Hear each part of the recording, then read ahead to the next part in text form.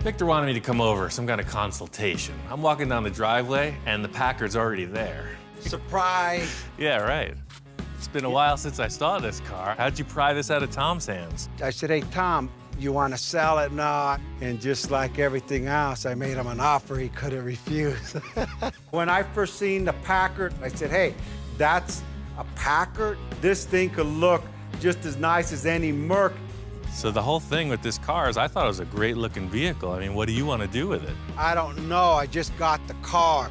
My goal is to let it compete with a Mercury. This, I want to be the new lead sled, so that's a Merc eater right there. If it's done right, we could give the Merc a run for its money all day long. First sentence in the conversation, Victor says, this is going to be the Merc killer. I'm thinking about his last Merc we did, and he cut the roof off it. And I'm like, oh, man, we're not cutting the roof off of this Packard. Whatever you're thinking, all I ask is don't mess with the roof line. That's my favorite, that's my pride in the whole project. Yeah, no, I love the way the chop came out. It's perfect. The rest of the lines, we could do a minor adjustment on it. I've seen your minor adjustments before. Well, you know that, but it's gotta be crazy. Victor and I have built a lot of cars together. He likes to go from top to bottom with all his builds, so who knows what could happen with this one. You know, I'm into the crazy stuff, man. I always thought we could go way further with this, and the chop was a good starting point. The whole drivetrain has to be replaced to something modern, right. So yeah. Let's see what we could come up with, you know, kick it around. Victor's kind of vague. All I'm getting out of him is that he wants this thing to be a driver like the rest of his fleet. They're all road-worthy vehicles, and that's where this Packard's lacking. Victor's gonna come by today. He says he's got everything. He's got all the parts we need for the front suspension upgrade, and I'm just gonna work on getting this Packard ready for construction. Check it out, I got your clip. You wanted a front clip. Oh yeah, perfect. What the heck is this thing? 1997 Grand Marquis. I know I went a little nuts just, instead of just cutting the clip off. Right. I cut the rest of the car off. Yeah. You forgot to tell him to stop cutting. That's the problem. Kind of surprised that he drove this thing over, all in all, but you could see it's a driving vehicle. I mean, the thing runs bitchin', the horn works, and you gotta take this thing for a drive. It's so smooth. I'm trying to laugh it off, like, all right, yeah, I can't wait to cut this thing apart. And Victor's like, no, man, you gotta drive it. This car is smooth. Bottom line is Victor wants to do a body swap. He wants to cut the top of the Packard body off of the floor pan and put it onto this floor pan from the Grand Marquis. You want to leave this dashboard and everything. We're gonna leave the dashboard because we're gonna do the fiberglass coming down into it and just modify what's existing. It's all gonna get reworked to 50s futuristic instrument panel. Don't ask me what that means, but it sounds damn good. It's a great concept, but they're two way different cars. And I just want to put them side by side to see how it's gonna line up. The wheelbase is definitely off. Just like everything else I do, simplest possible manner. I could have built a big structure and raised this thing. Instead, I stuck a forklift right through the window openings. This is called the old rag and welding glove trick. Added it so it wouldn't ruin the window channels and lifted it right up.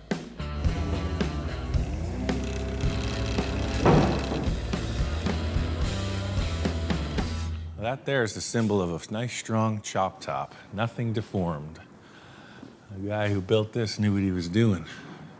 Well, that being said, that sucker is out that door forever. Away with you. Pretty simple. Lift up that body and get rid of the trash. We got something better coming in. Done all you could up until this point, but it just wasn't good enough. I think the biggest challenge here is about 50 years difference in technology. You got two giant metal shapes from completely different generations. That's the challenge. It's like stacking blocks. I'm gonna put this car on that car and see where they clash. Oh yeah, and that's how the tires are supposed to sit. The back laid down perfect. The best thing I was satisfied with was how this car just kind of bottomed out. No scratchy noises, no weirdness. It just clunked right on the floor. The back looks perfect. This is exactly what Victor's looking for. That is a huge problem. The thing is, the back went in so perfectly, I was focusing on that to come around to the front of the car, and I could see the reason it's still up in the air. You got major issues in the A-pillar and the dashboard area. He wants to keep the dashboard stock, cut off as much as possible without affecting any more of the structure of the donor chassis. And I really need all of this in here. I already compromised the structure of one. I'm not gonna do it to both. What's happening is the Packard's a triangle coming up into the window areas, and the Grand Marquis is a box. It's parallel, straight up and down, versus triangle. As you bring it down, it ain't gonna work. Definitely hit a major snag in our grand scheme. Just as I'm trying to figure out my plan of attack, Victor walks in. Hey, how you doing, man? You did it, huh? I done did it. I have some bad news for you, though. Your call on this frame is perfect width-wise. Tires tuck. It still can go right to the ground. Okay, good. The issue I ran into is the dashboard and the wheelbase. Ian pointed out to me, hey, the dash doesn't fit in the car. Off the record, and don't tape this, it wasn't gonna fit, and I knew it, but I had to challenge this guy. Everybody that I was talking about what I was doing with all my friends, and they said, that's not gonna work. I said, I know it's not, but Ian will make it work.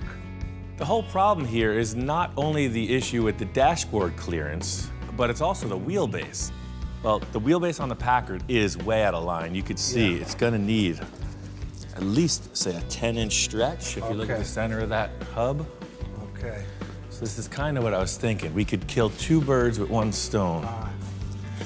If we cut the chassis and extend it at, looks like maybe a foot. In car terms, a foot extension is pretty significant.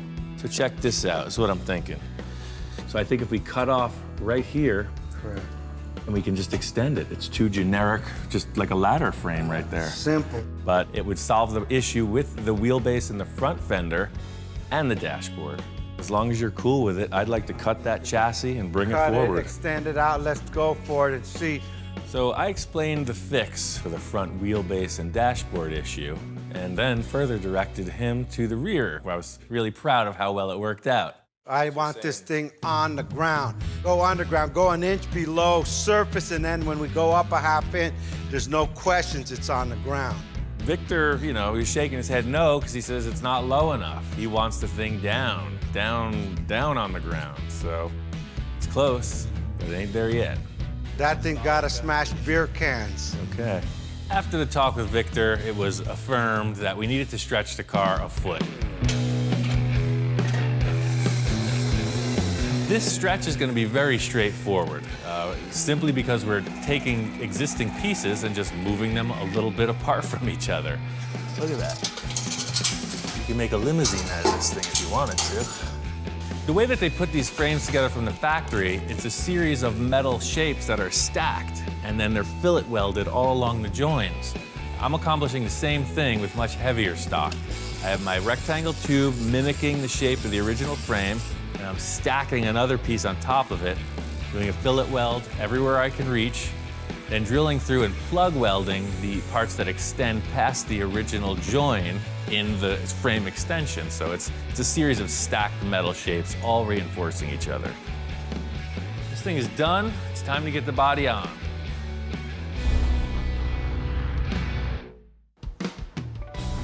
Took a bit of doing, but I got the body on. I got it down low the way Victor was asking for. I had to change the tire and rim combo. The other ones were too wide. Right as I got him on, Victor shows up. Hey, Ian, what's going on? What's happening, man? Where'd the white walls come from? To get it to lay down, it needed some skinny, tall tires, so I just went with the 560/15 white walls. That has a stance, you got it down low, it sits evenly. When I walk in, I look at the car, and he nailed it again. He surprised me. Any problem with clearance in the back? Well, that's why I had to put the tires on, because those fat mag wheels were not letting it lay down. So I went with the skinny tires, it dropped right on the floor. How about up front? It looks like you took care of all this stuff here. Well, I had to do a lot of clearancing, and that's where the bad news starts. When you're looking at this car from the rear three-quarter view, it's sitting pretty. It's all good. The front end is a different story, and I gotta break the news. Let me show you how this fender lines up. Okay. It's close. In an effort to try to keep it as intact structurally as possible, I've just been picking away at it a couple inches at a time. And then the front. So what's stopping it from hitting that? Is it this corner? If you see here, it's the headlight bucket is right on that bolt.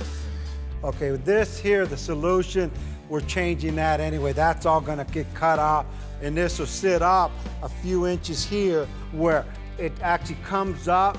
It's going from here up and back down to flow. Right off the bat, Victor shows me the headlights he's planning on using, and they're a completely different orientation as the Packard units. And at the same time, we're coming off this level, and then we're coming here and up a little, and then back down. So it's got an enhancement. Victor comes in and just wipes the slate clean. He wants to restyle the entire front fender. In fact, the entire nose of the car, as it turns out. So if you're willing to just delete the front of both fenders, then it's a perfect lineup. We'll just build around the underlying structure. It's a 10-minute cut. I'll do that, and we can get this hood and fenders on. Awesome, I'm there, let's do it. I'm just going to eliminate everything that's in the way. I'm going to leave a small area representing the front where it meets the hood, and that's kind of it. The whole headlight and grille area is out of the fender. Well, now you can see you have plenty of clearance. That changes everything. It eliminates the ugly in the front of the Packard, and it helps me mount the fenders without an issue with the headlights at all. Hey, look, it fits. That's going to be all right. Damn, look at that thing. That's one long-ass front end.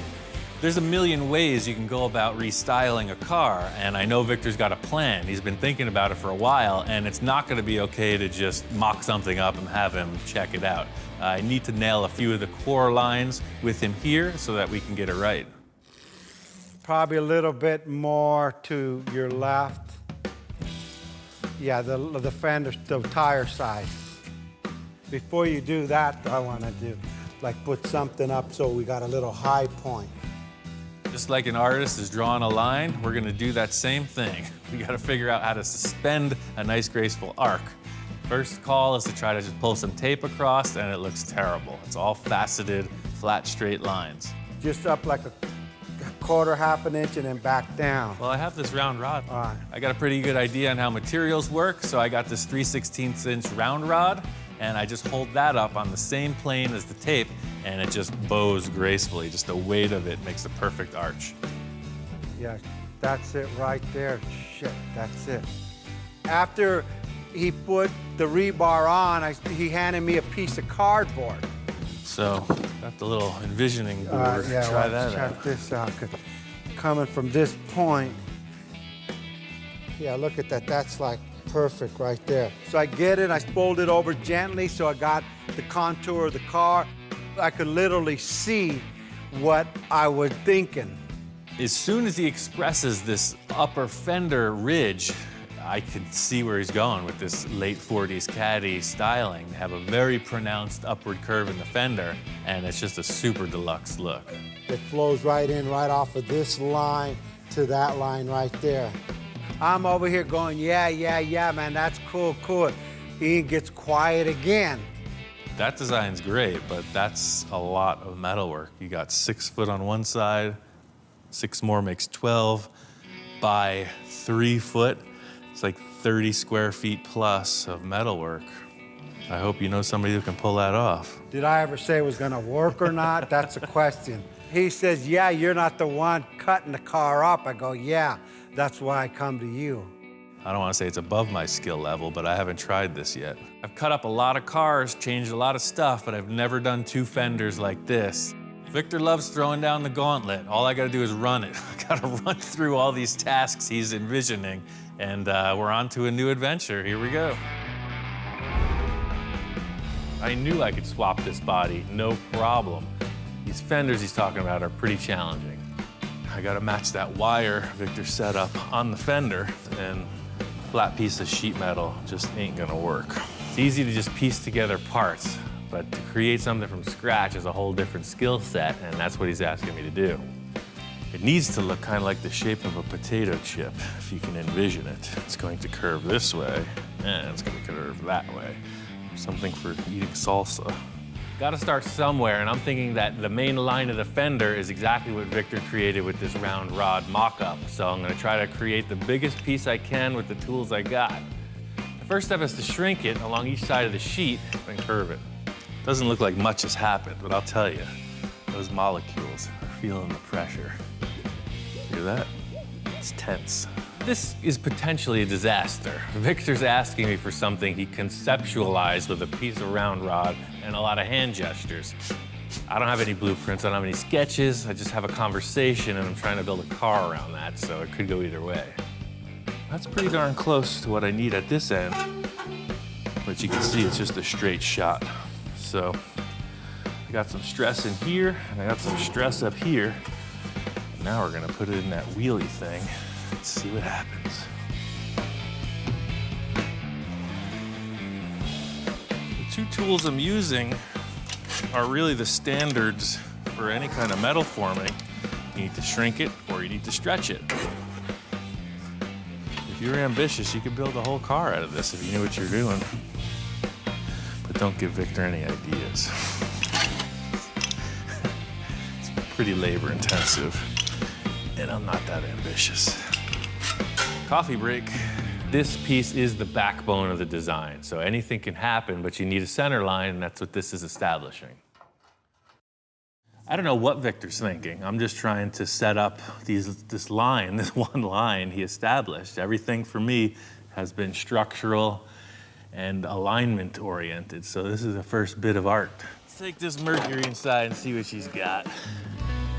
The anticipation of bringing that front end up to the Packard, I was like, I gotta see this, I gotta see this. Here she comes. That's a trip, huh? Putting this grille to it, it gives it like this masculine, like a bulldog, literally. Like maybe that's why the dog was tripping out. He probably thought it was his relative. Look at that, it's like, I can see a clear path to victory. This nose piece is a game changer, but it's gonna take a little bit of doing though. I gotta trim out a lot on both cars to get this thing in position, but this nose thing takes it to the next level.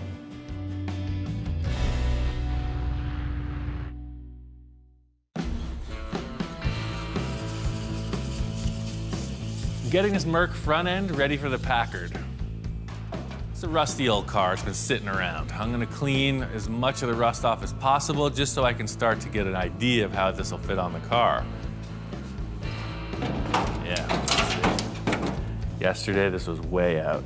Now it's way in. See, the look is really good, the way it mates up to the fender, but it's way wide. It looks like this nose is gonna get sectioned into 3 or 4 pieces. The 2 headlight shells I think will mate to the fenders really well. And I'm just gonna cut it apart and fit it up on the car in pieces. Look at that. Right up to the headlight. Mates into the fender, just perfecto. And we don't want it to look crooked or weird, so I'm gonna build a jig so that they're parallel and at the same orientation. So I can weld it right to the headlight bucket. I want them to both be at the same plane. They'll still be parallel. The big thing is to just get these headlights positioned and then I can hang the grille and move forward from there with the sheet metal. I have to build the whole passenger fender, which is an exact mirror of what I accomplished on the driver's side, and then I'm gonna sheet in around the headlights. Fenders are a sure thing. The big concern is this nose and the way the hood is gonna come into this grille shape. And it'll actually be a much stronger join if I lap it to the Packard, so it'll be like a big diamond shape. That's why I'm completely ruining this hood, but it'll allow us some artistic window of opportunity.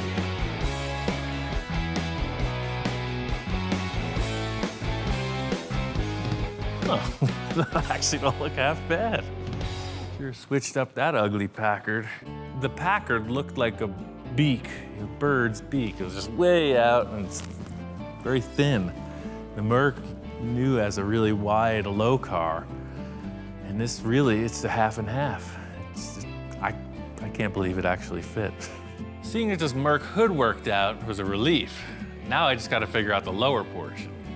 The cool factor about the Merc grille and the hood is it's got its factory latches in place. So by lowering this section, you'll see there's a structure in here that is designed to mate up against this. And since I need to lower this, I'm going to have to section it somewhere. So I'll section it right through the dent and then repair it, weld it back together. So it'll have a strip coming right through here. I've got a clear path to finish out this nose, and it's gonna be all right.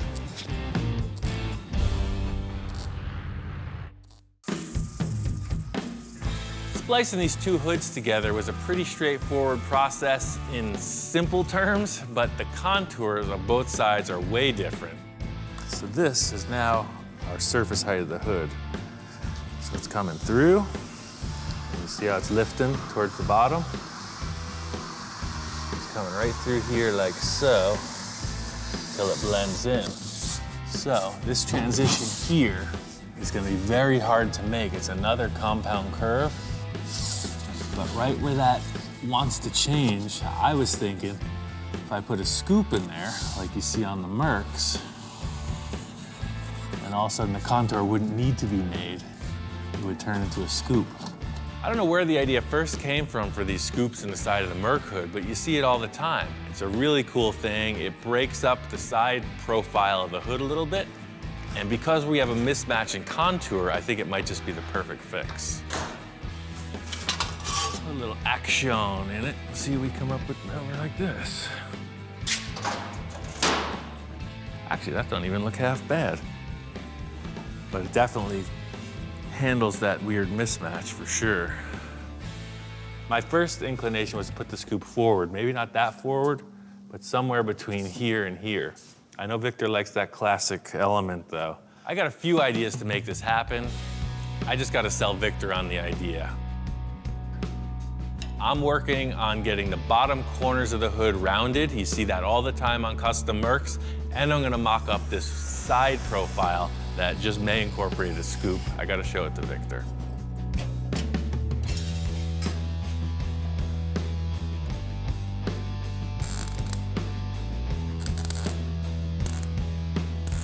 So this is now the new shape of the hood opening, and I'll finish off the shape of the fender surround with the smaller rod. So this will be a nice radiused hood edge. You see it on a lot of customs. Victor's got it like that. Ian, what's going on? Hey man, just kind of getting this hood together.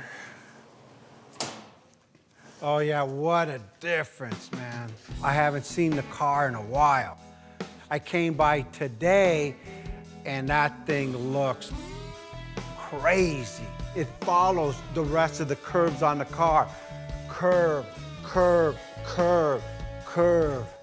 The more stuff I give them, the guy still continues to like go beyond my expectation on everything I have them do for me.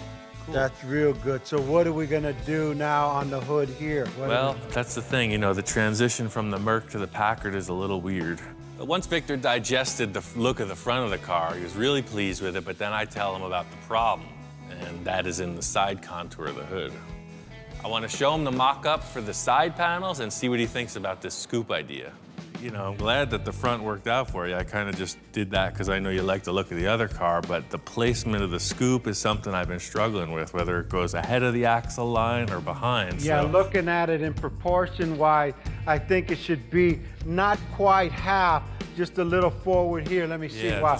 just like. Coming in, and it shouldn't really be that drastic. So that's kind of the opening. And then from here, I mean, I'm just gonna draw it. It kind of ends in no more than a 1/4 inch, just to come in, just so there's the scoop line there. Victor loved the idea. It was really just about placement. He wants it in proportion with the hood. He came up with a solution, and I was feeling really good about it, but Victor had other ideas. The modification isn't over yet, so don't do this until The bird sings. I just licked it, man. I was Game gonna over. say tell the fat man sings, but Yeah. I can't sing worth the shit. I still got some tricks up my sleeve, which I haven't even told Ian about yet. The modification isn't over yet. Okay. I really want to get this thing to my house and just to like see it every night so I could kind of feel it and I want to look at it. Something, you know, once it's there, you know me, there'll be a slight modification. Right. This Packard's come a long way. I got it over here to Victor's. He was saying he needs to check it out in person, kind of ruminate on it. There's 1 or 2 things left for me to do sheet metal-wise, and this thing's almost a wrap. All right, so this is pretty much all the fab in the hood, aside from the scoops. I'm gonna finish these 2 scoops by the time he gets here, and we're good to go. I don't know where the idea first came from for these scoops in the side of the Merc hood, but you see it all the time. It's a really cool thing. It breaks up the side profile of the hood a little bit. My original idea was putting them more towards the middle of the hood, but Victor wants them further back. I'm a little unsure if this far back is really gonna work or not. The only way to figure it out is to mock it up and see what it looks like. The whole thing about this vent is it's all about placement and the shape of it. The reason this idea works on the Merc hood is because there's a huge indent that people cover over. The Packard just doesn't have that. The whole thing is just trying to get this thing to work. The process here is pretty simple. Just make this piece of sheet metal fit the hood and put a curve in it. The whole thing about this location change is I don't have the shop set up the way I typically would, so it's all about improvisation. The thing about this is it's a section of a cone, so I'll try to just push it. So I got a piece of pipe I found. Victor has a sheet metal brake. It's pretty basic, but I think I could pull it off. If you ask Gene Winfield, for instance, how they did it back in the 50s, he might say this was the same technique. It's as old as history. I got both these pieces formed. They look good. Tacking this thing on, and Victor comes in. Ian, how you doing? Hey, man. All right, you got the scoop, huh? Yeah, I did all the detailing on the hood, and I just wanted you to check out the scoop before we finalize it. They're kind of mocked up. I really can't tell. Can we drop the car on the ground? Yeah, I just jacked it up. Yeah, we'll be able to see how it looks in proportion to the size of the hood. I walked in and Ian finished the scoops. I wasn't really sure how they were gonna come out because I had placed them more towards the back, and then they look kind of funky. For sure, it doesn't need to go back. A little forward, just to see. I just wasn't feeling this first vent and its location, so I was telling Victor, stand back, let me move it around, tell me what you think. 4 eyes are better than 2. Yeah, that looks more in proportion. Yeah, I think about right there, that's it. By moving this vent around, you know, you hit a sweet spot. I tacked it in place and then stood back, and I concur. This thing is looking good. That's it right there. Actually makes it look meaner. Yeah, it just breaks that up. Now, the hood, instead of being 20 foot long, now it's only 10 foot long. Right. Well, if you're cool with the placement of those scoops, I'll just finish welding them in. That's a no-brainer. There's a lot to do on this front grille, so I don't know where you're going with that. Victor pulls out these headlight bezels for the front end restyle. We've been using them the whole time, but he tells me he's been thinking.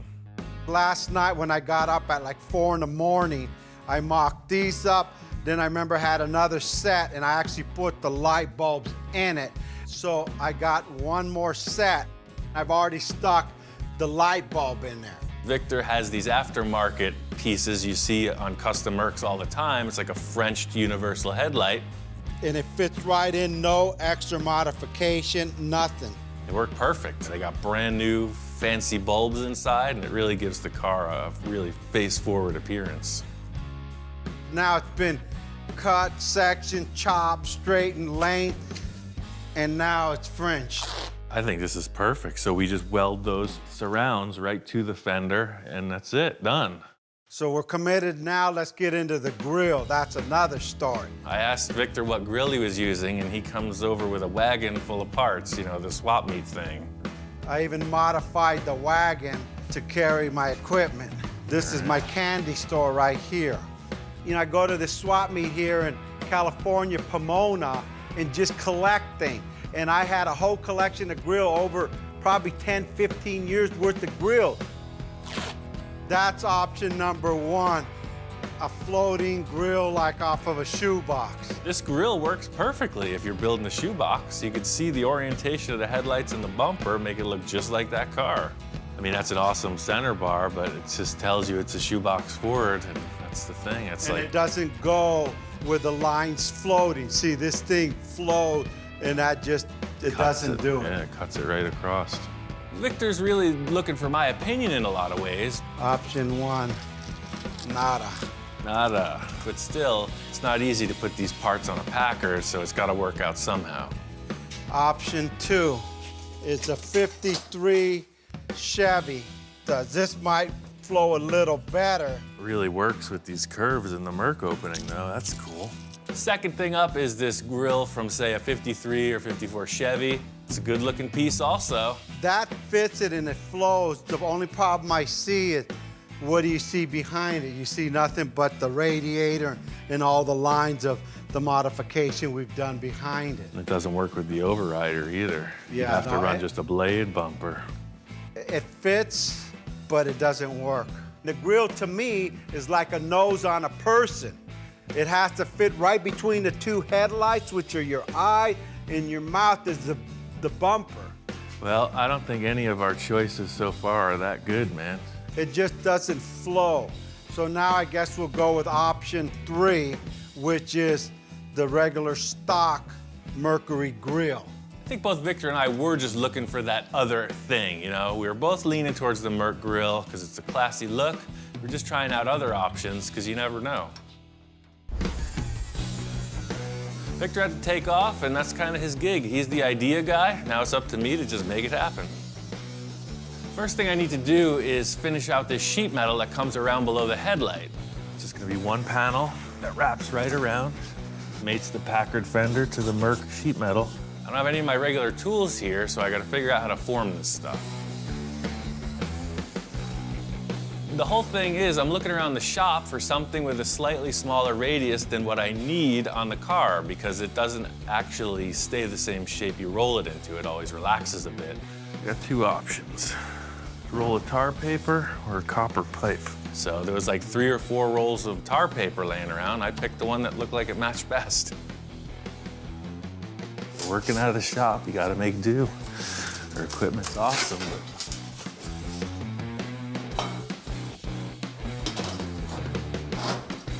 there it is. Getting this sheet metal panel in place around the front of the fender, I know it's not right, it looks a little flat. I'm gonna build out the wheel arch and then take a look at it. I don't have a bender, so I'm gonna do the old tire trick. I've used this trick a whole bunch of times before I got my fancy equipment, and first thing I can think of is a Volkswagen rim, because you always need some of that, and I know it's gonna be the right radius. Back before all those fancy tools were around, that's how they used to do it. They would take the spare tire off their Model T, and they would curl it up. Takes a little muscle, but I got some to spare.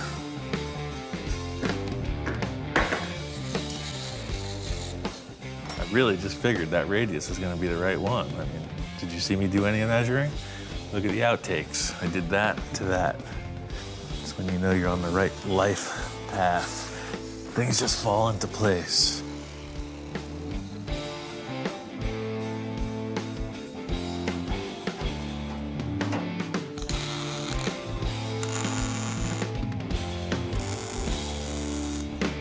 The wheel arch is gonna work, but the sheet metal panel ain't happening. It's starting to look like a cartoon car, you know? The whole thing with this simple forming is that all it yields is a very flat shape. I'm gonna go look around. I know Victor's got a ton of parts around here. We gotta make the fender look right, and I'm just looking for other options. Back here in Victor's storage yard, I know he's had this Merc back here for a while that we've been using as the donor parts car.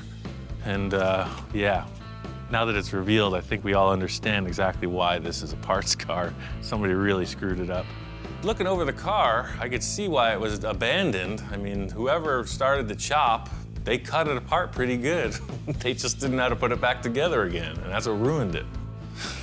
I've seen some pretty rough work, but nothing quite compares to this chop top. So the parts I came over looking for aren't on it. So what I was thinking is I could maybe use this section of the fender, take this and flip it around backwards to the other side. They're both very strong, and the curvature matches the part of the Merc fender we're using. I think maybe these fenders are enough for me.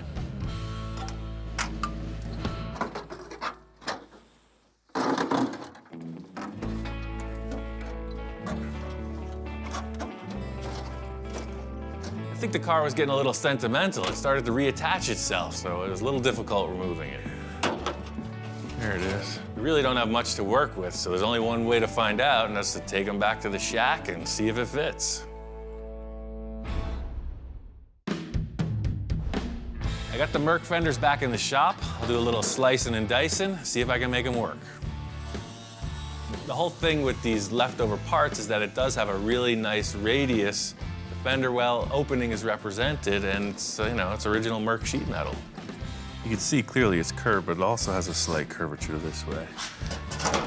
See, you got this nice undercurved section. It's nice and round. There's plenty of material to come up. So that's it. A little duct tape. This thing's done, ready for paint. The whole thing here is we're missing what we need. That's why I tried to make it. So now I'm gonna try to make it once more, and maybe this time it'll stick. And the whole reasoning behind doing it this way is that you've got these awesome pieces of sheet metal that already exist. What's better than an original Mercury part, right? It looks great. It's just taking the other leftover stuff and making it work on the new part.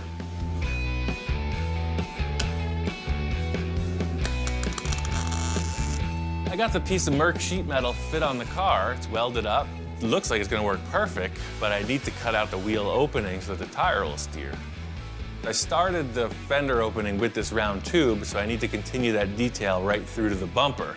So I'm gonna continue at the radius on top and then gradually angle it forward and then turn really sharp right into the bumper. Everything here looks good. I was just finishing cleaning it up, give it a once over with the sander, and Victor walks in. Ian, how's it going? Right on time, man. I got this thing pretty much nailed. Hopefully it's what you're looking for. Look at the white wall on that thing. That's like right on. We wanted to see the wheel and tire. The radius on the tire is bitchin', dead on. Victor walked in and he was all smiles and nods. He was liking it, and he didn't realize the amount of effort it took to get here, and we weren't going backwards, so he had the right response. I know you want it to look as much like the Merc as possible, so I took a section of the leftover front fender off your car, and I used that, and that's how the whole contour flowed out into the headlight area. When he was talking to me, I didn't quite understand what he was trying to tell me. I mean, it looks like it was designed and built like that from the factory. This whole car's flowing, baby. We're done. That's it. Send it to bodywork, and we're off to the races, man. Does it turn, though? Does it turn? So it looks great in the end, you know, both at ride height and drop, but my main concern was that the car will steer and the tire doesn't hit anywhere. I've been thinking about giving this car to Craig. Okay. The only thing is, his birthday's in a couple weeks. If we can get this into bodywork, this thing's ready, man. Bodywork and paint it. I don't believe it's ready yet. After looking at the car, and especially now after I see this flow, I got some issues back here. I think we need to do a little bit more to this. So here it goes. I'm feeling like the world-class mountain climber that just summited Everest, right? We did it, we're on to the finish, and Victor's in the back of the car with like a whole new battle plan. Looking at the side of the car, it's straight. I don't want it straight. I want this sucker to bulge. I'm welling away with my hands like I'm always talking and pointing and stretching, and he's looking at me like, oh, shoot, what am I getting into now? It turns out there is kind of a deadline with this car. Victor's planning on giving it to one of his employees, his right-hand man, Craig. That's the thing with Victor, he's got a million ideas and they all start flowing. Looks like the rear of this car is gonna be a whole new adventure. I've done this on a few cars in the past, and I know what this is gonna do. It's gonna give it this immense open air feeling. The side of this car is really closed off by the B-pillar and the window frames. As soon as I cut it, watch. Surgical precision. I kind of knew what this was gonna accomplish, but it was really good to see that Victor was on board with it. He left it up to me to make it happen. Much like when I'm chopping a top, I'm thinking about the contour of the sheet metal and how I can reuse it to make it look perfectly factory. Just like when you do a chop top, you want to save all the contours because they're factory stampings. So this deal matches. I'm just gonna put it down there. You'll see, I'm gonna repurpose these old junk and make a custom car out of it.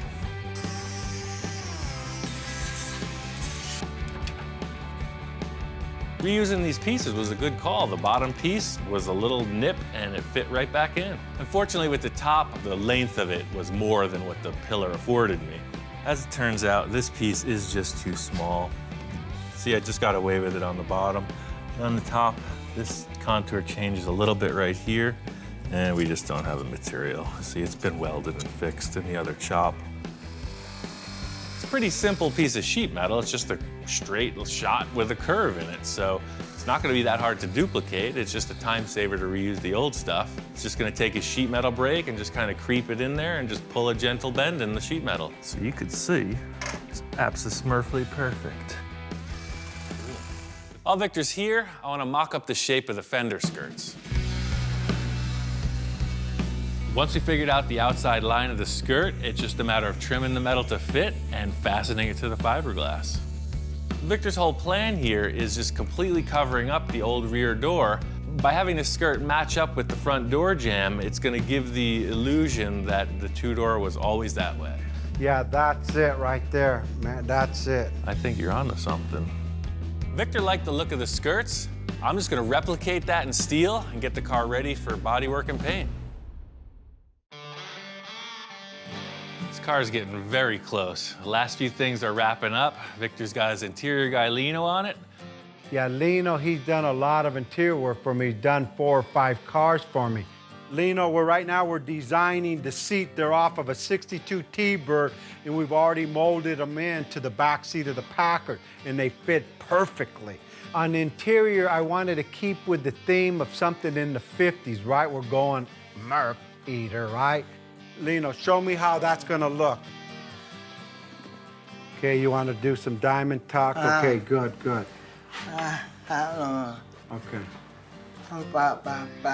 One thing unique about Lino, he's deaf.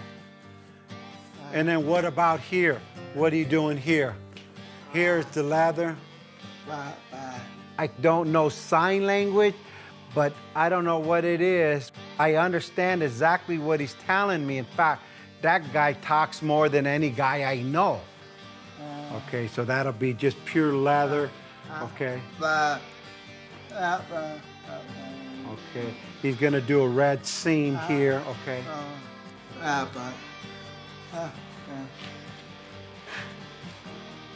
Okay, so it'll all match together, okay. Victor and Lino are kind of like the odd couple. I'm not sure how they communicate, but somehow they make it work. With Lino, he's the type of guys like Ian. The concept he was gonna do with my idea of the diamond tuck, and then he started showing me what he was gonna do on the outside and how he's gonna tuck it in, where the seams are gonna go. The guy goes to the next level. I said, you nailed it, go for it.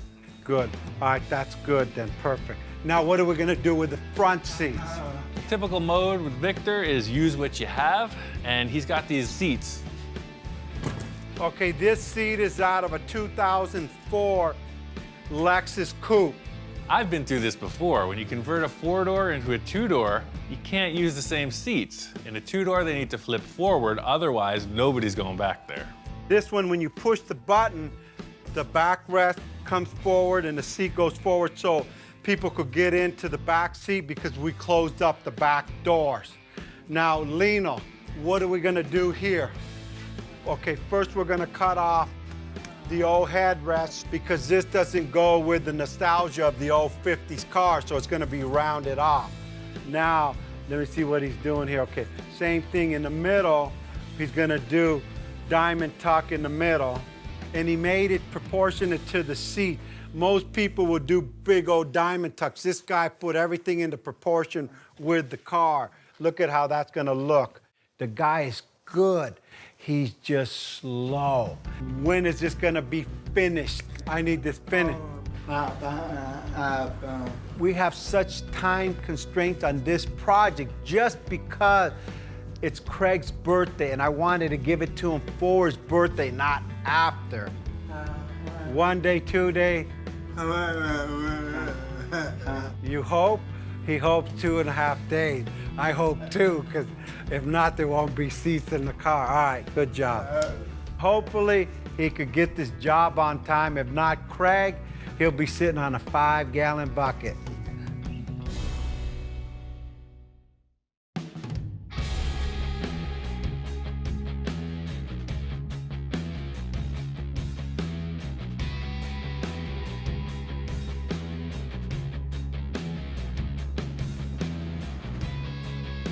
Car's done. It's a wrap. Victor's guys got it all dialed in.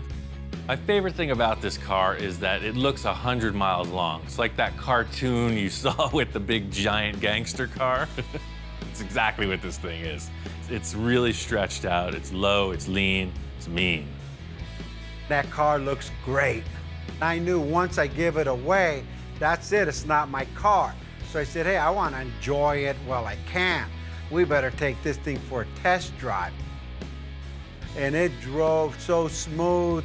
I said, hey, Ian, you want to drive this thing? And he looks over. And I'm like, of course. It's what I came here for. Chassis swap was an awesome call. This thing drives like a new car. The gloss paint job makes it very classy.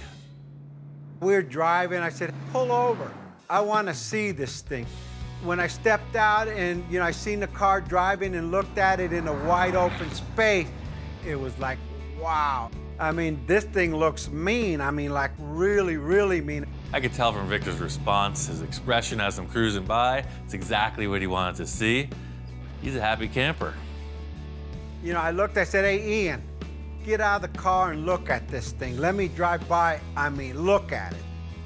I was always sold on the rear view of this. I did the chop to my preference. Victor kept that in place. The thing that really turned me on about the whole thing was the nose. The way that the Merc was modified, just a little bit, car coming straight at you looks good. I see him with his thumbs up and I seen the guy smile. I didn't think the guy could smile. He's like, whoa, I see teeth.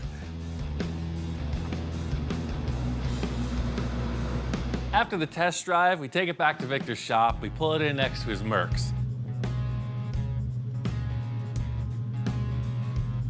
Let it down, parked it right next to my other 2 Mercs in the garage, and she fit right in.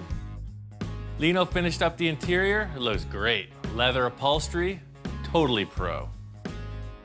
Victor was able to get an original Packard steering wheel, and Lino modified the wheel to fit and the dashboard to cover all the existing late model stuff. It looks old, acts like new. I'm so charged up right now. I can't believe Craig is gonna get this thing. He's gonna flip out. Yeah, I called him, he's due any minute, and I told him, hey, come down, check out my new car. I just completed it. Yeah, he has no idea what's gonna happen here. It's a heck of a bonus. I don't know how Craig's gonna respond. He's a pretty cool character. It's all business. Let's see how this works out. Wow, this thing came out beautiful. Didn't that come out really cool? Check it out, man. What do you think? Wow, you guys did a great job on this. I brought you here, and I know today's your birthday, and all the effort and everything you've done, man, dude, happy birthday. That's your car we built. So this whole time, we've been building your car. I just paid you back all the effort you did for me, and that's your car. No way. Happy birthday, Really? man. Yeah. Thank you. For somebody to go ahead and do that for you, it's totally awesome. Sit in it, turn your car on, drive it. It took some time to go ahead and sink in that the car actually belongs to me, you know. Still as I'm talking right now, I'm not believing it. Craig, man, you look good in that thing. Let me see, close the door. Are you sure this is mine? It's yours, I already told you, man. You just need the shades and you got it, man. Look at that face. A face only a mother could love. This car is totally awesome. And to even own something that Victor and Ian had built together, it just, there's no words that could describe it. It's priceless. I'm glad. The only car that I've ever given away goes to this man. And this just continues to inspire me for the next vision. And with Ian, anything's possible. Victor redoing this Packard is proof positive that nothing's ever finished unless you want it to be. He's got me thinking about a bunch of projects of my own that just might need a little refreshing. I'm always up for a project with Victor. He pushes me to the limit every time. I didn't recognize this until I started to walk around. I know that modification on the tail end, the interior, and there's some action going on in the front. You know, this is Jack's car. I was trying to get this from him, so I don't know how you pulled that off. You know, I'm a negotiator. I made him a deal he couldn't refuse. Victor seems to acquire cars in the same way I may go to the hardware store. Pick up a new wrench, Victor picks up a new car just like that. Somehow he got together with Jack and made this car his. This is one of my favorite stock-bodied cars. It's almost like every year Riviera hits it, you know, from the boat tails to this style. They're all awesome. This car is beautiful as it is. I'm just trying to get on the same page, like what's he thinking? When I was a kid, back in the days, this is like where I started from. You know, lowrider cars, I'm going back to my roots. As soon as he says lowrider, I'm like, oh yeah, low and slow. That's cool. My original idea was just to leave it alone, finish the body work, keep it stock, and just lower it down. Well, then I started thinking, I said, hey, let me see, me and Ian, stock, no way. I stood back and I see a few body modifications so you could kind of see what they are, but I don't take away from my childhood dream. This is what I've always wanted 50 years later. You're trying to tell me that you still haven't accomplished every childhood dream. There's still a list of them. This was the last one.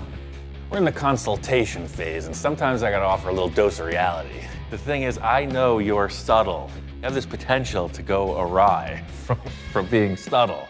No bubble top, no fiberglass. We're gonna go just stock with minor enhancements, I promise you. Victor's saying it's gonna be easy. We're only gonna modify a couple things. And same in the back, there's too much fender well. Like 50% of the wheels gotta be covered up. 50%? 50%. That's not subtle, that's half. It's subtle to me, come on, give me a break. Had Vinny, my nephew, draw up a rendering on the computer, and I'm showing you what it's gonna look like. It looks factory. I mean, check this out. See how just subtle? Oh, wow. And anybody, I took it down. I did around the wheel well, and that's simple. That's just 2 things.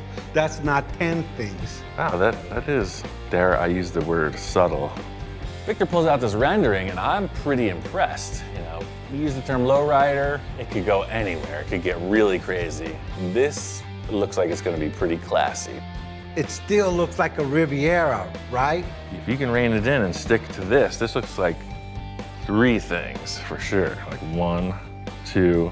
In looking at the rendering, I can see that it's pretty subtle changes. You know, when I'm bringing up the idea of 3 things, it's like, okay, front wheel arch, rear wheel arch, and 1 more time, and we're out. First rule of a lowrider is it's gotta be low.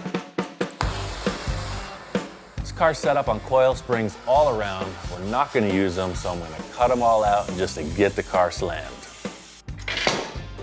Yeah, I always get anxiety when he cuts my cars out. You don't really need those springs anymore. The main enjoyment for me is giving Victor that shock value, you know? He's got a really nice car. I'm sure it was a considerable investment. So to go in there with a blowtorch and just start slicing stuff apart, it's exhilarating. Smells like fresh baked Riviera. That's the only time I see you smile is when you tear stuff apart. Because he's gonna give that tension right back to me. I know it. Later in the fab, he just gets in there and he's picking and picking, you know? So right now, I'm gonna give it to him while I can. Wow. It looks good. Yeah, now that I see it, Ian, man, it's looking like real nice. I mean, look at that. That's beautiful. That's what I was telling you yesterday. Getting this car on the ground, you can see it's an awesome lowrider. I mean, as is, and Victor's feeling the same way. You know, we drew this up and that looks pretty cool. But then as you see the car sitting there, Victor looking at this car on the ground, I could see maybe having second thoughts, you know? It's like, whoa, you know, do we need to jump into this big project? she's pretty. Look at that body. Look at the stance already. It's a beautiful car. So I'm kind of talking them down, telling them we're on the right path, you know, we can do this. It looks good, but we can make it great. We're aiming at getting this wheel arch to look just like the drawing. Right now, I'm just trying to get this thing in the ballpark. Everything changes once you get down to the fine print. Now that we're in the sheet metal phase of it, you know, we might be able to tailor it a little bit more like the Riviera looks. Now I have something that I can hang this on. This is all set in, and I just attach this to it. So that way I can decide, is the fender here, is the wheel opening back here, or up here? And I think I'm gonna cut the bottom of this off so it drops another couple inches.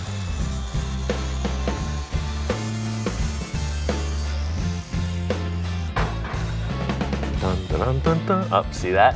This is a first. Usually the shop inspector is the harsh critic, you know, the stink guy. He comes in and he's all tongue. He's like, yeah, this is on. That is the lick of approval. He's into lowriders. So see, this line will follow straight through. The big point of concern here is this line that runs the length of the body. You know, the drawing doesn't show it, but it's a primary element in this wheel arch. It comes down the door and goes up over the tire. My goal as of today is to just make it look as close to that drawing as possible. This is all just a setup for discussion. Ian, how you doing? Hey man, got a bunch of stuff mocked up. Before Victor came in, I made a mock-up of this lowered rocker panel. That way we can get a feel for the whole side view, how high the car will be off the ground. Wow, man, you got that thing low. I mean, you know me already. Yeah, that thing's on the ground. That's looking real good, man, real good.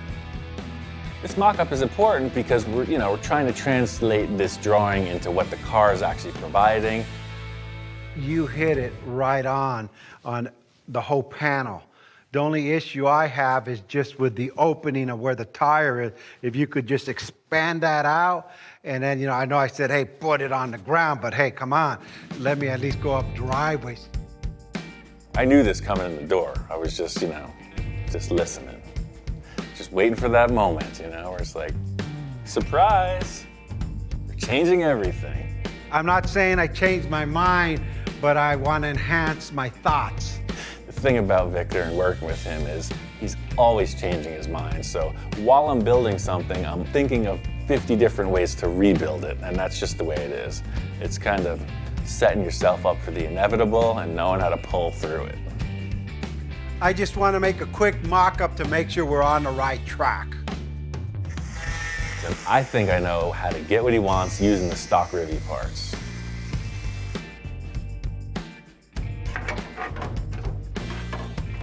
Right there. That's it.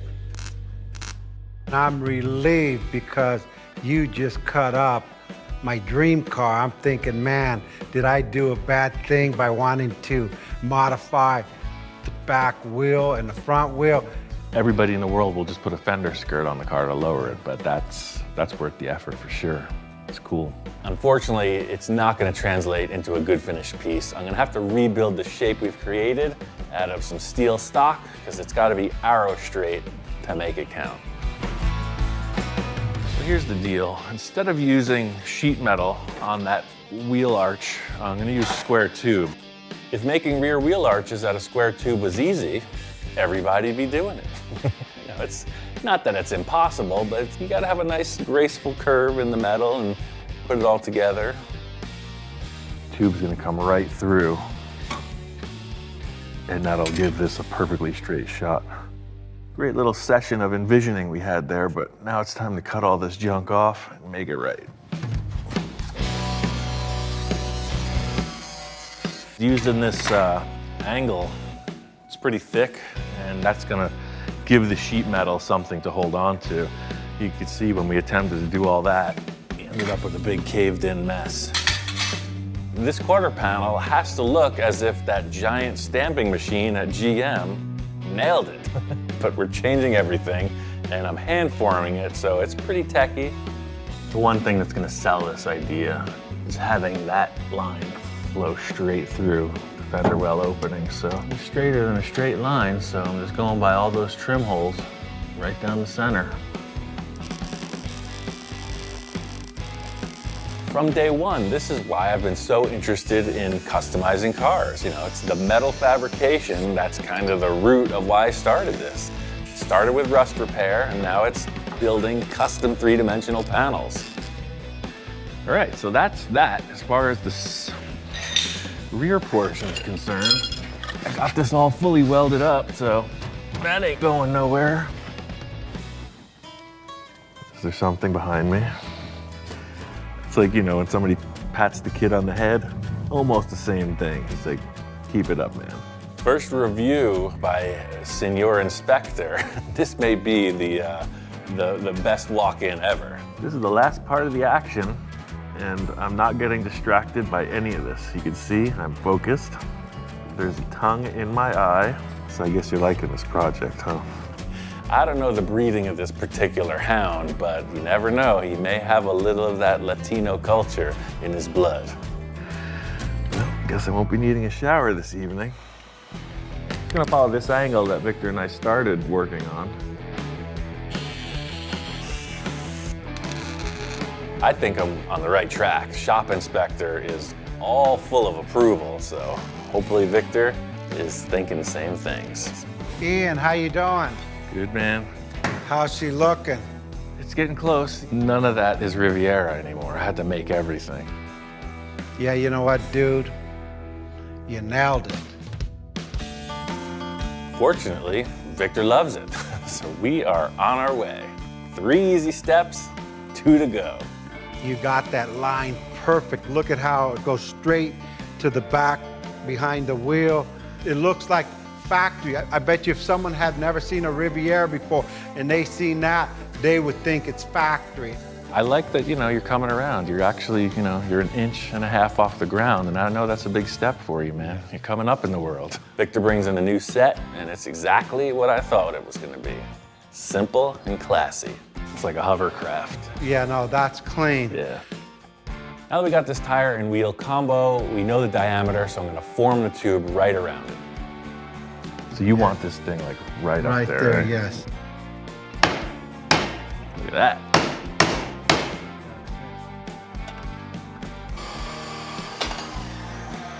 All right, now when I shake my head, you stick tape on it.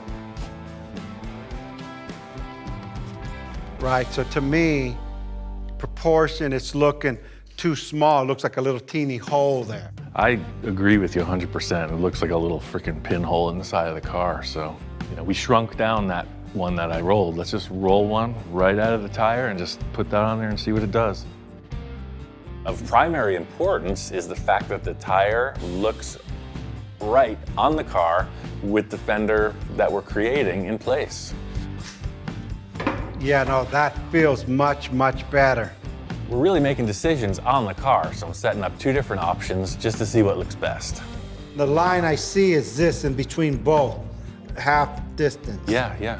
Well, I got an idea to make that happen. I'm gonna set those 2 rings on the car and trace right down the middle. I'm gonna tack weld them to the car, and I'm gonna trace right through, because we can always make it a little bit bigger, easily. Yeah. This is decision-making central, you know? You got a concept, next step is to fab it out. Any last wishes, last requests? I'm ready, I'm committed, go for it. It's a nice car. There's a million ways to go about this, you know. I'm trying to play conservative. You know, the back was pretty straightforward. I know the front's not going to be that simple, so I only want to build it once. Main thing here is to just get that mock-up three-dimensionally, you know, cardboard, tape, spray paint, whatever it takes. This isn't the car. So you can see you're flowing in this general direction, sort of like this. Voila, instant lowrider, just add tape. I think it looks pretty aggressive with that. It does. Something about the paint fumes in the air, it just helps everything come together. This is a pretty complex shape to create and then mirror on the other side of the car, so just trying to get Victor to just stick with this, you know, are you sure? Is this the way it's gonna be? Again, I know we're gonna change it. It's just the way it happens, but I have to put it into metal now. Knowing the diameter of the opening, at least I can build to that and we can trim back, because that wheel arch that's in there has to get totally removed. This is pretty ambitious. You know, these subtle changes are not without consequence. So, you gotta make this count. But without no risk, there's no reward. That's right, ladies and gentlemen. No whisk, no reward. Decision's been made, we are on our way. As simple as this front wheel arch looks, it's very complex, especially bending a tube. I have a plan, but before I get to it, I want to replace the cardboard with sheet metal.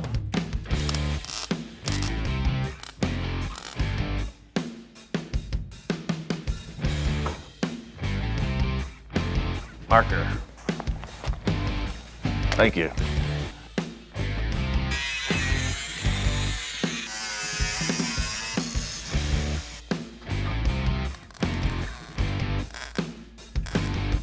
After going on a cruise night with Victor, I realized we had forgotten a very important part of the process, and I wanted Victor to come in and check it out before I go any further. Ian, what's going on? Working out these lines. That looks nice. Right around my white wall showing. Yeah. Everything's flowing. This project's a whirlwind, you know. Victor and I are all concept. The car's on the ground, it's gotta look good, it's lowered, etc. There's other factors to consider, and we gotta talk it out. This is exactly what you're asking for. Yes. But it's slammed, the frame is on the ground. You gotta lift the car up on the air suspension to ride. So, I mean, what I'm figuring is, you know, circle in an arch, it looks great, but it's so tight right now that when you bring that up, you know what I mean? It starts It's to gonna look weird. funky. I'll probably be able to see the engine, right? Well, that's the thing. It all depends on what you want out of it, but when we raise it, it might not look right.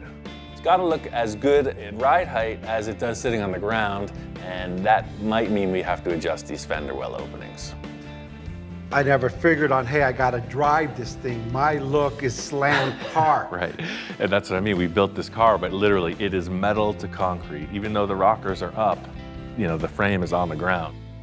So I got these bags just in. There's no compressor or anything. Let me hit it with the shop hose. And one thing you gotta remember is the back always lifts first. I got it so it lifts so fast that it's gonna crush those rear quarters, so just kind of watch it. Can I have a car that just anybody could get in and lift up without having to lift the back up, the front up? Can I get a regular car where I just go up easily and down? No, lift the back up first, the front up second, turn your head left, turn your head right. One of the subtleties about close clearances is there's a procedure. So he's not taking it easy, you know. He's like, I want a turnkey thing. Why can't my stuff be simple? Full custom ain't easy, and Victor should know this by now. And in raising the car up, sure enough, the front tire looks weird. Yeah, no,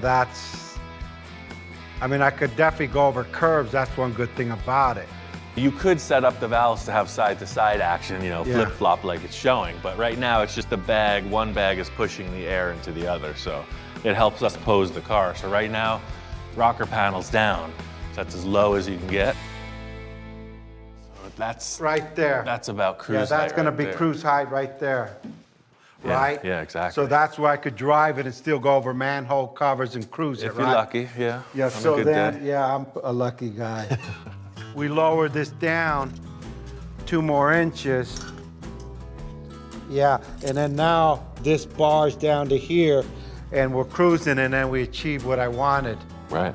Changing the radius modifying the fender a bit, it all adds to a better look in the end. Yeah, I'm glad you said something about that because, you know me, I would have had to enhance it at the last minute. Knowing me, the bodywork would have been done, painted, and then here we go again. Well, the good news about all this is we're already there. We're in the ballpark. I'm just going to lower that arch down, weld it in place, duplicate it on the other side. That mock-up is finally dialed in. Now it's time to just get her done. No second chances, so we got to nail this, finalize it, and get onto the rear end. Go for it, let's do it. Although I have the radius finished around the tire, it needs to curve with the fender too, which isn't that easy. The focus on this whole modification is to make it look as if it could have been done that way from the factory. So the main challenge here is to maintain the lines of the Riviera, keep it subtle, as complex as it may become. The whole deal is I'm going to try to keep this distance even to about the 10:30, 11 o'clock area. And then I'm going to have to start to pie cut it to get it to bend.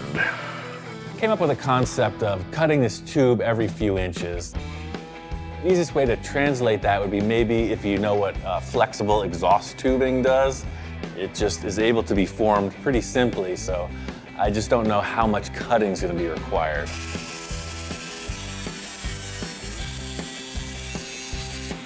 My thought is that at the end of this, it all has to get put back together, welded solid, so it's got to happen. And then you could just take this and bring it up. We're close. The thing is, the tighter the radius, the more relief cuts I'm gonna have to make. So on a mellow curve, you know, every inch or so is good, but when it gets really tight, I'm gonna do it about every 1/4 inch. In simplest terms, this is the simplest way to achieve this.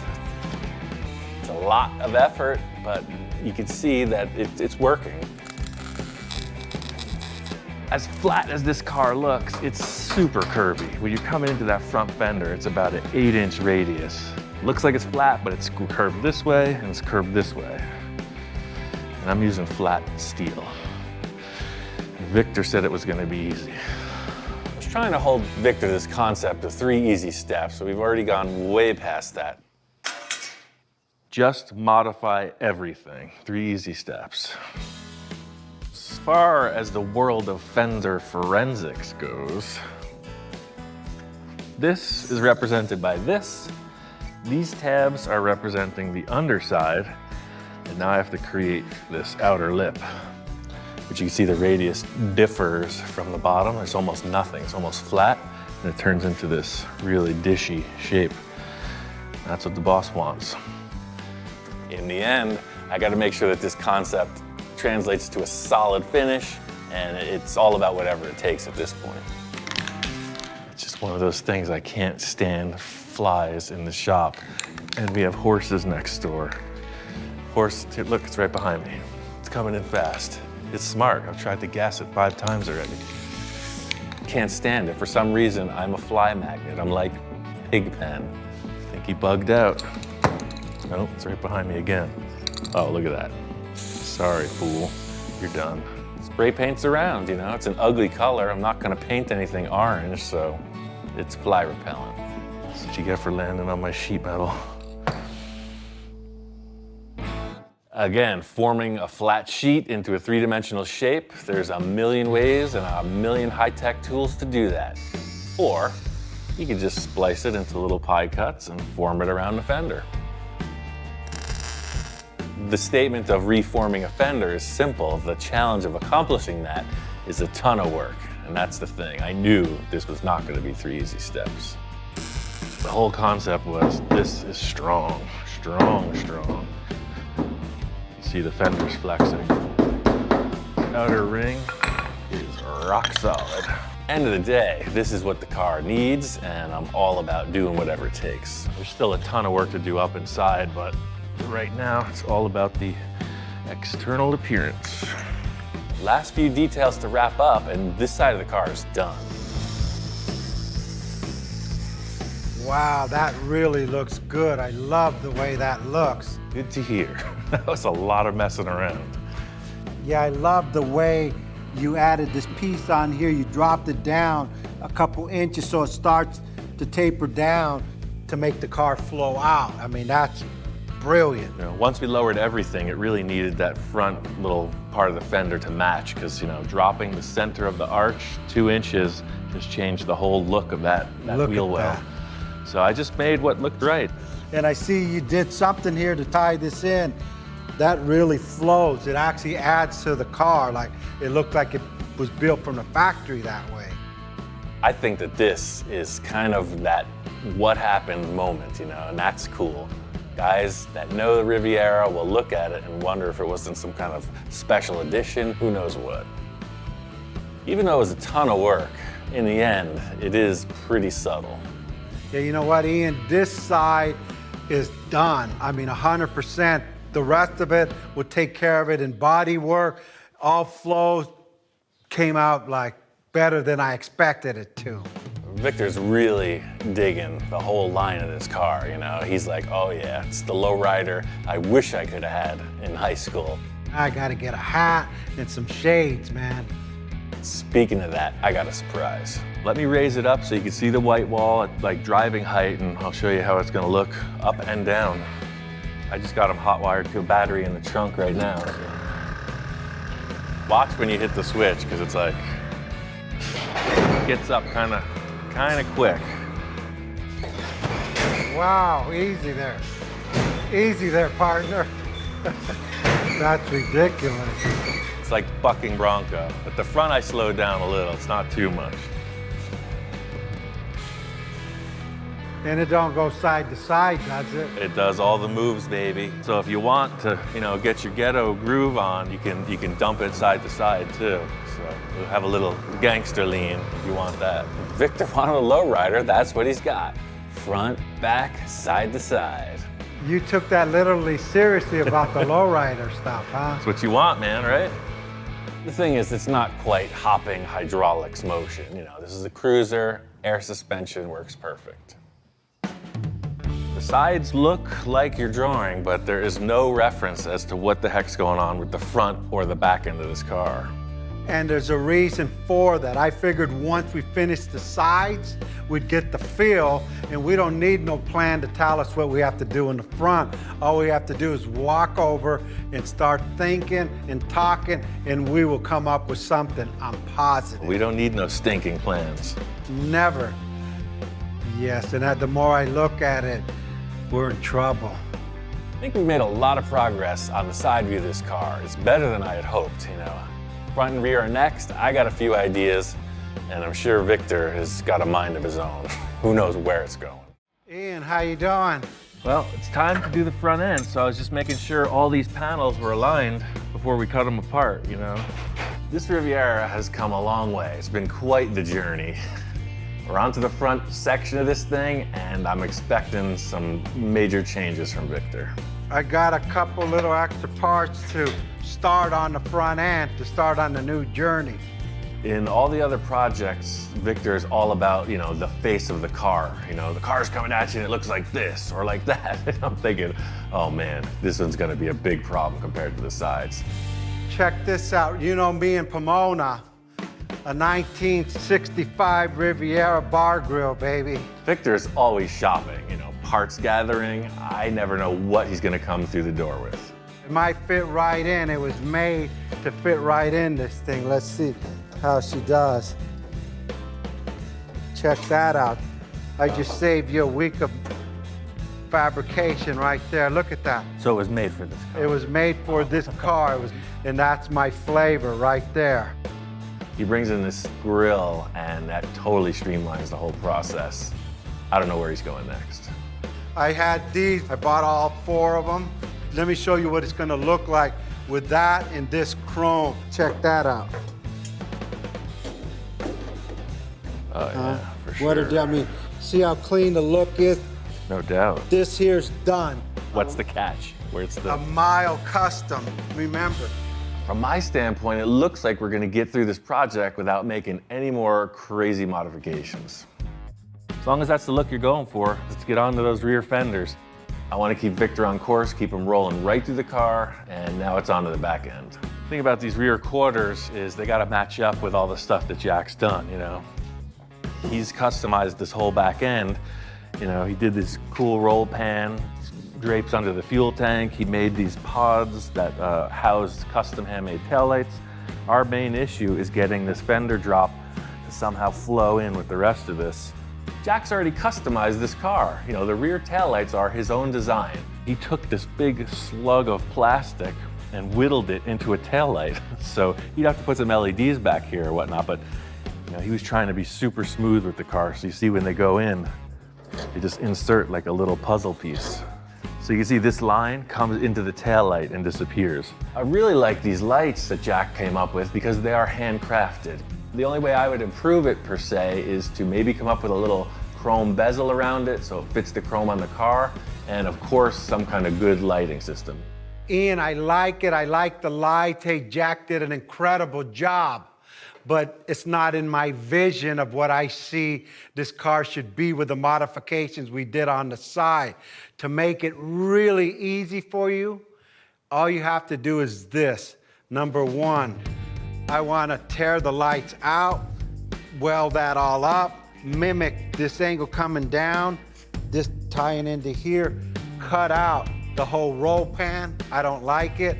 The license plate's too big, out of proportion. All of the pan out, pa fuera. I hate to use the term Jekyll and Hyde, but Victor does this switcheroo. What just happened? 10 minutes ago, you were a different man. What happened with the mood change? What happened to just bolt it together? I thought we were just gonna breeze through to a happy ending on this whole project, and I see Victor is on a mission yet again. What we just experienced a couple minutes ago was the calm before the storm. That was just a warm-up. I see what you're saying, just gotta change the whole rear end of the car. Yes. No problem. This is what we refer to as a clean slate. What we have with these rear quarter panels is just loose ends. You know, they're sheet metal flapping in the breeze. This lower quarter would be the bumper, and I want to reinforce it with something as strong as a bumper should be. The hardest part in this roll pan would be creating these little shapes. So instead of trying to fix them or recreate them, I'm just going to replace them. This is a pretty complex curve to create out of sheet metal, so I found these big, heavy stamped bumper parts. I don't know what they're from, but using them in this lower quarter will reinforce the sheet metal for sure. The idea is I have these two shapes that will not change on their own, so I can attach to it, I can hammer to it, just whatever it takes to form the sheet metal to this contour. These provide a good surface. You have to cut that, bend that, twist that, reface that, patch that. I gotta take this line and swing it. So we're gonna go right to this point here and cut that open. Clearance this out a little bit. Instead of creating like a wooden buck, hammer forming a bunch of stuff that's left and right parts, inside and out parts, taking these existing pieces, trimming them to fit, welding them in, it's just a faster process and super strong. I don't know what's coming next. Hopefully he's got some taillights and we can get this thing in gear. Ian, how you doing, man? I've been on Operation Blank Slate for the past 24 hours. I hope it's blank enough. I'm thinking about what you kept describing, you know, with all of your motions. And what I took from that was you wanted this angle to be mimicked here. Yes. And then same deal here. And you did it, you did it. You could see it going almost like a V. Yeah. That's cool, and I like V. That letter sounds real familiar to me. You know how I work, man. So last step for the rear fabrication is this French license plate frame. I mean, it's nothing to it, it's just a typical scenario. It's not gonna be this deep, that's why I wanted you here. I'm gonna cut that open. Let's set this where we need it. I didn't touch the lights because I want you to see everything kind of complete. Jack's custom tail lights, they're pretty darn cool, man. I don't know how you're feeling about it, but I wanted you to just take a moment to reflect after we get all the fabrication done, then make a decision. All I have to say is clean, clean, clean. Instead of hanging the picture on the wall, you're putting the picture in a frame. It's perfect. What do you think? It's pretty groovy, huh? You know what? I don't like it. What? It's a square thing. How could you even how could you even possibly improve on that? Change it? Yeah, let's cover it back up. All right, good no, call. just kidding. I'll take all those pieces and just put them right back. At this point, timing is critical. I'm doing the mind reader thing, trying to read Victor's mind, focus in on his thoughts, get these taillights nailed, because there's literally millions of taillights in the world. We only need 2, Victor. Check these out. Oh, for sure. Okay. Victor comes in with a pair of taillights. Everybody's seen them. They're the classic Cadillac taillights. You see them in a lot of street trucks where they're set up vertical. Cool factor is they have that production part chrome bezel around them, and that sells it. I love the way this is Frenched in there. It's what, about 3/4 of an inch? Let's just tape these chromes on there and just take a look. The placement of the taillights is critical in the attitude of the car. This is a low rider, so my thought is low car, low taillights. That's the flip side of what Jack did, those little things on the tip of the fender. Taping these in place really helps you just get a feel, you know, it gives the car some weight. I like it. I know Victor's always looking for that custom look, so anytime I have an idea that'll take us down that path, I'm always ready to pitch it to Victor. Yeah. Look at yeah, that. Look at that. Look, that's badass. That's pretty That's hot. what I envisioned. That's exactly Right. what I envisioned. Yes, custom lenses. I could just blow a lens just like I did on the Packard, and you know, the supercar I did the same thing with clear, but yeah, like you say, that dimension, so you'll have like this Frenched section with the plastic coming out. That's it. I was really cool with Jack's taillight design, and I pitched this idea of custom lenses to Victor, and right away he's all about it. This is it. I don't care what it takes. Nothing else matters to me. This is Nothing. all that matters. Of the whole car, Right. forget about. That's space age. That's This real. has to look Yeah. the way you got it curved here. Yeah. Has to come and curve there. This is it. I'm going home with this. I'm sleeping with this under my pillow. Let's get the bumper on, let's get this on the ground. We haven't seen it slammed yet with some of the body work and the lines presented. I got a surprise here. Yeah. Danny with Big D Chrome got it done in 5 days. All the welding, all the repair. It was pretty amazing. Totally nice, because Jack, you know, he narrowed this, he spliced it, you could see all the work inside, and they made it look seamless. I've been waiting for this because we can't do anything more, and unless they tweaked it out and changed the shape, it should just pop right on like it's supposed to. That looks good. That's clean. Oh yeah, that. Look at that, how tight it is. It makes Jack's taillights look like it's in a perfect little frame, man. That's nice. Even though I pitched Victor this idea of making new taillights, I'm still in it for Jack. I still want these taillights to happen. Look how good it makes Jack's taillights look. Uh-oh. It's nice. I think we gotta just bolt it on and drop the car, and then you'll decide that Jack's taillights are awesome. Let's see what the car says, Ian. Passing the buck, huh?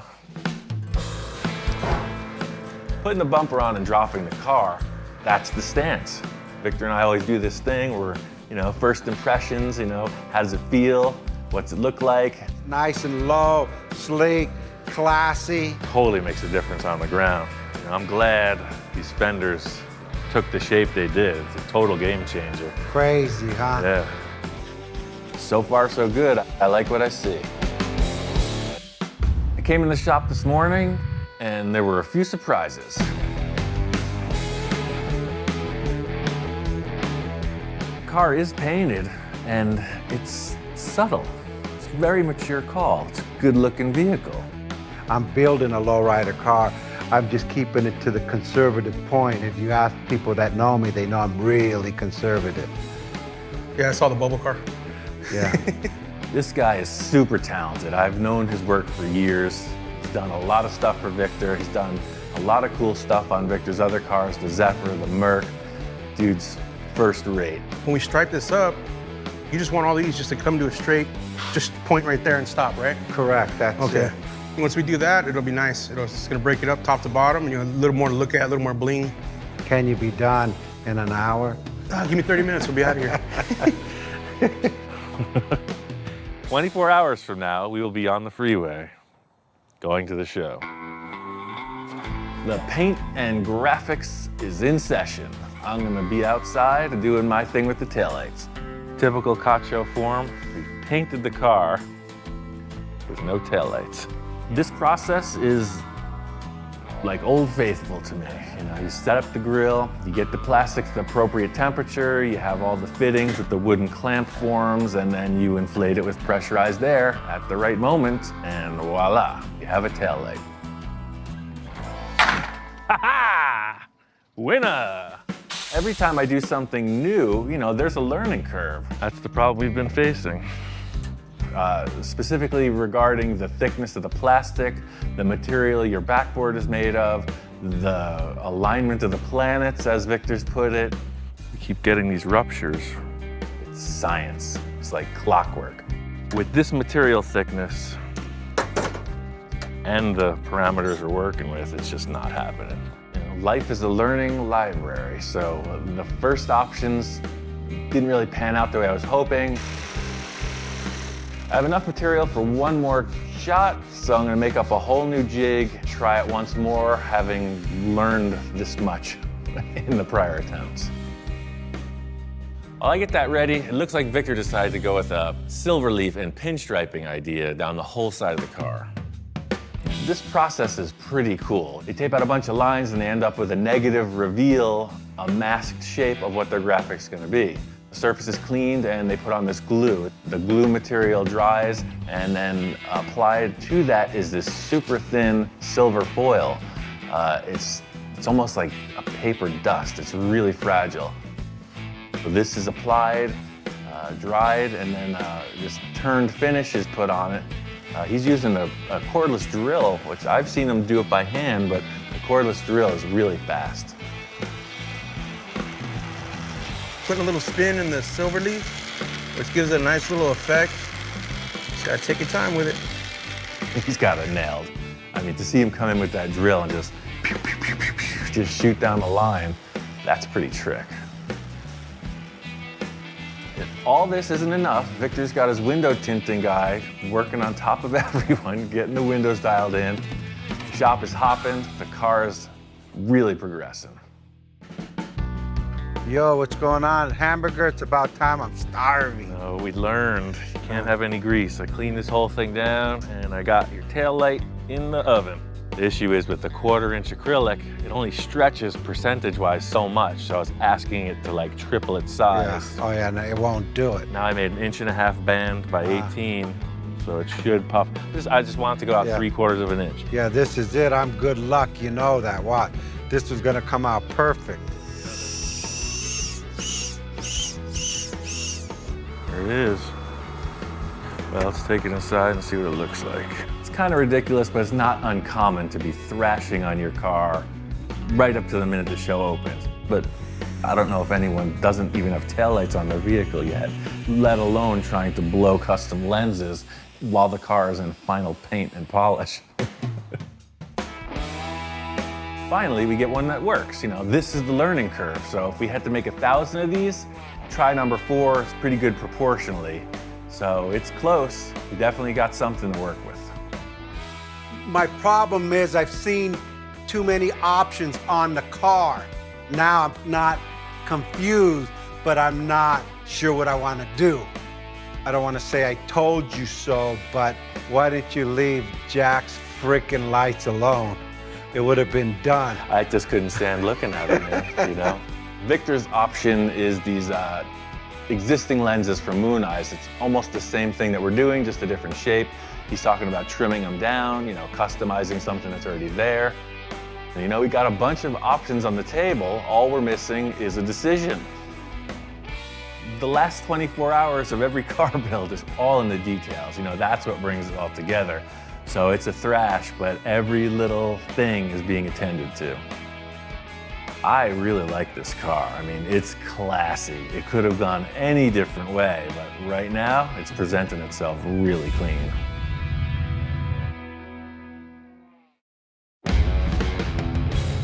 This lowrider project's got everybody amped up, you know, even the dude, even the shop inspector is getting in the mode. He's ready to cruise. How you doing, man? What's up, Victor? What do you think? Right away, Victor comes in and he's loving the graphics. The silver leaf, the paint details, the pinstriping. It almost gives it like a third dimension. That's like crazy. Right on, man. Really, really clean. Good job. It's definitely nice stuff. That's interesting how this turns into that, but that's the art form. Yeah, that's cool. We've literally hours to go until we're on the road to get out of here. You know, Victor comes in with just one more enhancement, one final detail. He's got these chrome lake pipes, you know, side pipes. Yeah, the paint's sort of still wet and we're welding alongside it and, you know, just what I gotta do. What these are gonna add to the final appearance of the car is just like with the low custom bumper, you know, the chrome, your eyes go to it and everything's down. Slightly unorthodox, you know, usually you don't go cutting holes in cars that have been painted, and I look back and Victor has even more taillight options.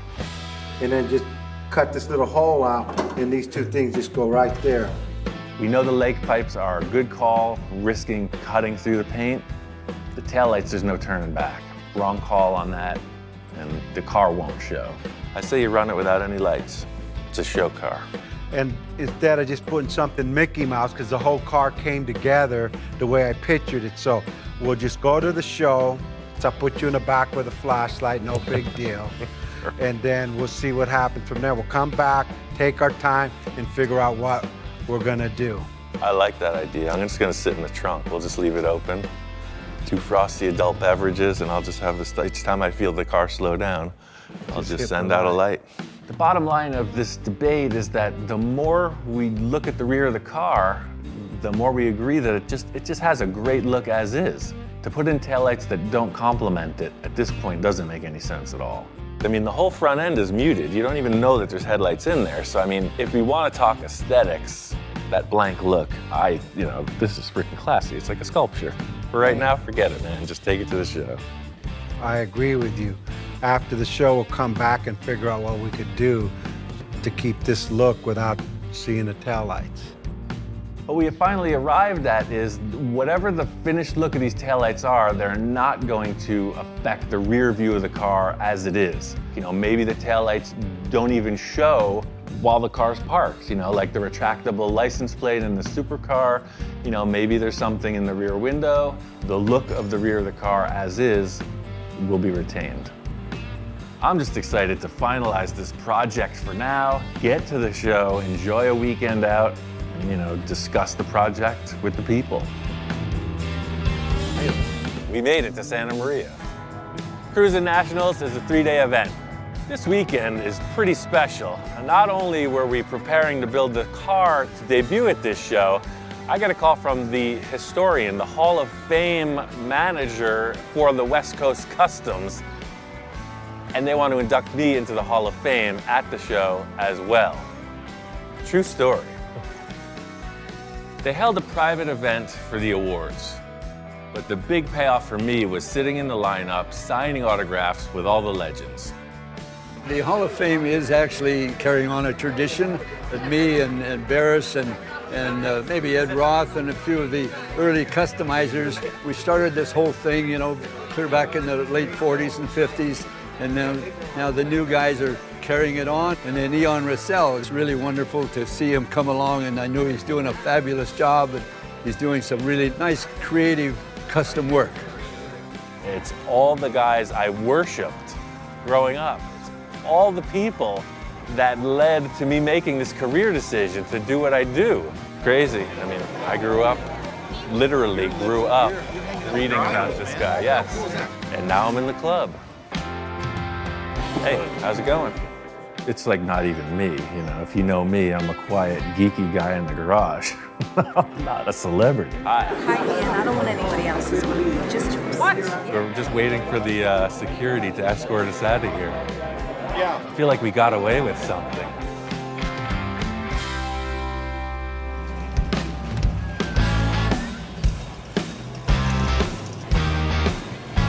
If you know this car show, you know it's been around for a long, long time. The people who come here come to play, they come to party, they come to show off their stuff, and everybody is represented full force.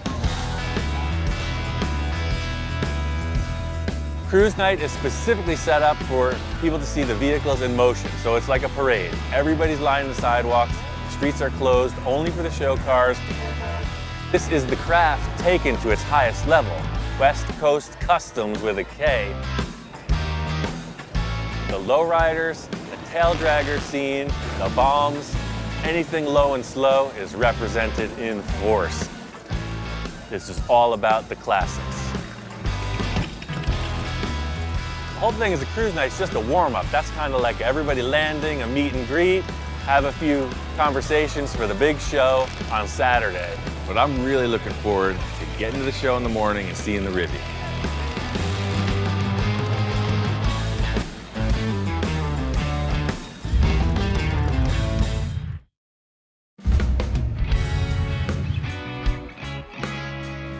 First thing in the morning, cars are mobbing the scene, looking for the primo parking spot. Last night was the cruise, today's the show. Everybody's planted, barbecues, conversation, good times.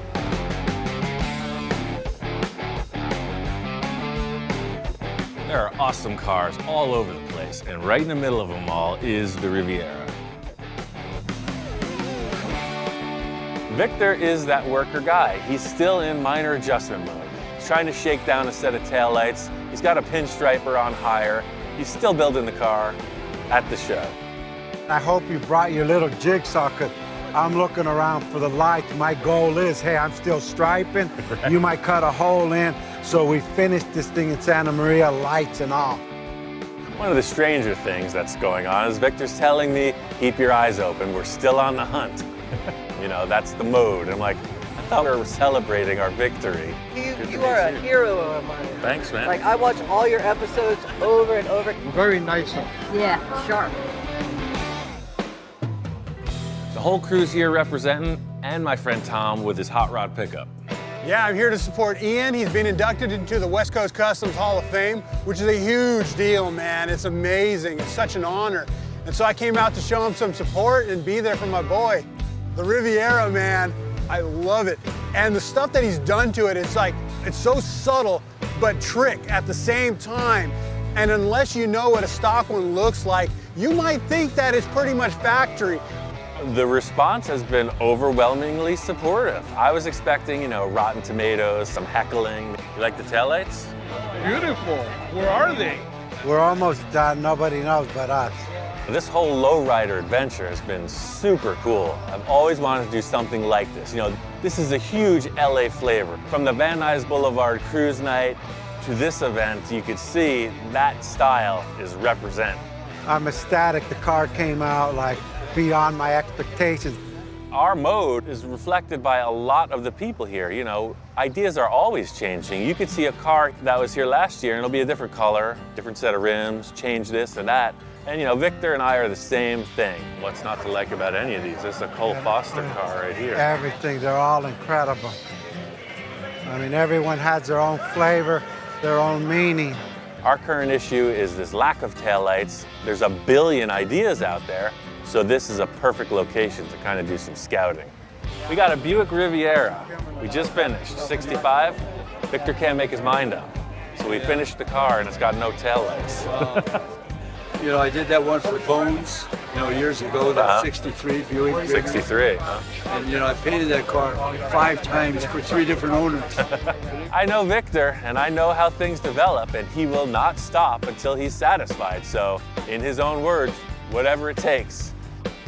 As far as what comes next, we got a million ideas. Once again, it's time to step up the game and march forward fearlessly into the new horizon.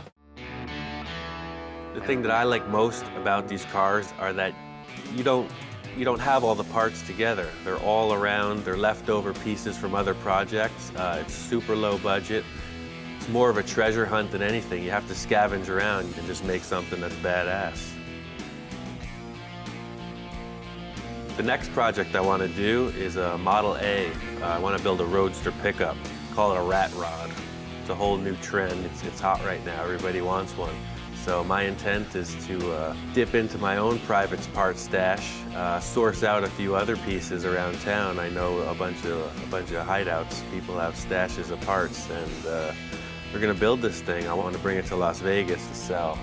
There's a show coming up at the end of March, which is dedicated mostly to this kind of custom culture, this new era of car customizers and people who live this lifestyle.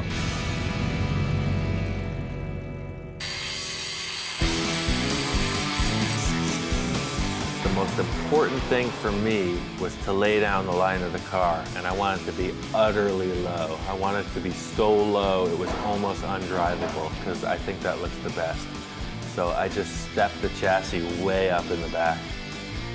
The rear end, a lot of people run a Buggy spring. I didn't have one, so I took these coil springs and made the chassis to fit that. The most important thing for me was to take all the pieces and get a rolling chassis and make it ready for all the body and the aesthetic parts. Set up a couple of these gussets. We're gonna run it along the entire length of the arm here. The most important thing to me right now is to make sure that these things don't break. A lot of them have been sitting around for 30, 40, 50 years, not being used. I don't know how strong they are. My first idea was to make sure they were strong. As soon as I did that, I realized it has to look good. And I want it to look good and old, like it might have happened back in the day. I hope somebody with a lot of money really likes it. It's a fine pair of headers. I'm gonna ruin them by cutting them apart and putting some silly contraption on that I create.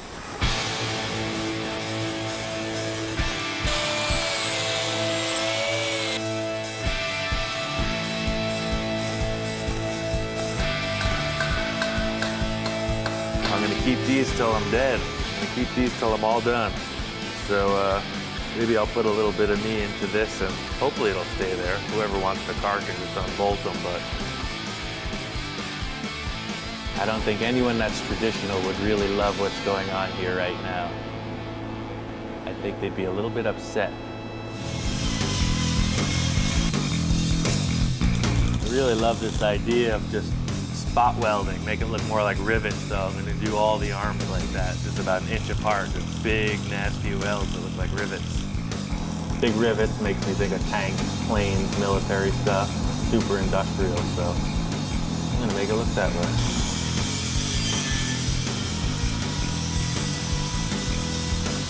That wraps it up. I think it looks really cool. I wanna see it on the ground at ride height. Ladies and gentlemen of the jury, this man is about to desecrate a fantastic bit of Americana.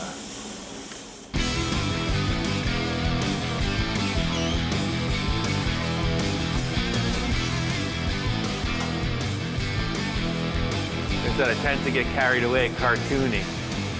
That's a little bit out there, but I think it's okay.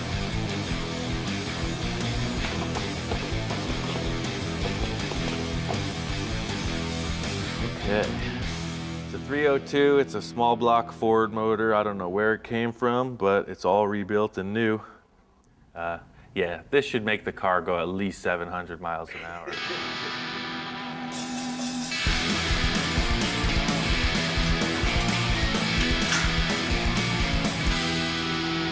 All I want to do is make this car and go to Vegas. My whole life right now revolves around this deadline. It has to be done. The easiest way to put sheet metal in is just in flat plates, but obviously the floor isn't flat. So what I'm doing is establishing a whole series of triangles. So it's kind of not origami, but it's something like that.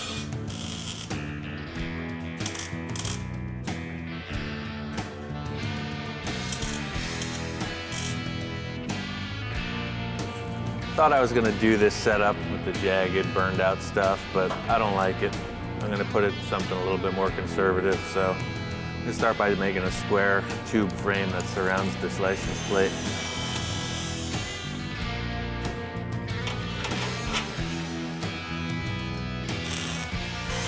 Weld it on and spot weld like you have the arms, and it's done. It's clean, and it looks good. Yeah, this is sweet. It's clean. It's right. It's not my greatest vision, but it's right for this. How would you describe the dune buggy chick car?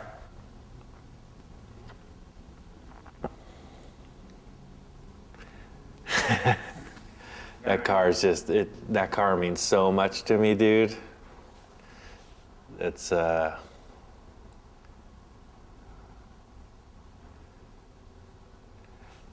car is, it's my favorite car. It's the best car I ever built. It's my favorite car in the whole world. I didn't expect that question. My ex-best friend, ex-girlfriend, she was a super rad artist, painter, sculptor. She said, well, why don't we make a flying dune buggy? I said, what? Yeah, like if Amelia Earhart met Tank Girl, and they got together and made a dune buggy, this is what it would be. A lot of workmanship, a lot of skill, but you know, it ain't cool. It just isn't. My father was working in this building doing construction. He got friendly with the janitor, and the janitor would give him cases of toilet paper and tampons, because that's, you know, all he could hook him up with. He was a janitor. So we always had all these boxes of tampons around, and I had to make these huge fiberglass shapes, and I didn't have enough material.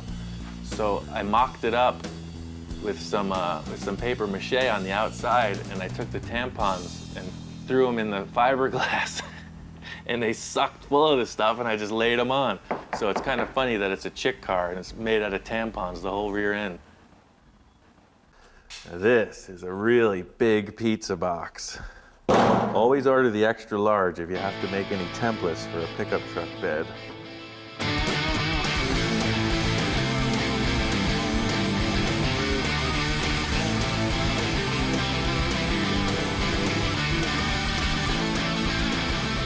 All in all, I think this is good for now. We'll trim it up later after we get all the folds put in it. This type of forming with the metal strengthens it. I'm designing so it looks cool too, but it's mainly for strength because I want this lid to be able to hinge up and support itself. So these will really put a lot of strength in it. I guess again, back to the my car, their car thing. My car would have this.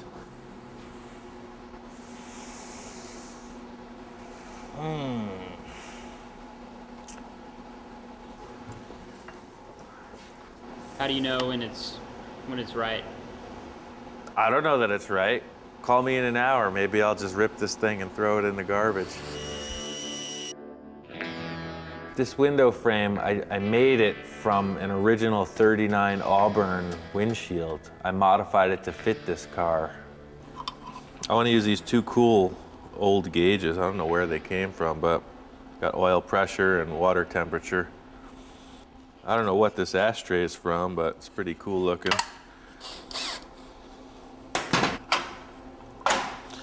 All right, that'll help you with your nicotine fix. And now for your alcohol fix, I think we'll install this fine bottle opener on the dashboard too. The police love to see that. I thought it would look cool to have the same kind of spot welded look like we did with the arms. A car, like any art piece, is an entity unto itself. You want to have a continuity. This is what's left of the original steering wheel. I don't know what year this came from, but obviously it's very old. It's just going to be too big. It's probably going to be up like that. It's here. Just change it around. I guess my favorite thing about the old tools is that it's not with mass production in mind. It's all about the handcrafting.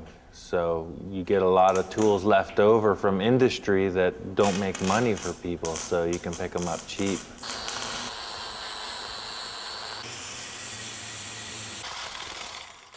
At first, I set up the steering column. I hooked up the original steering wheel, and it was too big. It didn't fit, so I just made a new hoop and made a smaller wheel.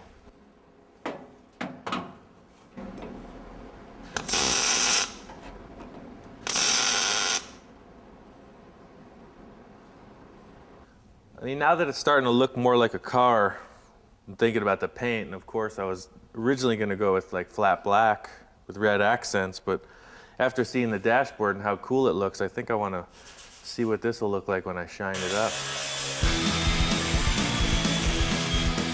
I guess the reason I'm considering making it all metal as opposed to painting it flat black is because it'll just more showcase what I do.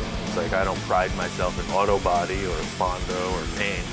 I pride myself in making stuff out of metal.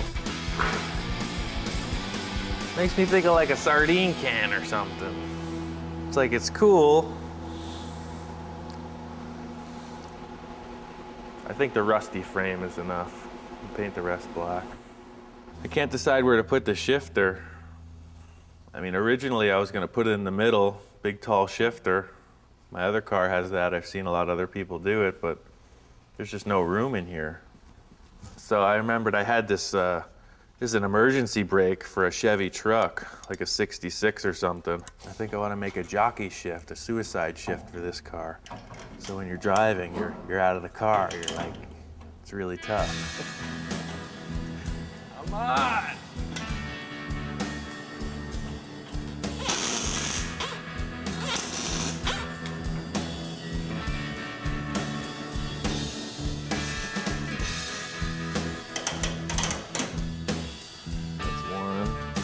Two, drive, neutral, reverse, park. Cool.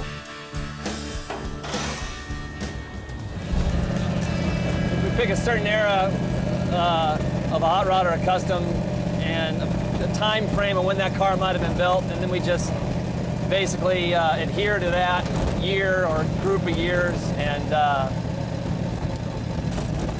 build the car within those parameters. My name's John Fisher, and been a chopper member for the full life of the club. And this is my 36 Ford. It's all done 40 style, kind of motorboat style. It's been chopped, 40 Ford fenders, and the taillights have been changed, and now they've been blended into the tail guards. Everything's been shaved. It was my initial design, and I kind of researched it. It has a 50 Ford Deluxe steering wheel. You know, it would be in primer, but I've kind of gone beyond primer and finally painted it. And I don't know, it just kind of snowballed. It was hard to stop doing stuff to it. Kind of gives you a feel of what it would have been like for a guy driving it, you know, in the 40s or the 50s or the 60s or whatever, depending on what car we're driving.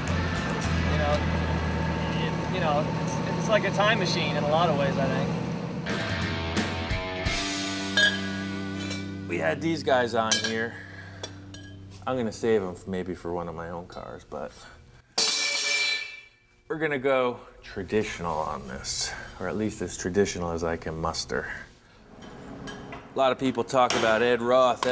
They love his style, his aesthetic style, and he does stuff that nobody even understands, or he did stuff that nobody understands. So that's what I want to do. People understand this. They can relate. Hopefully they'll pay a lot of money for it so I can do what I really want.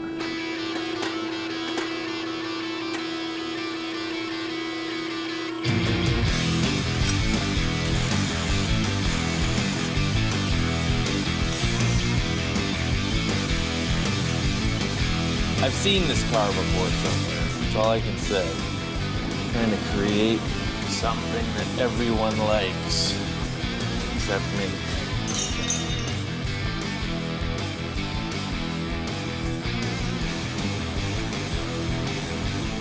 I think it's so done, just like that. Yeah, I decided that these things suck. Change it.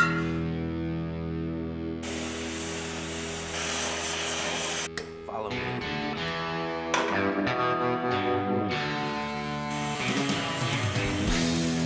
I think aspiring to a traditional build absolutely holds me back.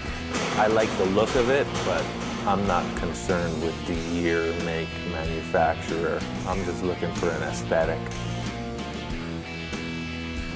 And that's what I love about this kind of approach, is that you're not really bound by $1 million paint job. You can change it every week if you want. And it still looks rad. I'm just gonna start painting it. It's gonna evolve into something fantastic. I thought it would look really cool if we left rust in a lot of spots and just put the only gloss paint on the whole car, which is high gloss clear, to just showcase all the old metal. I think that'll look really badass.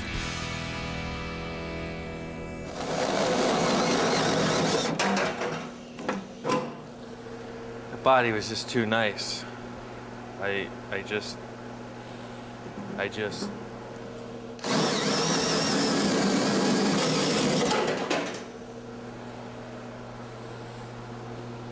You thought I forgot about those steel toes, didn't you?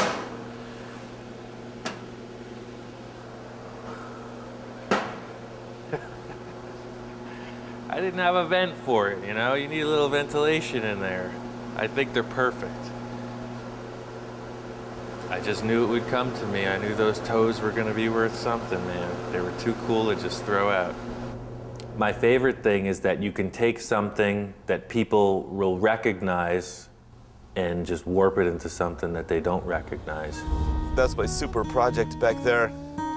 Probably like in a year or so, I'm gonna start on that. It's a 50 olds. It's my 55.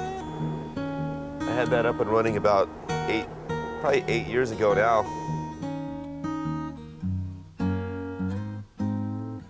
One of my crazy buddies, Nacho, he had some wild idea to build a tiki head for some reason. He didn't know what to do with it, so we brought it over here. But it was one of those things like, you know, who knows what the hell we're doing here with this thing, you know? So this is the workshop. This is where all the cars get built out of here. Maybe 6 to 10 cars within the last 3 years.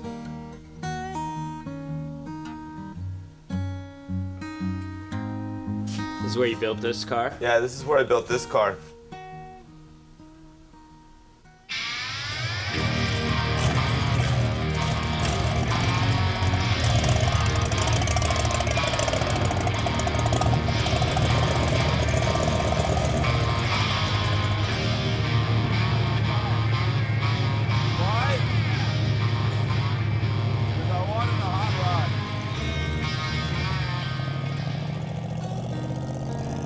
The engine's a 57 392.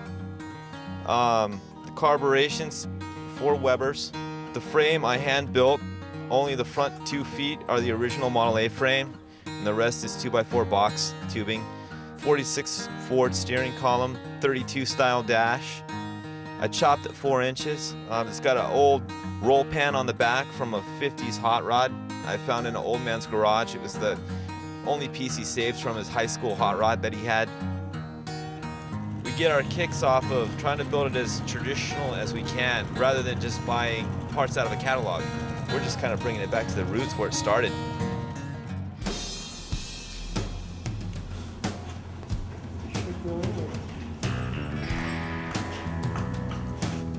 Like an expectant father.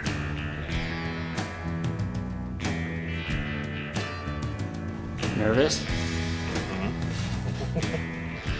Yes, nervous.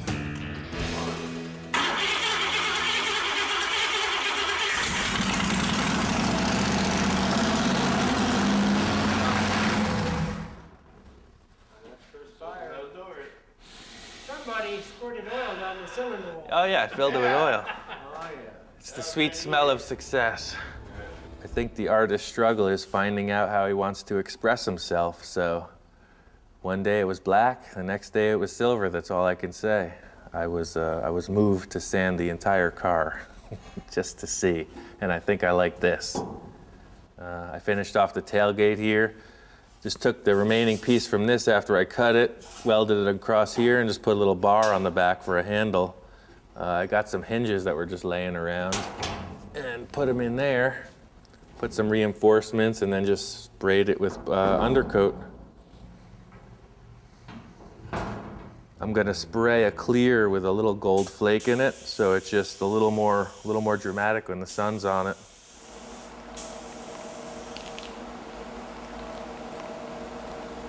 Oh, he's the guy with the gold car. Yeah, I saw that car out there. That's the gold one.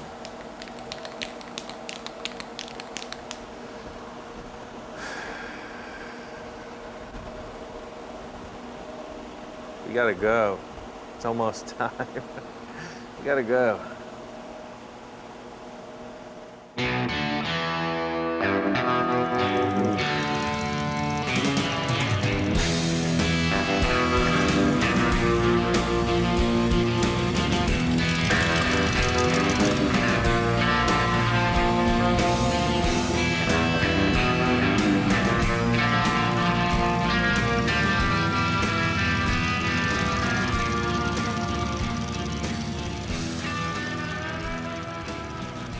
After it was gold, I was horrified, so I sprayed it black in an effort to just make it fit. It looked like Liberace. It was so wrong.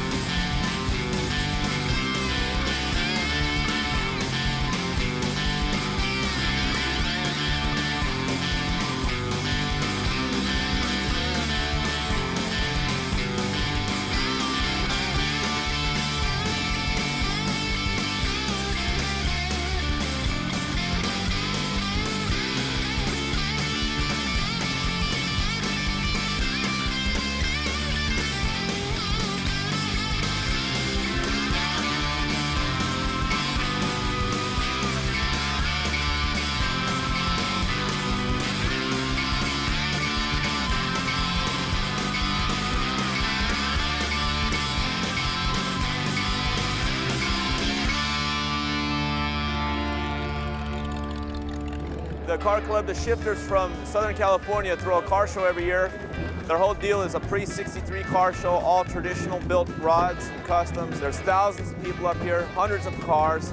They turned away 200 cars at the gate this morning that didn't fit the criteria. It's all about the traditionally built custom and hot rod.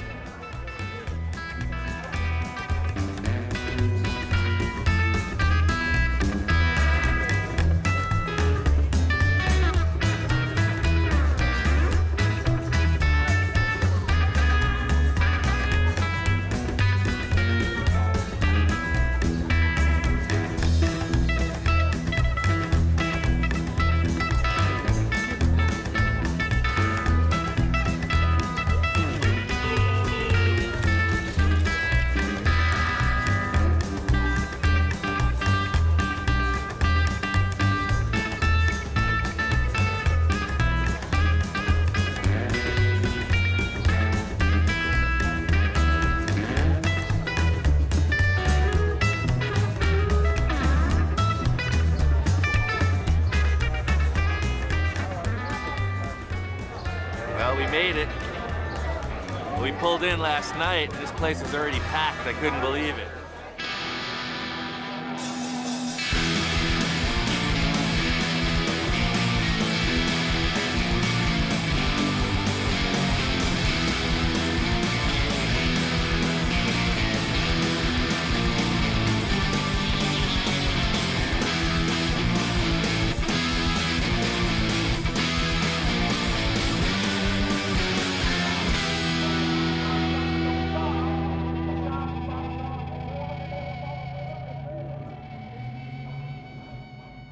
Met the road zombies from up north and saw the giant tiki, and these dudes saved us a spot to park as well. And I guess they dug the car. I guess I was really concerned with that and the whole build, making sure that the people who were into the traditional stuff respected what I did.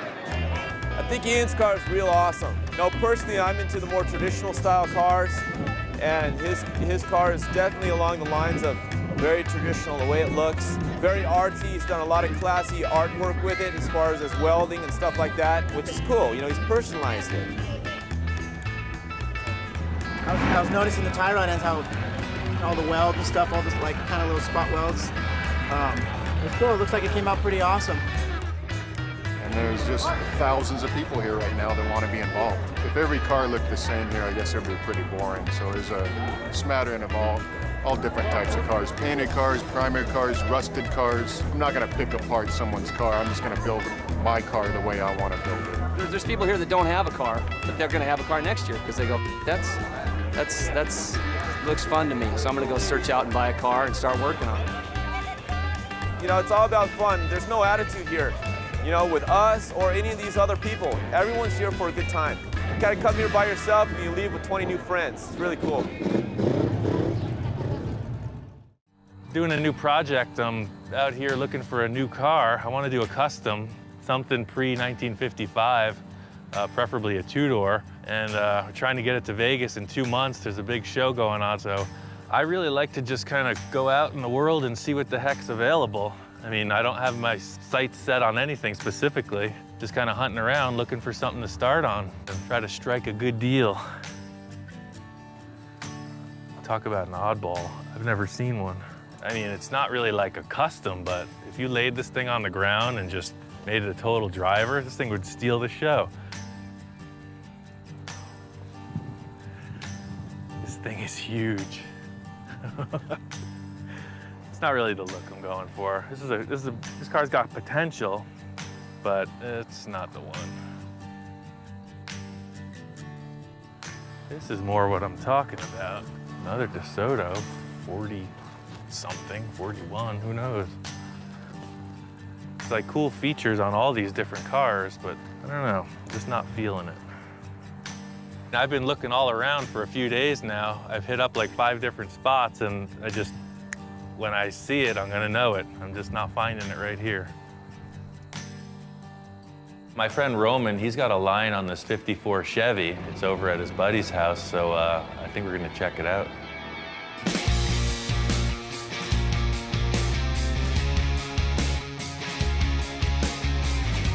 This is perfect, man. I mean, this is exactly what I was looking for. It's never been crashed or really beat to hell. It's just old. Typically, most people would like a running car with very little rust, but I don't care. I'll cut the whole thing apart. I'll just build whatever it needs. I think we'll take it. It's cool.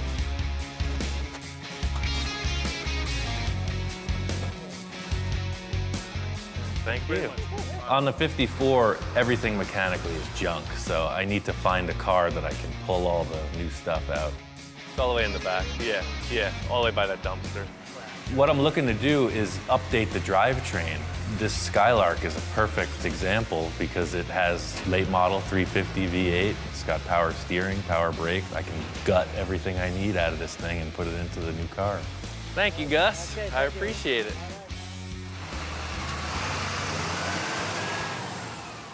For this car, we're gonna do it in 2 months, no joke. We're just gonna hustle it out. There's no other way. I gotta hit this with all guns blazing. So my friends Roman and Trent are gonna help me out. The only thing I wanted to save from the 54 was the 2 pieces of glass, front and rear windows, and the body skin. We just got rid of everything. What I'm looking to do is update the drivetrain. It's typical to subframe a car, so that's what I'm gonna do with this.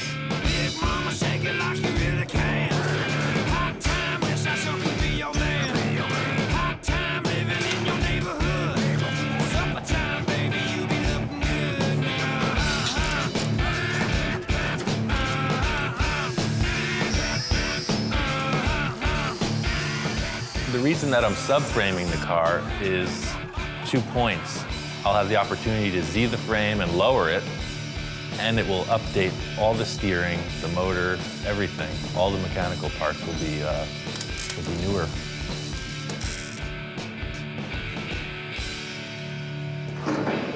Yeah, it's cool. Now all that's left to do is everything.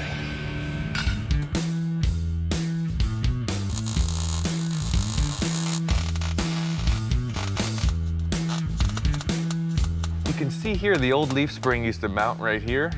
But what I'm doing with the ones from the Buick is I'm moving them inboard of the frame rail and I'm putting it up into the floor of the car so you can see the difference. I mean, it's about 6 inches drop. I think that'll work out good. I had done a bunch of race car and street race car fabrication, and these guys were doing what they call a mini tub. Their idea was that it would give them more room for fatter tires. I saw it as a way to move the leaf springs inboard of the frame, effectively lowering it. I'm gonna have my 2 beautiful assistants prepare the axle for delivery, and I will shortly thereafter bolt it in.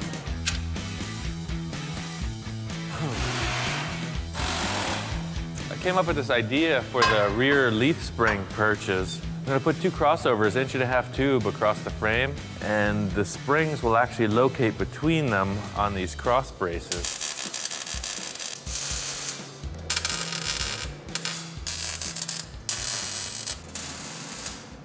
Now that I got this framework tacked in, the car will suspend itself. I'm gonna stop right here and I'm gonna chop it. I just wanna see how the ride height looks with the chop top because they have to look good together. It's kind of like building a house. I really just wanted to just start with a solid foundation, get the front clip, the rear suspension all established, and then work up from there. In the early 50s, when customizing was probably not fully mainstream, George Barris was the one that promoted it and made it mainstream. When Barris moved from the Compton Avenue shop to Linwood, he had both of these buildings, this building and the building next door. This was a note he sent when I called him and told him that I rented this building and what the whole plan was and stuff. This letter came in the mail like a couple days later. When I was in high school, there was a Rod and Custom magazine that came out that had an article on Barris, the early years. And I showed this to my friend and said, hey, you know, how cool would it be to work there? In the early 50s, this was the parking lot. That's what this wall is here. You would be standing pretty much where this Lincoln like bumper is. Ideally, it'd be neat to have this shop to where people could come and see what's being done, and it really feels like you just walk back in time.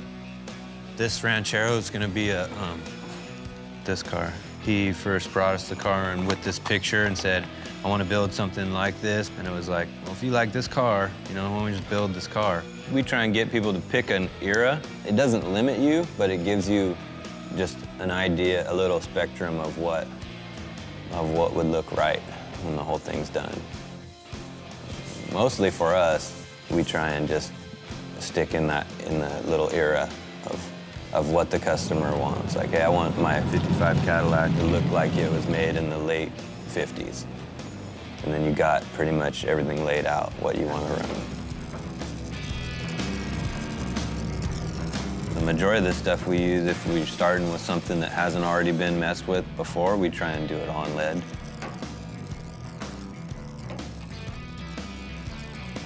We don't have a lot of modern tools and stuff. So we thought, well, there's kind of our niche right there. It would be neat to have only old stuff, you know, to use all old tools, tools that are twice as old as you are. But I like to do as much acetylene welding and stuff as I can.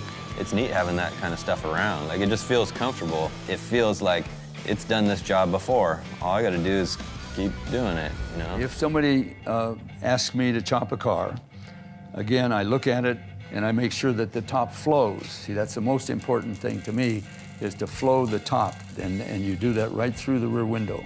So the whole rear window and everything flows with that roof. So that's important, is the flowing of the top. For some reason, I'm fascinated about this sloping roof line. And maybe I'm all wrong by using cars like this, because I've tried it twice so far, and both were a little exaggerated. But I think if I mellow it out and just don't be so drastic about it, I think it'll be a good look. I'm not doing anything like, oh, 3-inch chop in the back, 2-inch in the front, or whatever. It's not gonna be like that. I'm just gonna cut the roof off and see how it looks. The most challenging part of chopping a top is the glass. You have to build the top around what you're doing with the glass. I didn't like the B-pillar, so I just came up with this idea to tilt the roof back and just refit the whole back window skin. It's kind of that moment of truth. Everything's cut out. I just got to figure out exactly where I want to cut the windshield pillar to tilt this thing down. One of the concerns I have is the trim as it comes through. It follows a nice smooth line, so if I pivot it here, then the trim will come up. Unless I cut it just above the trim line and then just lay the windshield down, pivot it right here, then they'll come up a little bit. I think it's what I'm gonna do. So I decided I wanted to just keep the stock size front and rear window. I don't want any of my cars to look really mellow. I want them to look kind of freaky, kind of different. I think by leaving the stock height front glass and just sloping it, it'll give it a cool look. I think I nailed it. I don't know what to say besides that. It's gonna work perfectly. I got it. It's cut, it's down, that's the line. Still kind of developing maybe what this signature flavor might be, but I always want my work to be evolving. My main concern with this window is the way that the chrome strip is gonna fit. I'd love to reuse the stock chrome that comes around here, but because the windshield and the rear window are on different angles in relation to the body, the chrome just might not work out, I'm not sure. I keep using the word convincing in a lot of the stuff I've been building lately because that's what separates the guys who know what they're doing from the guys who don't. You see a little mismatch in the way the trim's gonna fit and it's not convincing.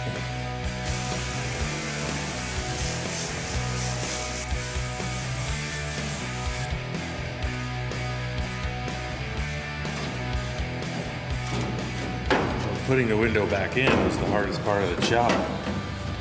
That's all it takes is one wrong move, lose the whole thing. I'm stoked with the way this window fits. I'm just gonna take my time, weld it nice so I don't warp the roof skin. It's on. I mean, we're there. It's just a matter of following through.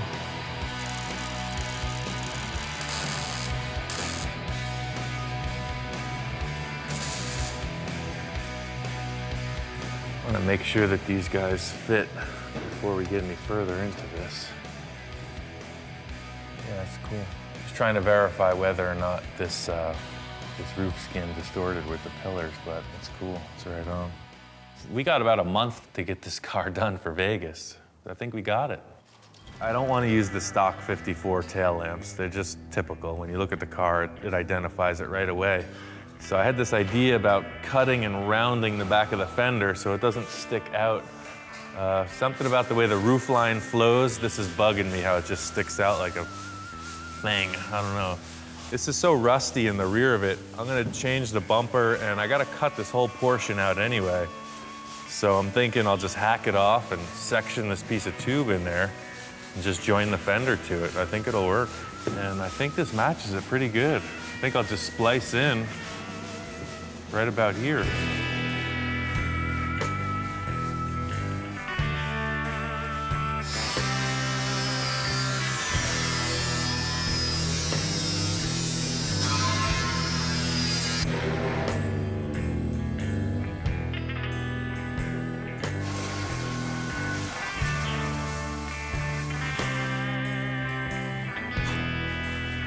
I don't even see a reason to take the rest of the tube off. I was thinking about cutting it in half, but why? I'll just lap the sheet metal to it, and I mean, that's freaking strong.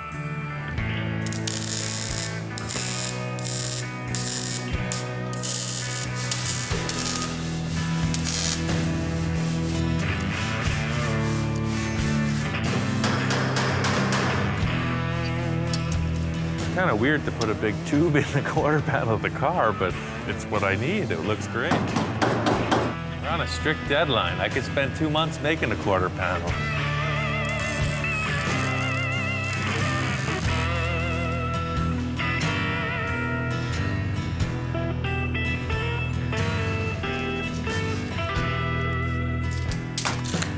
It's just going to be a piece of sheet metal. I'll form it to the contour of the body.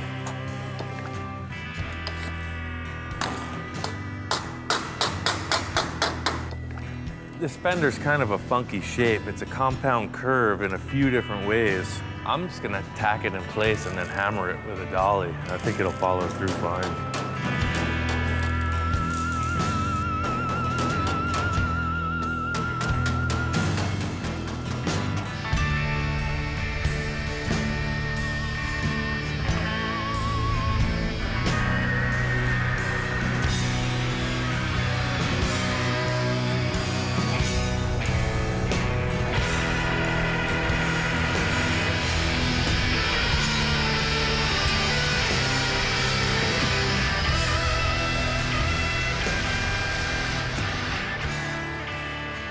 This is a really complex shape, and to form it freehand with the shrinker and hammering and all the other crap you got to get involved with, it would have been a lot of work, and by clamping it and welding it and hammering it as I went, it worked out good. Because this is more of a sculpture, it's just a shape that I have to look at the whole thing, so I want to just get this taillight fender area finished and then color the whole car gray so I can kind of get a concept of what it looks like. I mean, the whole idea is just to get what it looks like in one color. And I'll be damned if it doesn't look like a car. Yeah, it's cool. You could geek out on something till the end of time, but I think by doing those two simple things, raking the stock front glass back and lowering the taillights, it's a different car. It's really cool. I think the roof line is nailed. I think it's done. We're about a week out, and I gotta call in all the help I can. It's time to get this thing nailed. We're on our way to Burbank Airport to pick up Big Bob Gore, or as someone has put it, hardcore Bob Gore. Bob is an eccentric who stalks me on cyberspace, and he's come by the shop a bunch of times and helped me out with my cars. He's a pretty cool dude, so he wanted to come by and help out with this one too.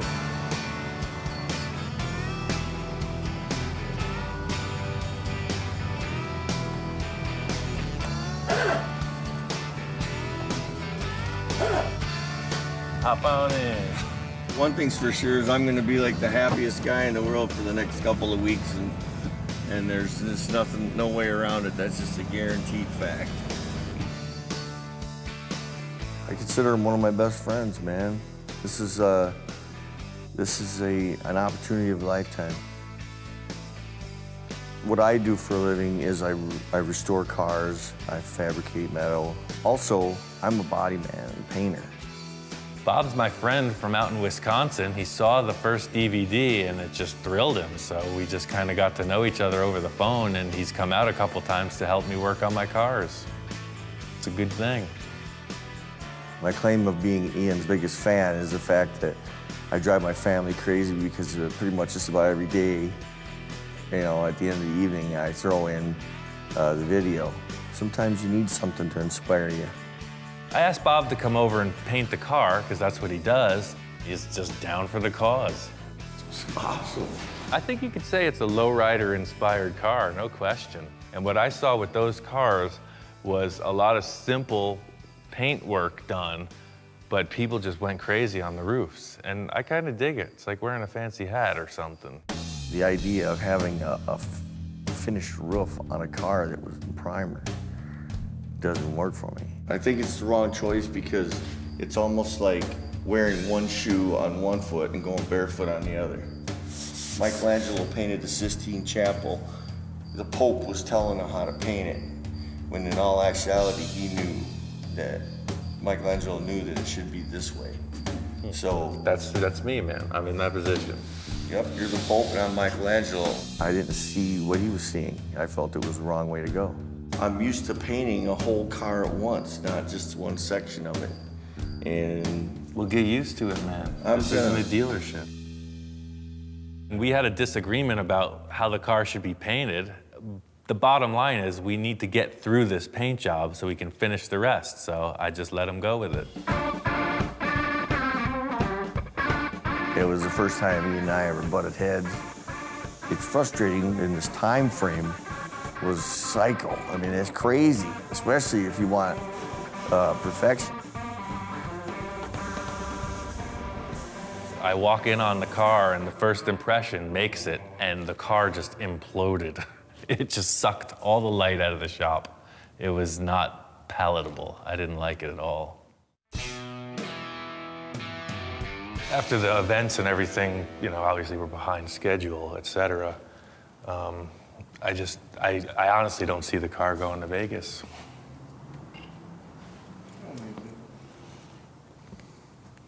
No, I mean, we're not going to take it. It's going to take a lot more time to finish everything. It just is what it is. To show an unfinished piece at the car show of this caliber, there's a lot of pressure on it, you know? We're trying to do something cool where it's a really finished, nice thing, and it can't happen in 2 or 3 more days. And what I was trying to do, I think I made statements from the start of this, has been kind of pigeonholed for these rusty, sloppy cars, because I built a couple and they're super fun. But the most criticism that I've gotten so far is that, you know, the rat rods, everything that I've done, and it's just not the case. And, you know, with the other car that I've done, the past 2 cars have been finished and nice. And I just want this one to represent, you know, a better level of finish. I was massively depressed that, and then it was just like when we conflicted with the paint job scheme, I felt the same way. If I could stretch it out any longer, I would stick back and redo, you know, paint the car the way Ian wants it done, and show people that what I can do,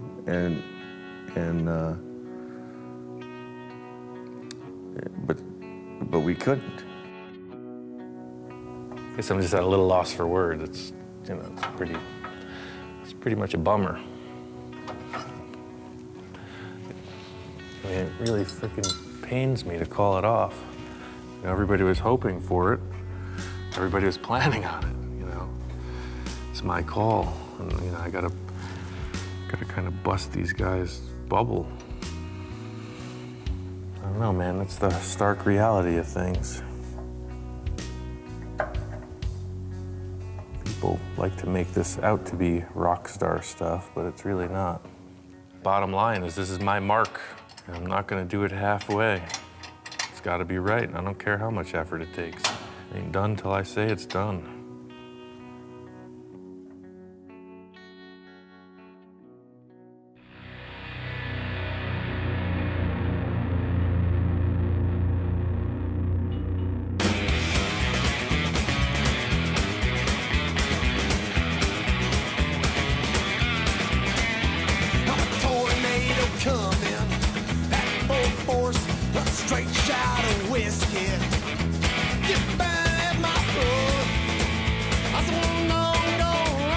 We got everything done on the car I wanted to. Paint looks good. We put the upholstery in and just took it up to this show in Ventura. It's finished. I'm your fool. When you bring me sorrow, you bring me pain. Baby, baby. We made it. We motored out on the freeway and it's all good. Made it here and the show's on.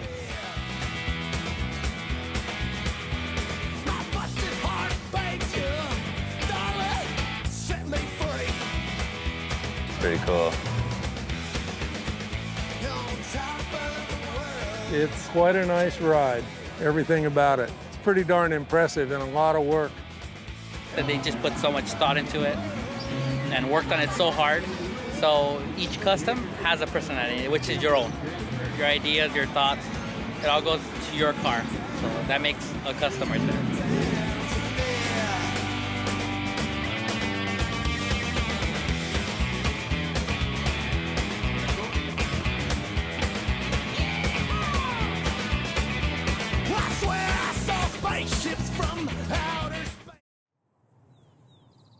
So this is it, man.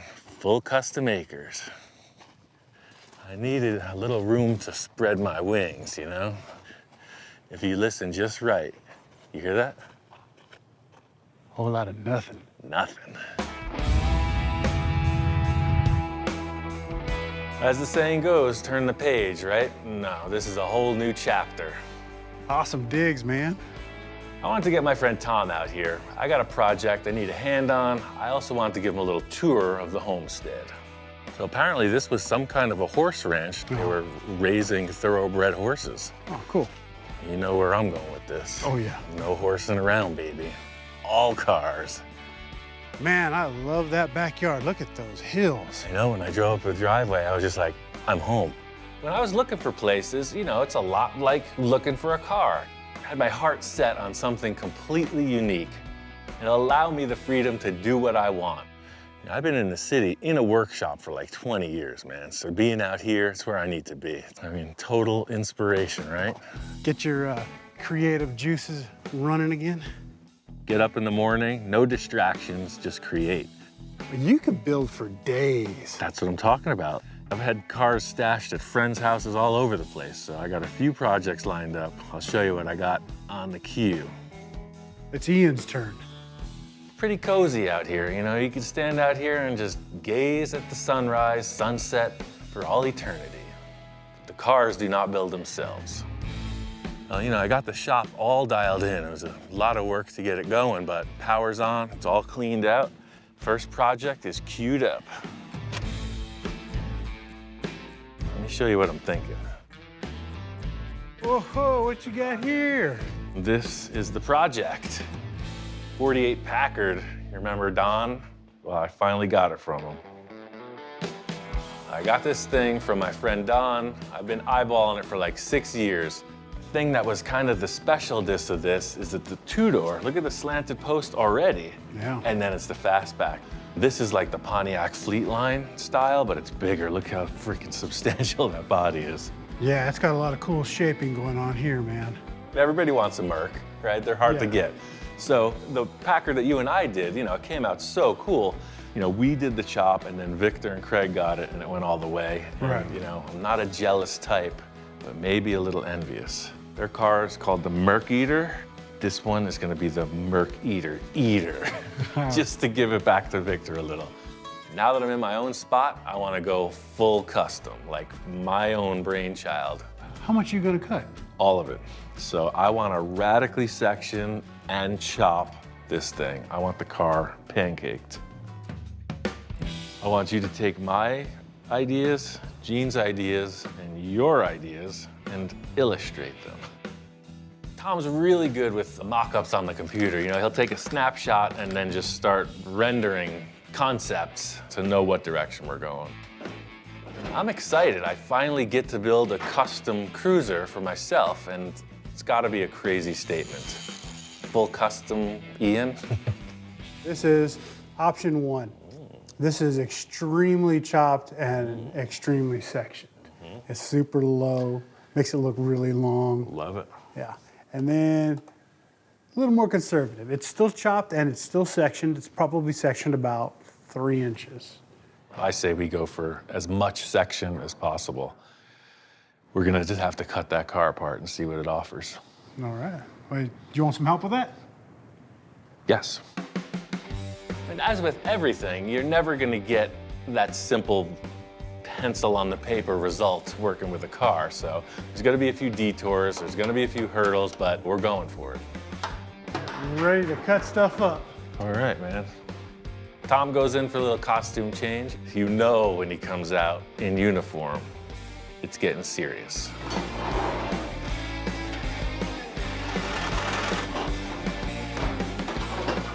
It's my turn to take a roll of the dice on my own project. This is pretty ambitious, but I'm 100% committed. If you could just take off all this hardware, I'm gonna make a 4-inch strip of cardboard.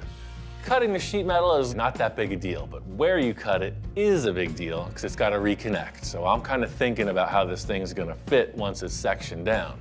It may look like kind of a jigsaw puzzle, this line that I'm drawing through the car, but for whatever reason, I'm able to see right through where it's going to come together. Here's the biggest problem of all. When we section it vertically, the trunk lid, the deck lid, is going to fall inside the trunk cavity. I mean, I totally trust that you know what's going on here. It looks like you've seen it ahead of time. Glad you do. However, I am still confused as to what's going on this back end. Can you just give it to me one more time? Explaining to Tom one of the biggest issues with the section of this car is in the rear end. We are facing a major proportion predicament. So the bumper matches right there, but then when you section it up, your car's ending here, and the bumper's way the heck out here. Okay. This is a pretty big undertaking, so, you know, it's all theory until you get to cutting. I want you to know that this is my prized possession. My whole life, I've always wanted a section Packard, so whatever you do, don't screw it up. All right, here goes nothing. This project is pure calculated fun. I've been staring at this thing for years, you know, just, I've got it all thought out. Tom's concerned, but I see the path.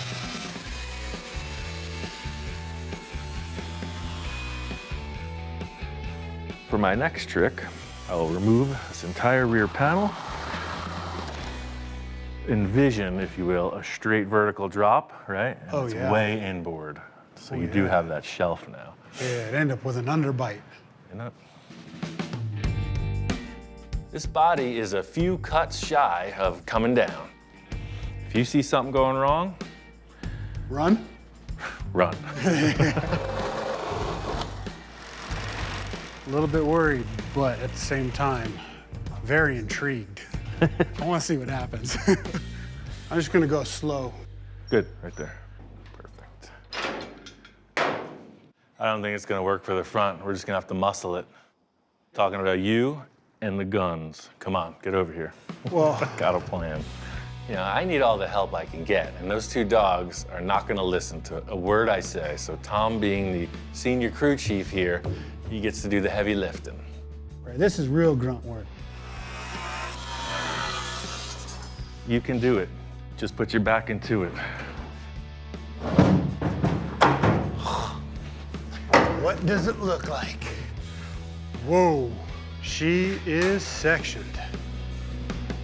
It's like a freaking bullet, man. I knew it was gonna happen. It's just like, whew. Step back and look at this section. I mean, as they say, right out of the gun, it's tight. It lined up really well. 4 inches is pretty radical for this style body. And it's there, you can see it. Not that I'm saying that I don't like it. I just want to make sure that this is what you really want. It's what I really want, Tom. Okay, then let's move forward. Getting this thing sectioned is the exact start I needed. I'm going in a way more radical direction. This needed to happen first. Perfect fit. You sure you've never done this before? Oh man, I just dreamt about it. Someone ought to take your dreams and bottle them up and sell them. Even better, they record it and broadcast it around the whole world. It's better than bottling and selling it. So the issue here is if we went on the center line to chop 2 inches on each side, all of a sudden, you got no metal, right? Yeah. So the way that this all looks so cool in factory, the idea is we take out a 4-inch strip above the wheel arch. Okay. Then jog it vertical, just like we did on the firewall of the car, so that this nice, graceful wheel arch stays where it should be on the tire. Right. But the fender gets sectioned down 4 inches. So for now, I'm thinking, we got this 4-inch tab, maybe we'll just come right in and we'll delete that light. What do you think about that? Or just below it, we'll keep the trim. At this stage of the game, it's all about sheet metal modifications. I got a lot of ideas rolling around in my head for future bumper and grille modifications. I got a couple ideas about that nose that might just take this thing and make it a real Merc eater. Wouldn't this have to have some sort of Merc in it to be a Merc eater? Or is it like just all right that a Packard is a Merc eater? Well, think about it, man. Just do the math, right? So the Merc eater is a Packard that ate a Merc, but the Merc eater eaterer is a Packard that ate a Merc eater. Think about it. Either way, it's not eating anything until I get it all put back together, and this front fender section is a step in the right direction. What do you think is gonna work? I'm hoping so. The way I'm handling this reattachment of the fender is using a flat strip backer. It provides a ton of strength for the welding. Some purists may not dig it. I know it's gonna work and be super strong. A few last trims and this fender's ready to be welded back together.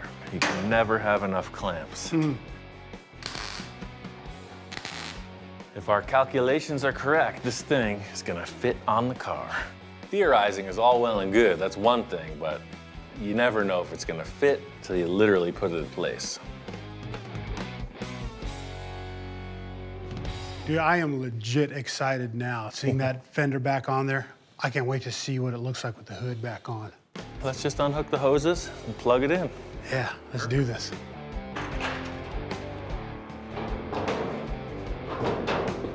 Look at that. Now we're getting somewhere. I want to tell you, you did a good job. It's not even finished yet, and you've done a good job. From the beginning of the customizing cars fad, it's like they want to make the cars look better, more streamlined, more radical. The giant bulging sides all of a sudden disappeared, and now the fenders look way more horizontal. That's the result I was hoping to achieve. It just looks so long and lean. Wait till the top's chopped, man. This ain't nothing. Hanging out with Gene has only gotten me more jazzed about taking this Packard all the way. So this is where we're headed, man. We're gonna chop this thing. I put some bracing inside. Being that it's a fastback, it's a little trickier than anything with like a belt line trim and a deck lid. You're chopping the whole back of the car now because the roof goes right down to the bumper, basically that line. Yeah. So it's a big hunk of metal we're cutting off. Man, I hope you got a whole bag of tricks for this. The whole mission here is radical custom, right? I don't want to do anything halfway this time. The section is as much as we could get. You see it, the tires are on the fenders. Right. So I want to chop the same way, as much as you can. Everybody's telling me fastbacks are such a challenge, you know? You're gonna run into some problems with that deck lid. Can't wait to see how you figure out the sail panel. That's what I'm about. Just, yes, let's figure it out. See how from the back standing viewpoint, this appears to be higher than the windshield? Yeah. So if we chop this 6 inches, it may look too small. I just don't want to end up with a little mail slot windshield that you can't see out of. So right. I'm gonna make a little call for safety with that. We're gonna take out the top of the windshield, chop the top, and then put it back in. Saving all the pieces we cut out comes in handy, and it makes a perfect template. All right, now let's close the door and we'll weld that one shut.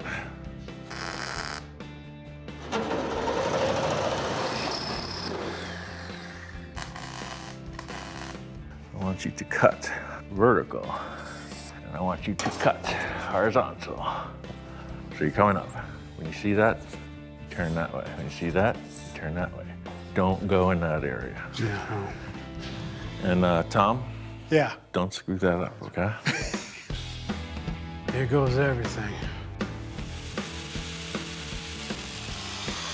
Just trying not to show Tom my nervous side. So I'm just playing comedian, you know? Just keeping everything lighthearted and like, yeah, man, we got this. We're in deep. Last thing is the B pillar, then she's free. That's a convertible, baby. Yeah, man. This is wild and crazy what we've done. This ain't mild custom garage, man. We're going all the way. General public is not used to seeing cars cut in half once, then twice, but here we are. Enjoy. So this is the moment where I get a little bit scared. We have nothing to fear but fear itself. Put on your poker face. We're gonna make this happen. This is like trauma unit. Don't stand around looking at the patient with his head half hanging off. Get to work. Quick action, quick results. Along that line? Right on. All right. This is exposure therapy for Tom. You know, if I just keep him cutting the car, he won't be that repulsed by chops. Few cuts to freedom, and we can see this chop. I don't know about you, but I'm ready to put this thing on. So just watch the A-pillar and line that up.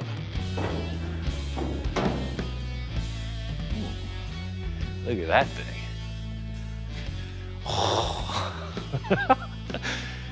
This is one cool car, man, already. That is really something, dude. Wow. Standing back and looking at it, oh yeah. I mean, that's the flavor, for sure. 4-inch chop, 4-inch section, can only get better. Huh. You happy? No, we're gonna cut it again. Wait, what? Again? It's a typical scenario, right? You stand back and look at it and like, man, that's good. It could even be gooder. Oh, it's still not down to that door frame, man. We gotta cut more out.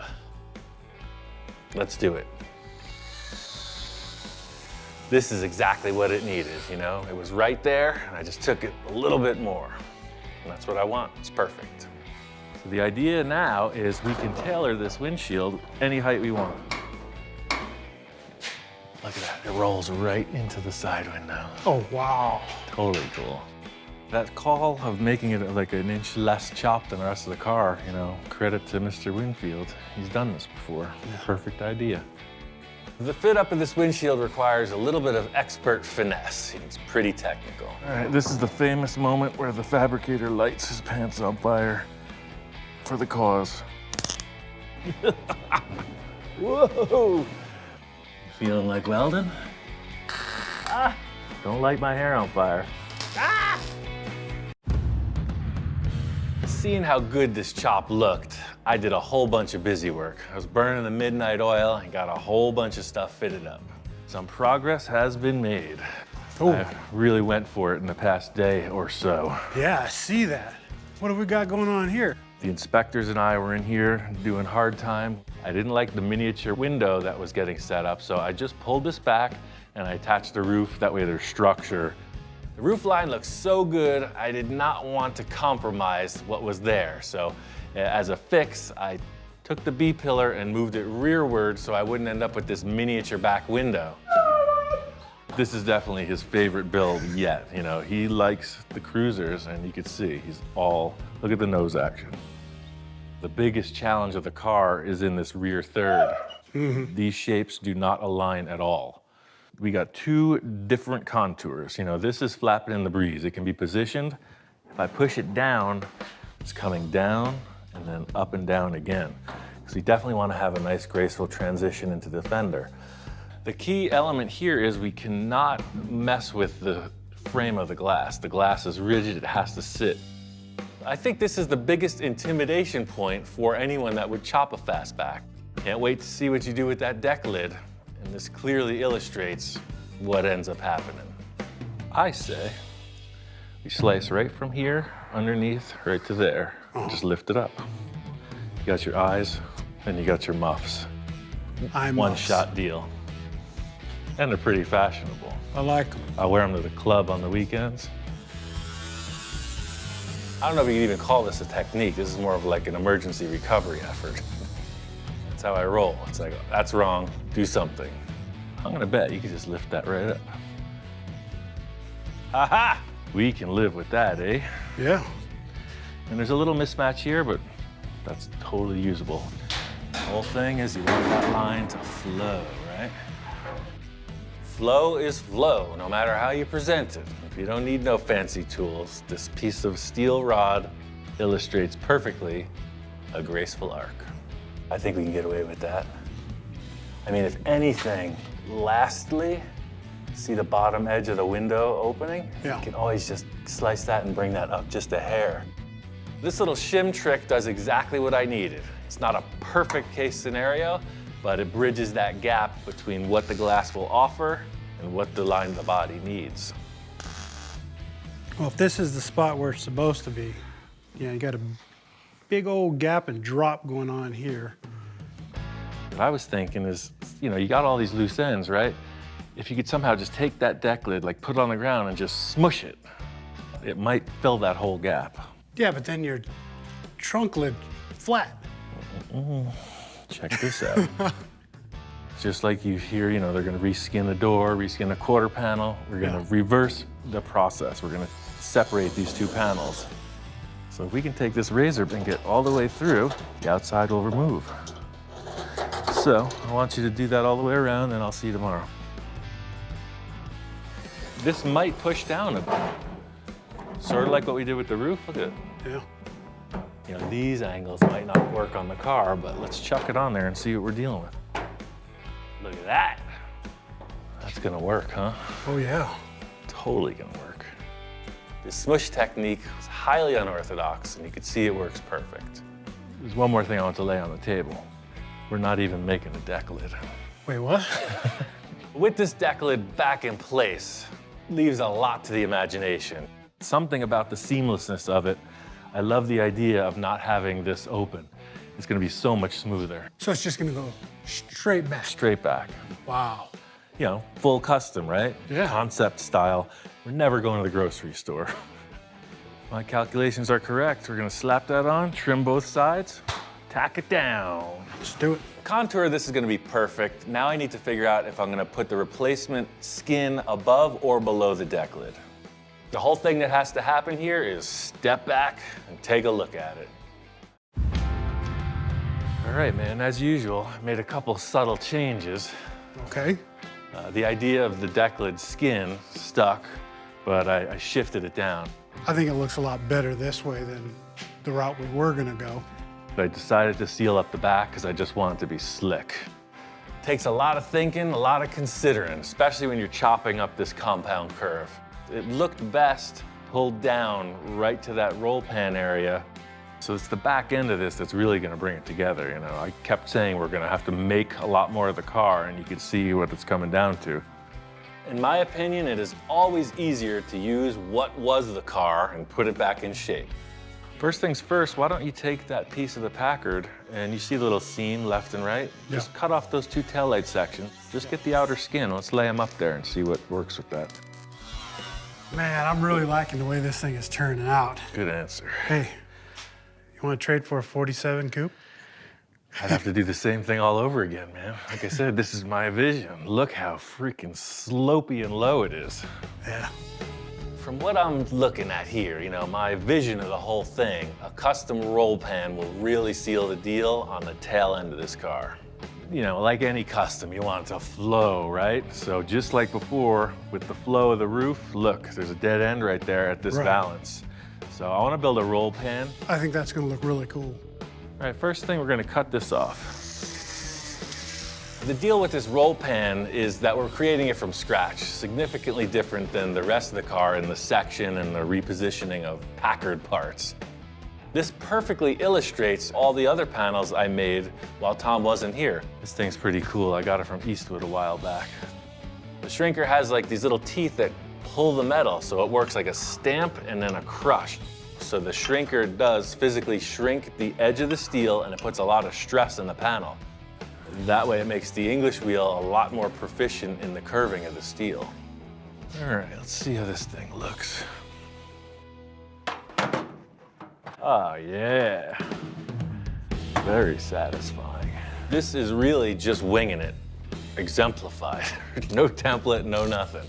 Stick it on the car, create a series of parts, then just trim it out and weld it all complete. The process here is about trimming and welding as you go. All right, man, that is a roll pan. Look at that, it's rolling under the car. That certainly is, man. It's just what I was talking about from the start. The back just goes boop right there, and then there's gonna be a little bumper hanging under it. Yeah, man, it's really cool to see this thing come together.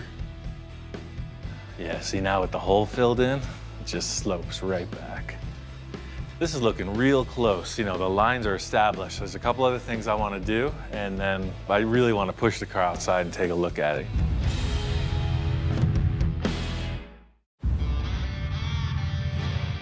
Check this out, man. I got busy on this thing. Oh, man. Yeah, you certainly have. After we were done the other day, the weld seams, they were really bugging me. So, you know, I'm just here putting on a little filler and things escalated. One thing led to another and I got into this guide coat. By the time I came back to sanity, I realized the car was blue. I guess you could say I might have got a little carried away. You know what though, man? I'm telling you that this color on here really shows off the work. From the start with this project was I just wanted to nail the two big elements of custom metalwork. Chop top and radical section. There we go. This was like a no holds barred experiment. 4-inch section, 6-inch chop. You could see it worked. It's been cool collaborating with Tom on this because I thought I was just gonna be solo way out in the wilderness. The most satisfying part was working through those critical issues. A, the windshield height, B, the rear window size, and C, the flow of the roof right down into the bumper area. But if anybody deserves a full custom cruiser, it's Ian Russell. That's good to hear because I'm gonna send it over to your shop for finishing. I did 2 more other things I was gonna show you also. I picked up these old surfboards. Oh wait, they're not surfboards. These are fender skirts. These are real old skirts that somebody had used, and you know, I just kind of modified it to fit the look of the Packard. So you know, this is just another representation of the lines. It's not finish painted. Again, just a quick dust over it. You know, it's all just mocked up, but the concept is established. Let's roll it outside, see how it looks. Oh yeah, it needs some fresh air. You know, the garage is one thing, but there's nothing like seeing a car in its natural environment. I'm not talking about the boulevard. Talk about the desert. Standing back, that's always the thing. Oh, what's the front 3/4 view look like? What's the rear 3/4, et cetera, et cetera. If you're just to kind of squint your eyes and look at the silhouette of the car, the height off the ground, how the tires fit in the front fenders, it's all what I needed. Now my brain's spinning. This is probably my all-time favorite project. I loved this Packard from the moment I saw it. I chopped it, sectioned it, got the proportions exactly the way I wanted to see them. And you know, life happens, right? I don't want to say that I'm disinterested, but I just had other priorities. So here it sat. There was still a lot more I wanted to see done with this. You know, I wanted it full custom, and there was still a few more things on the wish list. Put it up for sale, like, you know, who knows what could happen to it, and a good friend just made me an offer I couldn't refuse. Here we go again. Ian, how you doing, man? I'm doing good. You got a little junk in your trunk. What is this about? I figure I know you already have your vision, right? But hey, maybe I'd give you some more tools to help you enhance your vision. Oh, those are tools, I see. This thing's incredible. When I heard it was up for sale, I said, there's no way I'm gonna let this thing leave our family. Number one, I want you to finish it so you can get your vision and your car completed. I want people to say, this is the car Ian built, the ultimate Merc eater. We got a track record, man. I don't know how many cars we built. Let's do it again. With all these parts, like a whole new world of opportunities just opened up for this car. That's a 1954 Chevy grille. 54 grill. Chevy, right. That's cool. Oh, wow. That's a big freaking bumper, man. An Oldsmobile. I gotta say, it's pretty much a fabricator's paradise when you get to start with all the best pieces. Buick. A Buick. This needs no introduction. Yeah, this is kind of iconic. Yeah, it's a 56. The usual overkill of options. We got all the things. One cannot overstate the statements of Victor being a passionate man. You know, he goes out and he's like, yes, it's time to get the stuff. I got 50 acres and he's gonna use them all. Look at this. Oh man, look at this thing. But wait, it gets better. Wow, grill. That's DeSoto? DeSoto grill. This really defines how we work together, you know? I'm talking ideas and he's bringing the stuff, you know? It's just two different ways of exploring. If this doesn't satisfy you, just say, Victor, I need more stuff, and I'll bring you more inspiration. Yeah, I want a chrome lawn. You could see it from the space station. We got so much chrome out here. I'm really happy to be a part of this arrangement because the car was probably just gonna sit there on the side of the shop. So Victor coming up with this offer is the best case scenario. I'm already getting ideas about these Cadillac parts, man. I love those bullets. Got a lot of inspiration, a lot of parts, a lot of ideas. Now all we gotta do is put it where it all belongs. My concept from the start was always this cartoonish kind of thing. So you have a lead sled, right? It's all sleek and low, kind of gangster style, right? But then you have this ominous front grille, like when it's coming down the road. It looks kind of like a menacing cartoon. Victor and I have a long relationship. He's never once said, do what you want and I'll finish it. So I'm a little hesitant, a little taken aback, but he said, do what I want. And he's not around, so that's where I'm going. I have some ideas, but there's nothing like the initial mock-up to see where we're at. First things first is to take these Packard parts off the front. This bumper and grille are definitely not happening. Even before we did this radical body modification, the car was set up with a lot of undercarriage work. It has a complete late model front clip installed, V8 engine, and it's all set up to have airbags installed already. You know, they say it rides like it's on rail. I'm gonna take off this whole crossbar in the front. I'm just setting up a couple steel brackets that'll keep the fenders aligned. Looking better already. So you can see the difference. Cadillac has a little bit more to offer than the Packard. thing about the Cadillac bumper is it's iconic. Everybody loves it. It's got the most unique bumper and grille, I think, from any car in the 50s. So it's a standard, it's a classic, it's an icon. Those are three things I want my car to resemble. We're gonna take all the Packard off the front of this thing. In Victor's words, Ian, this is what we call a blank slate. We're at ground zero, anything can happen now. He's a big, gnarly face. I'd say that's a strong contender. Look how that fits up. Cadillac bumper looks good, but right now I'm seeing a few modifications right out of the gate. We're gonna go for a little of this and a little of that. I love the Cadillac Jaguars, you know, those two giant bullets. But that's factory Cadillac, right? We want something a little bit different. And I think just putting a massive front grille on it is gonna make it even weirder. Notice I didn't say better. The challenge on the front of this Packard is to just make something completely unique. You know, it's real easy to take an idea and duplicate it. I'm trying to come up with something fresh, something one-off, something that really like brings the wow factor.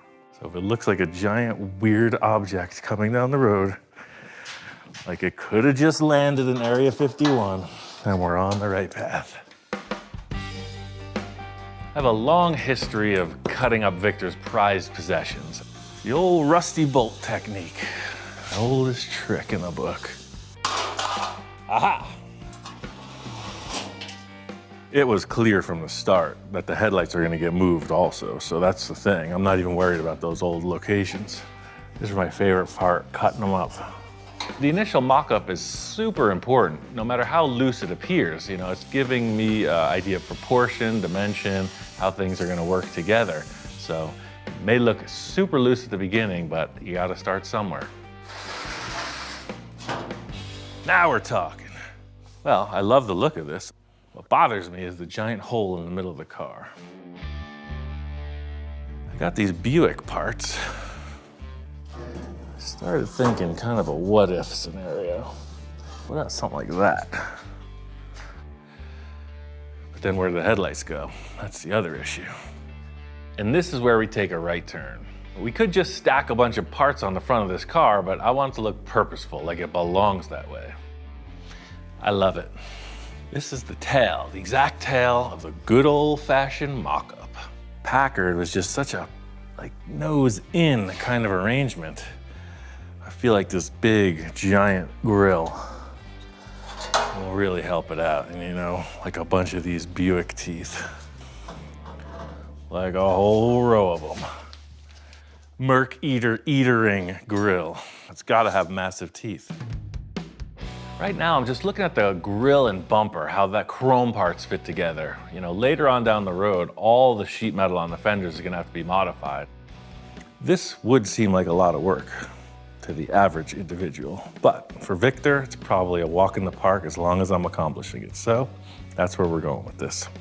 Now I'm working on this front bumper arrangement, and I need to make some really three-dimensional sheet metal panels. And I got a hold of this English wheel because I want to take it to the next level. Well, we can do that.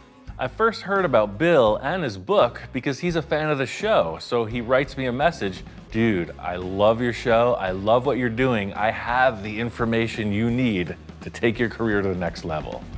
People have this mistaken impression that it takes 40 years and you had to have been born in London. You can learn English wheeling in 40 hours if you apply yourself. You know, that's what my high school teacher said. You could really be something if you'd only apply yourself. My end game here is to build cool stuff. Just to learn something for the sake of it, not so interested. But knowing the end results that are offered, count me in. We can get you up to speed today, and adding some coach building tips and tricks to your toolbox so that by tomorrow you'll feel comfortable making full-size panels. Heck yeah. It does not take 40 years to learn this. Thank goodness, because I'm almost out of time. A motorcycle fender can have all the shapes of any car. Because the challenge is making these dome and dish shapes. That's right? exactly right. And there are only 4 things you can do with any piece of sheet metal. Like Bill said, there's only a few shapes you can make from sheet metal, The technique is how you get there. You know, this crown and reverse are the two things you're working with. A crown is pretty easy to understand. It's basically, if you hold it right, it will hold water. But the other shape that you have to make, especially if you're doing these 1940s kind of cars, you have to make a reverse. See that? Science. So, science. You've got a curve going that way, but you also have a curve going that way. And no matter how you hold this, it will not hold water. That is a reverse. That's cool. Nice. Bill's explanation was very clear, very tactile. You had a model to understand, and it tasted great. This is called the tucking tool, and this has been around since the medieval period. This is how they made armor. This is a roofing hammer that I bought in Belgium. What you're gonna do is crush these shrinks, and you'll see that whole panel start to curve over now. What do you notice already about this panel? I noticed you ruined a perfectly good piece of aluminum. Oh no. I thought you were the pro. They call these little deformities a bag of walnuts, You ain't okay? kidding. So we're gonna make this bag of walnuts even bigger. Let's get rid of the walnuts in the English wheel. I don't do well in groups, I don't do well in class, so this one-on-one lesson is ideal. Look how far we've brought this already in just a few minutes. An English wheel is a rotary hammer. Think of having, an infinite number of hammerheads. Up, up, up, up, up, up, up. That's just so much faster than the handwork that we were doing originally. For sure. Perfect. Ian, you got a feel for this. I want you to make this panel perfectly flat again. No cheating. It's nothing but a rotary hammer. Right. Pow, pow, pow, pow. I think that's really pretty darn good. Young man, you are no longer an apprentice. You have graduated into the shop. I gotta say, this is one of the proudest days of my life, to graduate from Apprentice English Wheeling 101. That English wheel lesson got my brain spinning. This concept of coach building, it's something I've always known about but never really experienced. Now knowing how I can just form the sheet metal to whatever I want it to look like without relying on an existing car part, that's a new challenge.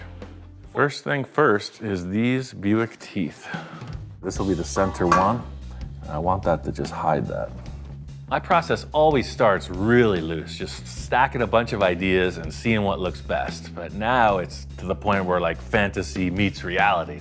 I take the old Buick bumper and segment that and just bolt these all in place. Even though this Buick bumper is in pretty rough shape, it does offer these perfectly spaced holes where the teeth bolt on.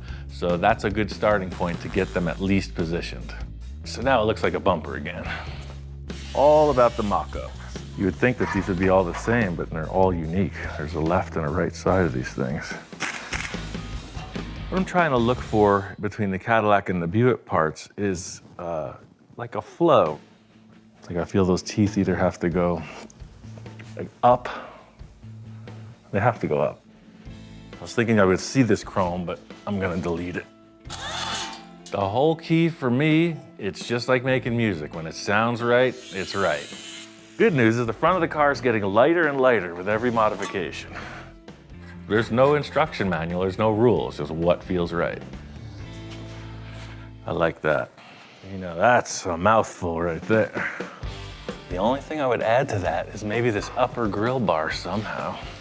The mock-up's really coming to life, but to have these parts technically fit with the car is a little bit more involved. Not 100% on this upper grill bar, but what I love about it is how it comes down, down. It's that classic waterfall effect where it's just stepping down.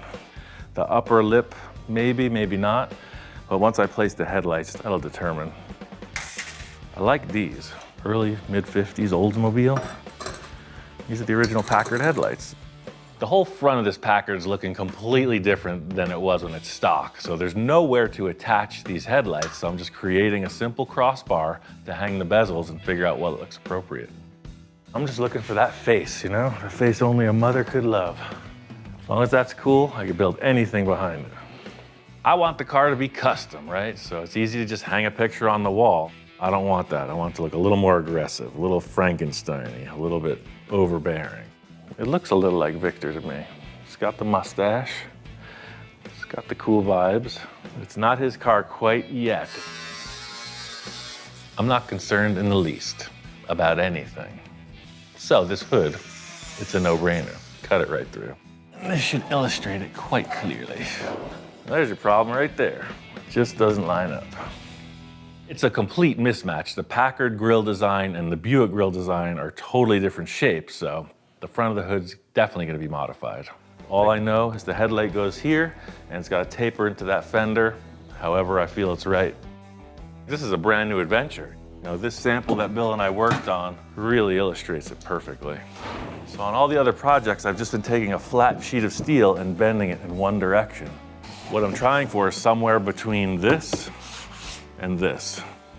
I like confronting challenges head on, no wishy-washy about it. It's yes or no, and when it's yes, it's at all costs. Because I'm not needing that big a crown on this, I think I'm just gonna run it through that hand shrinker. First thing is to start whacking. Let's try out the old slugger. Bill's delivery came right on time. I pulled those tools out of the box and got right to work. You'll see already, creating that fender arch shape. Now it's curving this way and that way. It's essential in any development is to acquire new skills. It was like when you learn to tie your shoes, right? Instead of just wearing slip-ons like I do. In trying to step up the game, I got this new skill and I'm gonna work on it. You know, just thinking about curvature, right? It's like, where do you start? I don't know, start from another piece of the car. So just as a preliminary thing, I put the contour gauge on the center of the roof and transfer that to the fender. Contour gauge is a great starting point because you have a definite, and when you need to make multiple parts, you put your gauge on and it tells you where you need improvement. I'm not saying this is easy, and I'm not saying that I'm good at it, but look at the difference. Seriously, I'm about 2 hours into this. This is really exciting to see this shape develop. Lumping this piece of metal with a modified baseball bat and turning it into a fender, that's pretty groovy. So let's see what it looks like on the car. This is a good starting point. This is gonna be the trickiest part, the reverse, because this is just a bowl shape. It's gonna come down and then spill out. That's what he said, it'll never be a bowl. It's always gonna shed water. I'm just gonna tack this in place. If I have to change something, I'll cut and section as needed. It can be enhanced, it can be brought up, but that next part where the headlight comes down into the hood is the real challenge. Creating the fender in this manner of multiple pieces really helps me out because it's the same type of steps I take like when I was designing the front grille. Focus on one small part and build off of that. What I'm trying to decide is, do I want the fender to just be like up to the headlight or do I want it to be more like a shelf across? I'm feeling like more like a shelf across. Even though I graduated from Bill's apprentice panel workshop, I possess a master's degree in winging it. Bill says most people would create a buck and build to that, so you know your forms and where you're going with the shaping. I'm not affording myself that because I'm really not sure what I'm building, so that's a good recipe for a disaster scenario, and in my opinion, that ups the challenge. This is gonna be the crown, and that's gonna be the reverse. See what we can do.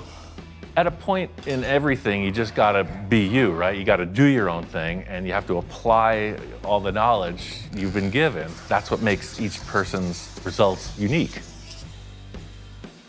I got exactly what I wanted. Look at this shape, you know, this really swooping down from the headlight. You know, it looks like the headlight belongs. Look at that side, it's just stuck on. Now the fender goes right to it. Knowing Victor, it may have a minor enhancement, but I'm gonna finish up that other fender and see what's gonna happen with that big bulbous nose. It still looks bulbous up front, but at the same time, it stops in a squared off way right above the mustache. It's just not gonna weld in. You can see all the gaps and the mismatch in the corners, but instead of wheeling out a new dome on the English wheel, maybe just use that piece and adapt to it.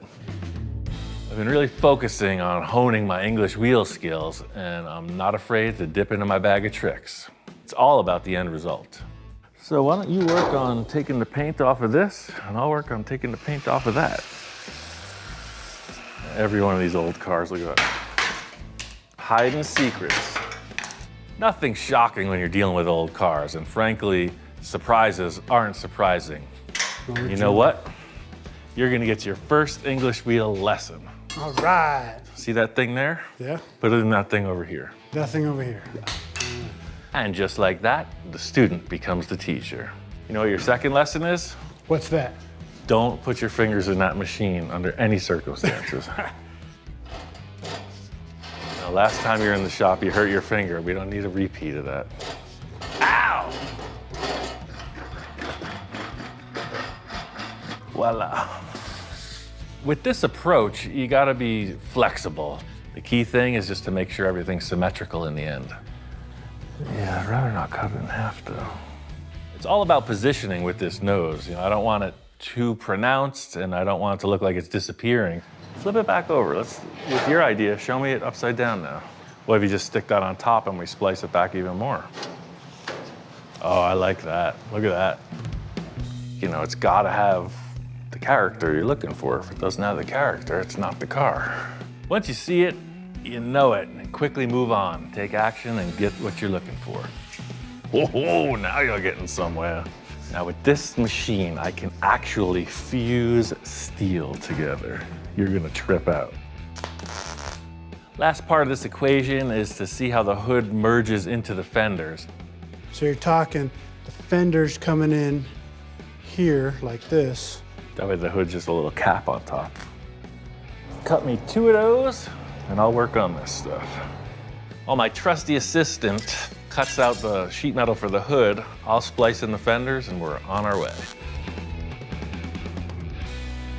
Like they say, old habits die hard, you know? We just took that piece of sheet metal that exists, flip it, slap it, put it in. So just like a pancake, it got flipped. Yes, exactly.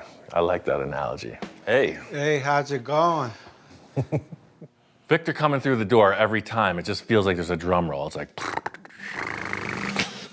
going all right. Looks the same to me. What have you been doing? When the cymbal crashes, you don't know what the response is gonna be.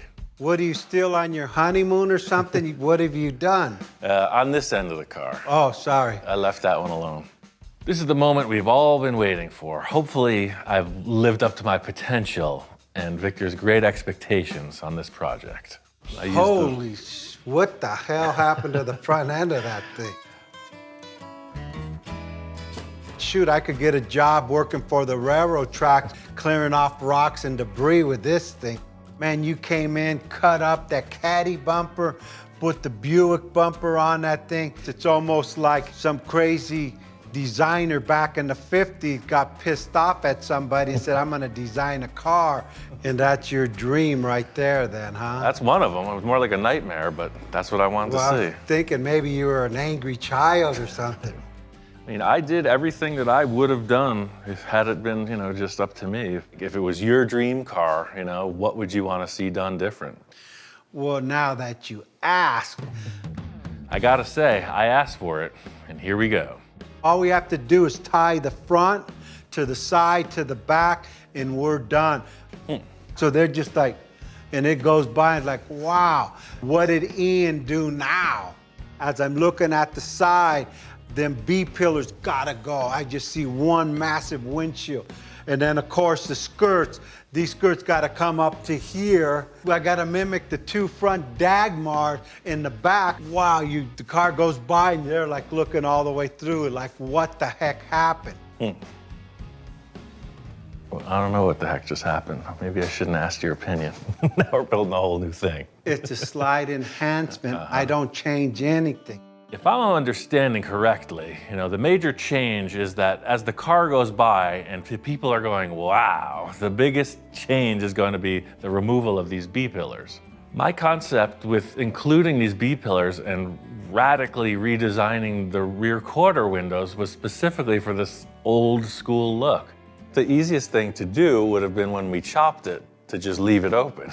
It may not look like it, but This window is totally stretched. You know, like I say, like a 36 Ford, where when they chop them too much and this becomes miniature? Yeah. That's what was about to happen here. And instead, I did all this work to make this window really big. The more we talk about the custom look of the B-pillar, I think Victor might be coming around. Got kind of a change of plans, you know. This car, as Victor says, is telling us what it wants. What it wanted was this Buick bumper that I cut apart, the leftover pieces from the front. You know, I need this part of the bumper in the back, so I thought, why not just use the Buick? Like I say, you gotta be open to everything, right? I have no hard and fast design or theory, so sometimes the answer's sitting right in front of you. So to me, it only made sense to section it, clip it, cut it, reassemble it, flip it upside down, and put it on the back of the car. Like that. I feel like it really affords this kind of split bumper design. It shows the roll pan, and it's still one piece. So on my third trip to Victor's, I just brought everything. I took everything off the wall. These are like DeSoto parts, there's some Kaiser parts, we got all these different little chromies. I left no part untouched in my quest for the right fit on this rear bumper. As I'm going through his place, I see this other grill bar. Well, the concept with this guy was to fuse these little bullets into it, and then I got to thinking, what if he just used the whole thing? It's like it fits. You got your bullet. There's a nice upper bar. Sometimes it's just as easy as that. It's like choosing the right part. I really feel like this is gonna seal the deal. Let me grind these welds a little bit, tack it on, and take a look. This car is evolving. It is a collaboration. I'm just trying to get a few points settled, get it to Victor's, and let the quest continue. Mission gets twisted as usual, but I'm feeling it. Fits the contour of that body. It's got the bullets. It makes the car feel lower to the ground. I love how the edge of the bumper will turn down where it meets the skirt. I think there could possibly be room for development, but right now this bumper fits the bill. I got the metalwork on the Packard all wrapped up. I brought it down to Victor's, and now it's time for the handoff. She's home, Ian, she's home. Ball's back in your court, sir. I got all the heavy fabrication done. I mean, she looks better in my garage than your garage. Look at that thing, it's even glowing. We've gotten into trouble before on other projects with Victor's midnight envisioning process. I just want the project to go all the way, you know, all the way where, I don't know, but that's where we're headed. Life moves fast. Sometimes you gotta strike when the iron's hot. I've been working nonstop on this Packard project, and seeing it come together has got me super motivated. Victor's doing his thing as we speak. He likes the car, he likes what I've done, so we're already on a good track. The only thing I'm cautious about is collaborating with Victor, aside from being very excited about it, because I never know what he's gonna come up with. You ever have one of those projects, you know, where you just can't let it go until you see what you need to see? We got a little bit of time and a lot of inspiration. I think you and I can nail this. This is my baby. All right, man, it's gonna be fun. Back to this. Dude, it's in pieces again. Yeah, what'd you expect? I know what you're thinking, and I'm thinking it too. Like, here we go again. Like, where the heck is this thing going? Jeremy and I mocked it up, right? Like, we got all the hard fabrication done, but I want to drive this thing. Oh, so that's the end game with this, is to drive it? Yeah. Oh, Jeremy. I'm with it then. Before it goes forward, it's got to go a little bit backwards. It's got some secrets, some unfinished business. They got to be attended to before you can go to the next stage. I figured it's going to be better to take it apart, do all the work that needs to be done underneath, take it for a little test spin. Yeah. Same with Jeremy, you know, it's like I want to give him the best that I can. So to have him be able to drive this thing, then do all the finished work, I think it'll really charge him up also. What else has to happen with this car to actually make it driving on the road? Reassemble everything.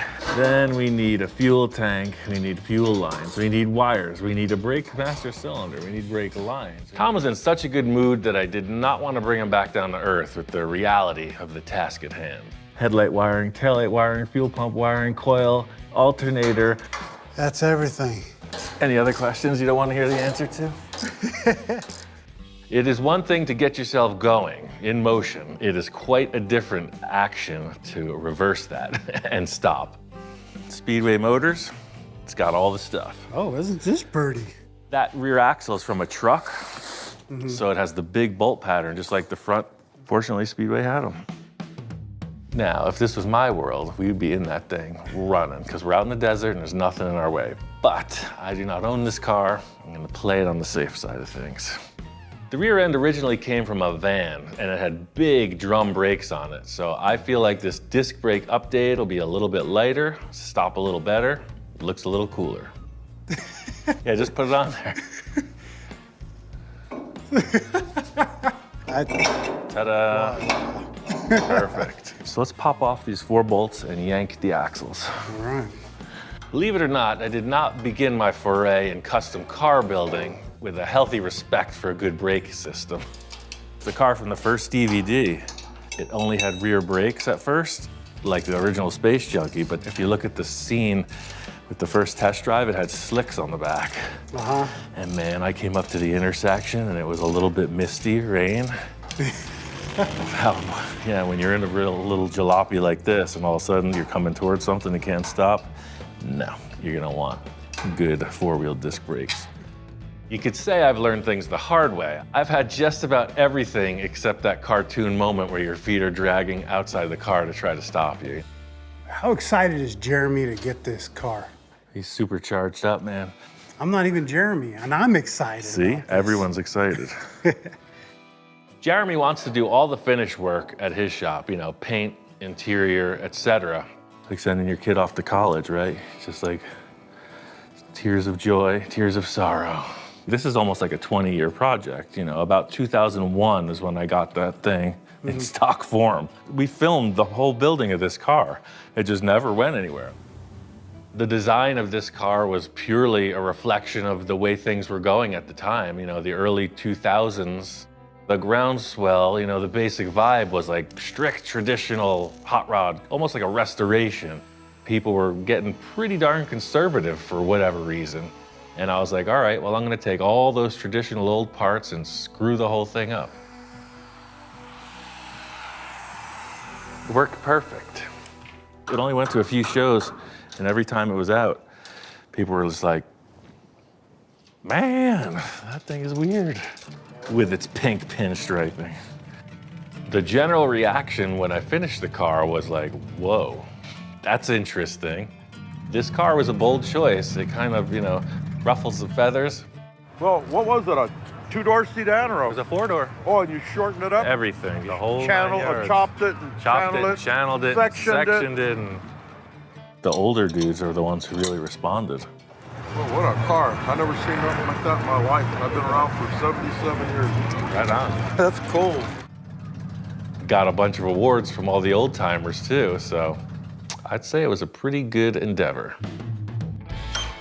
And voila, disc brakes. Boom, brakes are done. That's why I keep you around. Somebody in the shop's got to know what they're doing. Let's put together the steering linkage, and this baby's a roller. Like most of the mechanical things on this car, the steering gets an upgrade as well. This is all aftermarket from Speedway Motors. It's called a Vega box. It's gonna make it roadworthy. We got steering, we got brakes. Let's drop it on the ground. Yeah, wait till you see how low this car is to the ground. It's pretty alarming. Holy smokes. See that? The height of comfort. Lap of luxury. You skid right to a halt. When you can barely see over the tires, you're at the right ride height. I feel funky like a space junkie. That's what it's all about, man. Wired up, fired up. Made a lot of progress. Seeing it on 4 wheels, it's looking good. My spidey senses are tingling. I'm gonna go down and check out this Packard at Victor's house and see what progress he's made. Ian, what do you think? Do you recognize it? Well, I didn't know what to expect. I was thinking maybe you would turn this one into a 4-door and cut the roof off or something, but seeing it all ground down is nice. Victor's had the car for about 2 weeks, and that's a couple months in regular person time, so I'm excited to see what Victor's got going on. I've been working on the body work, even on the interior. My grandson was out there, he kind of watches me do what I do. So Angela, what do you think of my car? Look at me and Ian made, what do you think? Finally, I'm not alone. It looks like Victor's got a shop inspector of his own. If you took this to school, I think the girls would go, man, look at Angelo, he looks cool. For now, it's a Don't tell Ian, he'll be pissed off. He'll put you out in the desert and let the scarecrows get you. I'm sure his grandson is just trying to say, Victor, I love your ideas. Just take it to the next level. It's kind of like what Victor does with me. Since the car's been here, I come out at night and I just like focus on it, really just taking the car in, absorbing it. What else could I do to enhance it? Since the front end of it is so powerful, I want to keep that theme throughout the whole car. The front end is crazy. In the back, looks good, but I need something that when you see it, like, here I am, I'm backing up, get out of my way. Okay. This is basically the same rabbit hole that I went down. We both love the idea, the way the original Packard wrapped around the sides. What's gonna look best on the back of the car? See what happens. That's how I work, just being open to the collaboration, you know, the value of what the car tells you it should have. I mean, I don't think you can stress that enough. That is Cal Worthington approved. Stays with your same concept. We changed nothing but enhanced it, right? I think it's a solid concept, man. See, because you got this huge flat surface, and that's exactly what the Cadillac has, this massive shelf. Of course, you know, you modify one thing, it seems most times you gotta modify everything else, the full custom domino effect. The one thing I notice most in this rear bumper is the overall width. I think it's sticking out from the fenders a bit much, but Victor has another idea. What if I started 1 inch back from here and then come out to 3 inches with this skirt? What do you think of that? That really puts some hips on that car too, huh? With the great enhancer, who knows what will stick? For now, I think this is a solid mock-up. It's all a mystery until next time Victor wants to change what we've changed again. Tom and I are on a mission, and we are getting close to starting this thing. If we can get it to run, we're ready to cruise. This next step is critical. Jeremy and I built this really cool manifold setup. Just like the original engine, we used the Weber side drafts. These are really cool, man. Yes, sir. I just bought tubing blank U-bends, and we made it all. So the challenge here is to get both of these carbs to actuate at the same moment. So when you step on one gas pedal, 2 carburetors actuate. But what I'm thinking is, because it's already set up as this design with bearings, we're gonna put it sideways like this, somewhere in this direction. One rod goes to this carburetor, and look, it makes that one move as well. That's much more cooler than going out and buying something. So original Space Junkie was basically all used, old, repurposed stuff, mixed in with a little new. So 1948 engine, 1946 linkage, brand new carburetors, handmade manifolds. Perfect fit. This isn't Space Junkie, this is Space Gunky right here. Our wire wheel expert has spoken. It's time to get to it.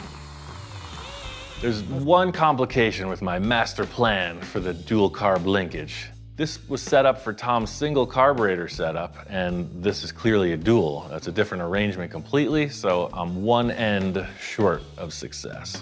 I wish we had the other matching one. How old school and cool would that look? You got those internationals out there. Look in there. Field trip. Yeah. Come on down to Honest Ian's used car surplus. I don't know, man. 3 strikes and we're out. We're back in the shop. That was strike 2. Let's see. Uh-oh. We do have some link. Oh, dude, hold on. Look at that. There it is. Let's take this hood off. Yeah, this is a sail too. Get ready. It's windy. And it's all there. I'm glad you polished this oil can, because it's going to get its first workout. I think it's really cool, man. Taking stuff off an old tractor for your hot rod. Repurposing stuff is my favorite way to build things. You know, it puts a fresh element a lot of times into your design. This piece isn't an exact match, but it's still got the same kind of end for the ball fitting, so it's a keeper. If my calculations are correct, voila. Aha, look at that. Dual linkages. Man, it's a good thing you keep all this old stuff hanging around. Note to self, quit throwing things out. While you're doing the oil can polish trick, I was thinking. So I did that mark, see? That ball is that far from the linkage. Okay. Whoa. Way off. Yeah. My plan of attack is to shorten the longer end. So let's pull it in. We will reduce it in length. There it is. That'll work as long as it don't hit the... Or we could come up with a cool little riser instead of like that. Put some holes in it, make it look all techy. That way when this comes down like that. Oh, I like that. We got the function, now we just need the mount. How's that for pretty darn close? Can I make a suggestion? What? It's good. I got an idea. I want to run it by you, and you tell me if it'll work, or if you're just like, no, I don't like that. I'm cool with it. But I gotta suggest before you start drilling into those. All right, let's hear it. Okay. This is Space Junkie. Think space. I'm thinking. I'm already thinking space. Starship Enterprise. Whoa. All right. Now, I'm gonna grab a couple pieces just to give like an example. Obviously, we would use different materials. It's not very often when Tom interrupts the flow with a suggestion. I don't know, maybe he's been talking with Victor. He's telling him to offer some enhancements. I'm not sure what's going on here.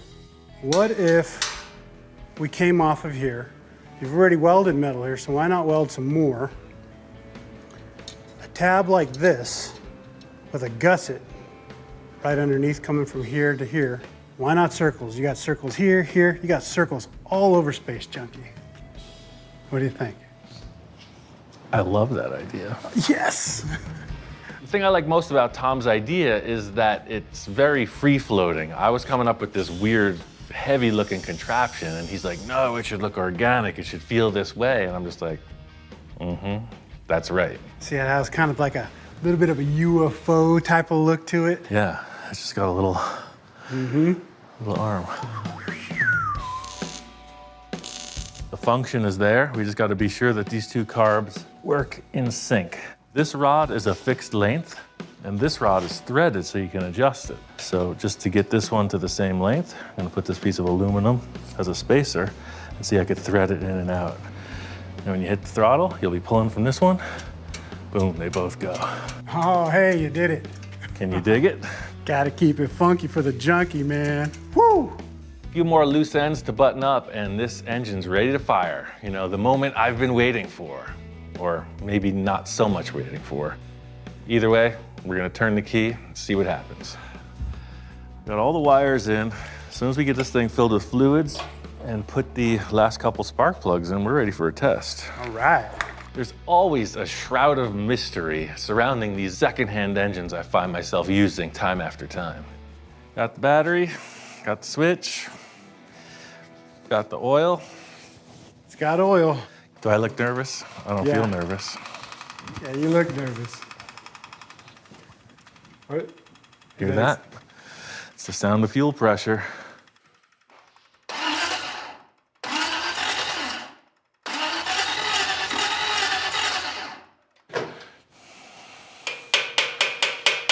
That's so frustrating.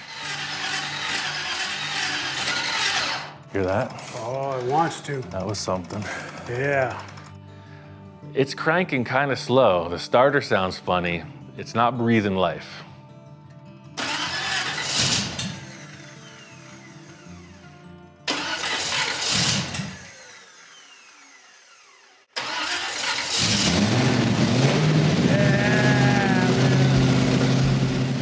This isn't what I was expecting. You know, of course it needs a little tuning. It's a fresh start, but these carburetors are pretty exotic.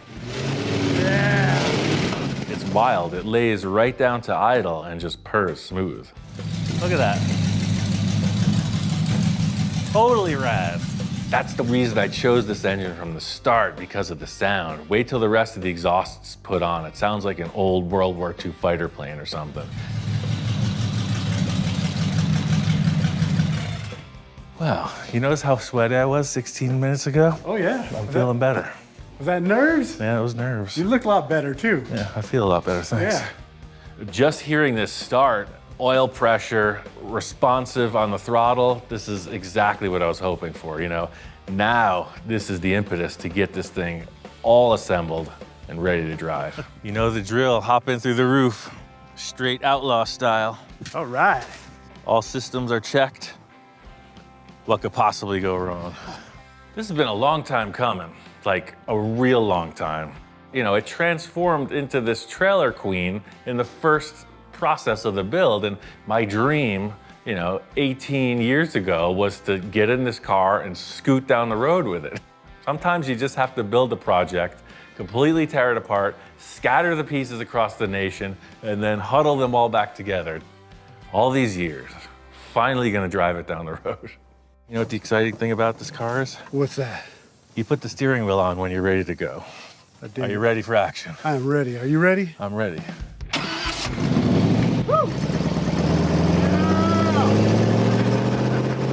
My intent from the start was it looks impossible. It looks undrivable. I mean, the seats are mounted to a piece of 20-gauge sheet metal. That's what separates you from the road.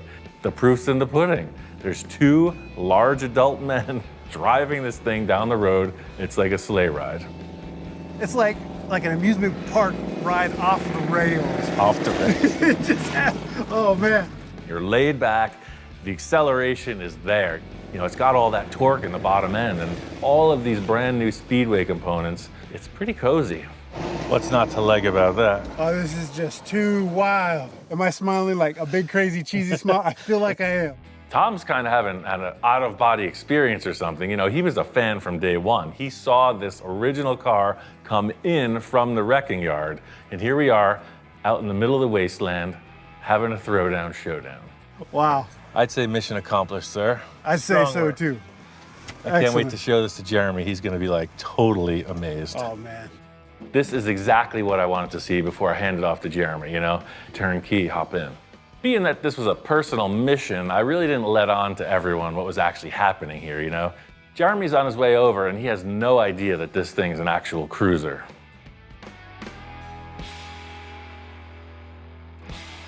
All right, man, well, I got a little good news. My friend Tom and I got this car running. What? I couldn't let it go without at least driving it once. My guilty pleasure. You're serious? I'm serious. Right now? It's all you. Hop on Ian, in. you are it, man. I could have just kept Jeremy posted on all the progress as we went along, but, you know, I like surprises. You're making dreams come true. That's my business. Business is good. It purrs. Yeah. Oh, yeah. Tell you what, I just came out here just thinking I'm gonna pick up a car, you know. I had no idea. No idea. He's mowing the lawn right out of the gate. That's a good looking car. I might have to build another one. Space Junkie 3.0. Now I'm starting to think things. Good call for saving it. Oh, yeah, Thank man. you. That's awesome. The plan with this from here on out is make Ian proud. My gears are already turning. Set him up, knock him down. That Space Junkie is history. On to the next. That Packard is calling my name. I called up Victor and I asked him to meet me at Gene Winfield's place with the car. Wow. You're usually the one saying wow. What happened? What do you think? I didn't realize you were already going into paint. I got schedules. Man, it looks freaking great. I had no idea. You know, Victor is a passionate man, and this car is way further along than I expected. He's got this monster green candy and all scuffed for a clear coat. You caught me in the middle of it. I mean, I just painted it. We color sanded it. We're ready to play around with the car, and then you call me. I know exactly what happened. You had one day off, so you went and painted the whole thing. I love it because we were always talking about like a monster or whatever, right? And what monster isn't green? It's a dark emerald green. At night, it's black. Nice. This is what it was. It looks great, man. I had no idea green was going to be the color, but it's perfect. I'm happy with the base coat, but it needs something now to change up the lines a little or to give it, I don't know what I need to do. That's why when you called and said, bring it to Gene, hey, if I could get input. I got a surprise for you, man. I'm glad you were able to just throw it on the trailer in the middle of your operation. Finally, I'm gonna do something for you that you weren't expecting. Gonna throw a real curveball at it. Let me introduce you to my friend. He paints cars. Ian. Good to see you. How are you? Gene's not just a friend, you know, he's always been more of a mentor, you know, someone who leads me into things that I wouldn't have done otherwise. This car's a really good example of that. But now you bolted in the trunk. Yeah, we closed that off. I love it. Yeah, when you came out to the house, you gave me so many good ideas from the section and the chop and, you know, a couple little tricks about cutting the whole roof back. I mean, it really evolved because of your ideas. Yeah, it looks great. The chop and the section is just good proportions. The lines are just absolutely beautiful. You did good. Thank you, sir. You could literally say this guy has seen it all. So if he says this is a good shot, I'm like, yeah, sounds good, man, thanks. This is your canvas, your Leonardo da Vinci. Do your thing. Okay, well, let's get it off the trailer. I mean, this is the like next level treatment I was hoping for this car, you know? In Victor's words, we're taking it to the limit. I think everybody's gonna be surprised and satisfied. We just don't know where it's going until Gene puts his hand to it. Well, what I like about this car is it's just a little bit different. As soon as I saw this car, I immediately started figuring out how I would paint it. Well, I'm gonna create a Winfield fade, so I'm gonna mix up some various colors so that I can blend the whole side all the way around. Painting cars keeps me young. Well, I'm 93 years old, and I've been painting cars ever since I was 15 years old. That works out to about 78 years. My latest slogan is, I'm just getting started. Each and every car that I paint, you know, I look at it and I study it for maybe 15, 20 minutes, and then I immediately know in my mind what it's going to look like. It all looks pretty good. I got a good start. I'm going to come up in through here and make this, the total blend is going to be wider than what I have going right now. And then I'll keep playing with the colors until I like them. And so that's what I'm going to do now, is just make this wider. I like Ian's work, and I talk to people about it all over the world. What he's able to do is to create something from almost nothing. I'm very happy to work with Ian on some of these projects, and I think we're going to continue to do that in the future. It's a good combination. I think it's just beautiful.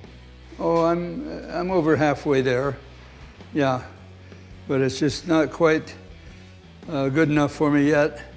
Brighten it up a little, I think it'll be all right. Ian, check it out. We got it finished up.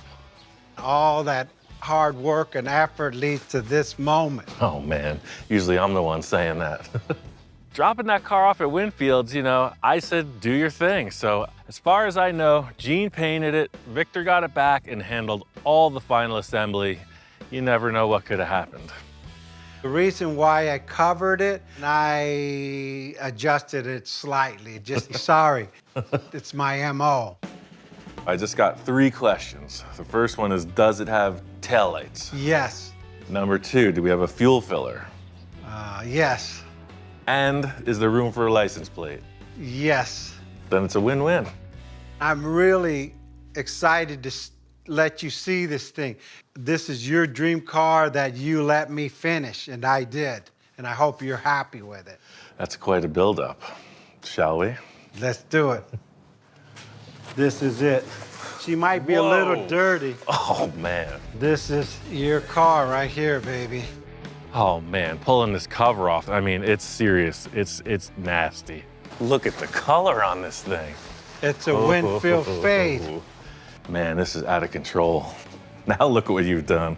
Normally, Ian calls me up and I'm walking in and, wow, that's cool. This time, we unveil the car. He looks at it and goes, wow, that's pretty cool. He was pleasantly surprised. I'm glad to see that. I love the rims. The freaking treatment of the painted bumpers is next level. Back bumper was a solid choice. He cut the thing apart probably 20 times till it finally fit.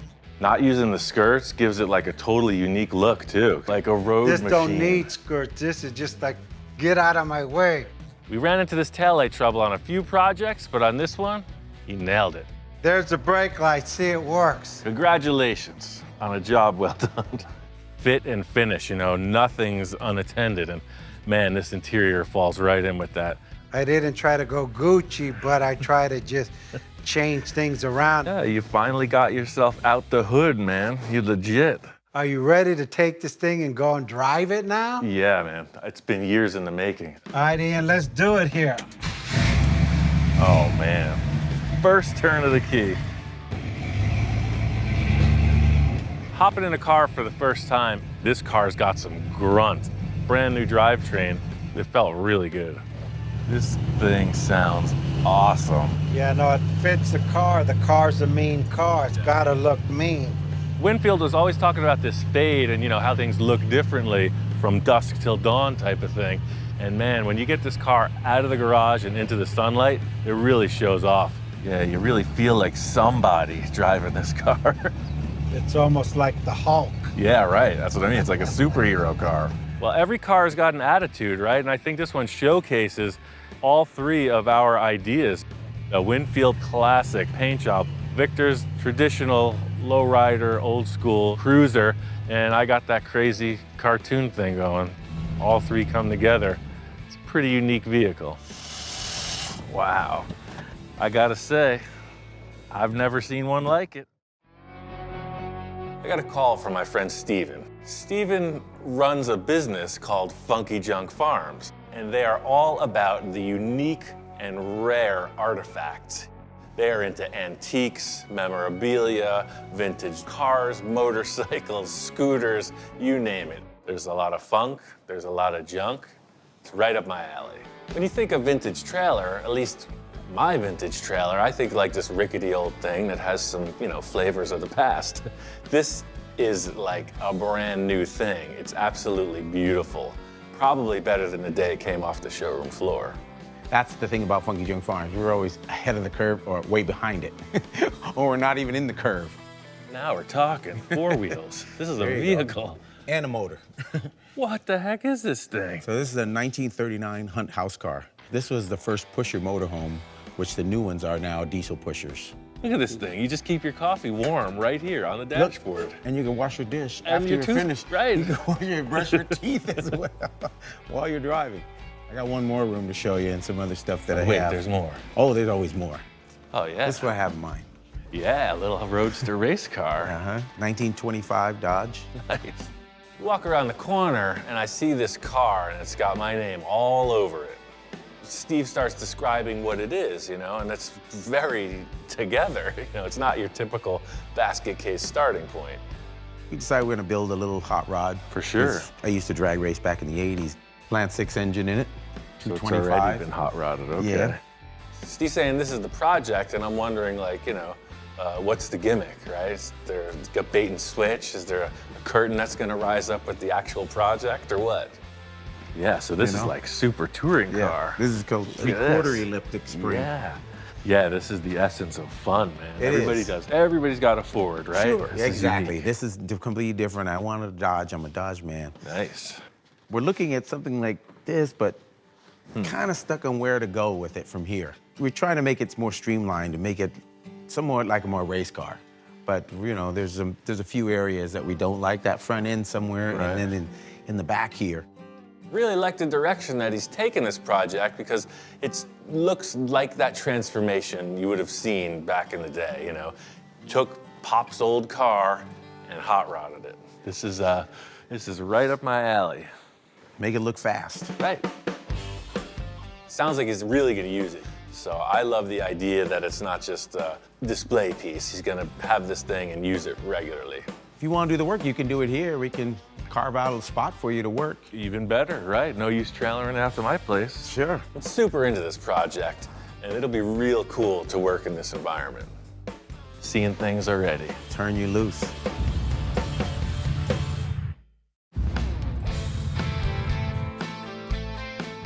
Got the car dug out and moved into the other side of the building. This place is pretty unique.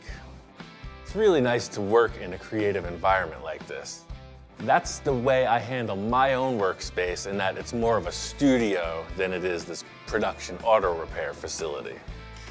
What's the deal with those signs, man? Oh, those are from I don't know if that's a self-portrait, but I recognize 2 of the characters there. it was a food event, so every one of them had to be food related. I mean, maybe if things work out, I can get my portrait on the wall too, you know? Me and the 2 dogs. I think I'm gonna get all the stuff that could catch on fire out of the way. I'm gonna pull the fuel tank, this big hairy seat.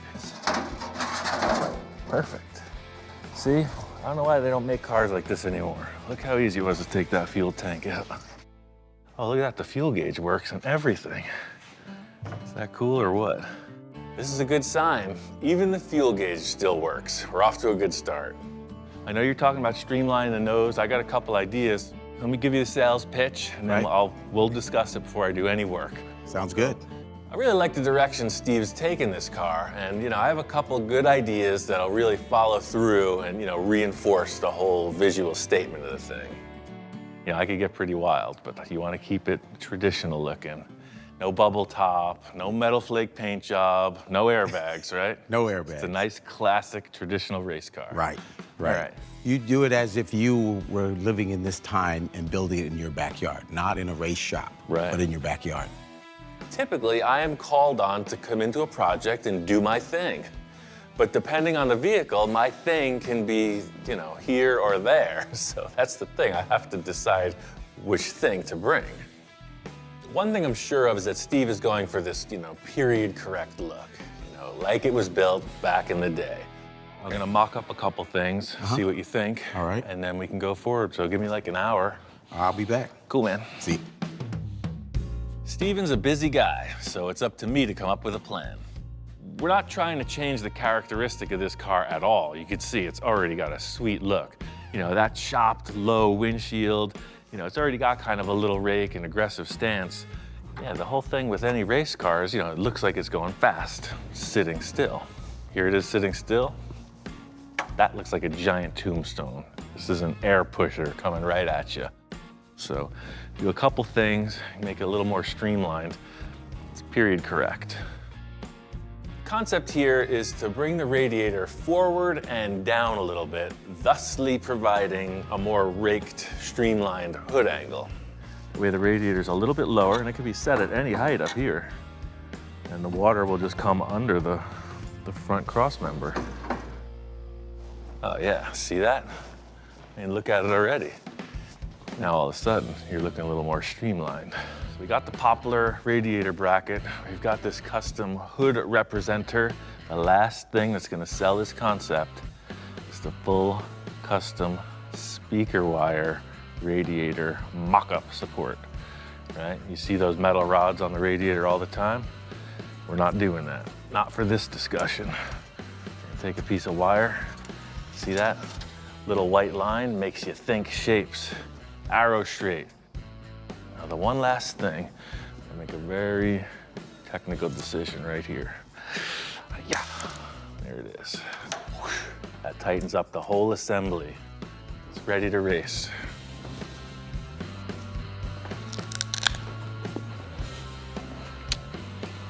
Looks good. Let's go next door. I got a mock-up to show you, but I need a piece of stock, like a 4x4 angle, anything heavy enough to support that radiator. Oh, I think I got some. So I'm thinking like 1/4 inch, like this stuff, but heavier. Right. So this is probably 2x2. Mm-hmm. Something bigger. Double that, and then thicker. Like here's 3x3. Like this. Like that. There it is. Well, what's that measure out? 4x4 by 3/16. There it is. Cool. Yeah, that'll be perfect. Let me show you the mock-up before we go cutting apart your stuff. All right. I'll show you the car and show you the concept. Perfect. This is great. They got stuff everywhere. It's my kind of shop. Yeah, so just check up that down there and we'll just carry on. Where'd you get that? I got people, man. Don't worry about where I get stuff in your shop. So here's where we're at. Got the fuel tank out and got a few lines presented. All right. Look at that angle. So this is what I'm thinking. Mm-hmm. See, it's ahead of the cross member and low. Perfect. Right, so the hood top will be the wood. Yep. You'll have 2 support bars in there where the white is, and then we can decide how far the hood wraps down. Come down, yeah. I was thinking that sheet I grabbed, I'll just make a new hood, like a race car hood, one piece. Yeah, one-piece hood, no need hinges on it because you just lift it off. Exactly, it'll be like a quick disconnect. And that's the way they would have built it back, Man. The ghost of the inspectors is in the building. Even though the inspectors aren't here, it sounds like they've got their comrades on the lookout. Whoa, did you hear that? Am I tripping out, man? If I know that bark, it sounds like we're headed in the right direction. Next thing I gotta do is make a couple radiator brackets with the material I got from Steven. All right, so the issue is with this water return line, it would be nice to just put this angle in. Unfortunately, it's right in line with the bolt. Hey, engineers, right? So you gotta come off the side of this thing. I'm gonna grab it right here where it's real strong on each side of this hoop. So that's our dimensions of the placement of these two drop downs this wide, and a crossbar will grab those. This is the simple structural element to the operation. Holy.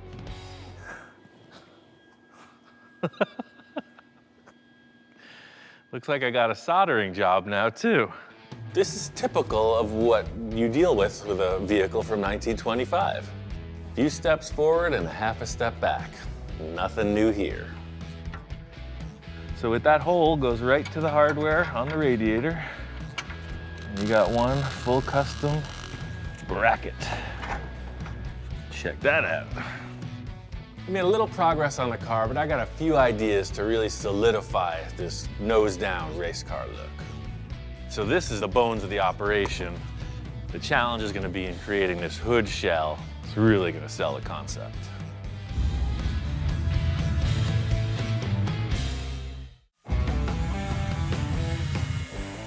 The next step in this procedure is to set up these two locating rods for the grille.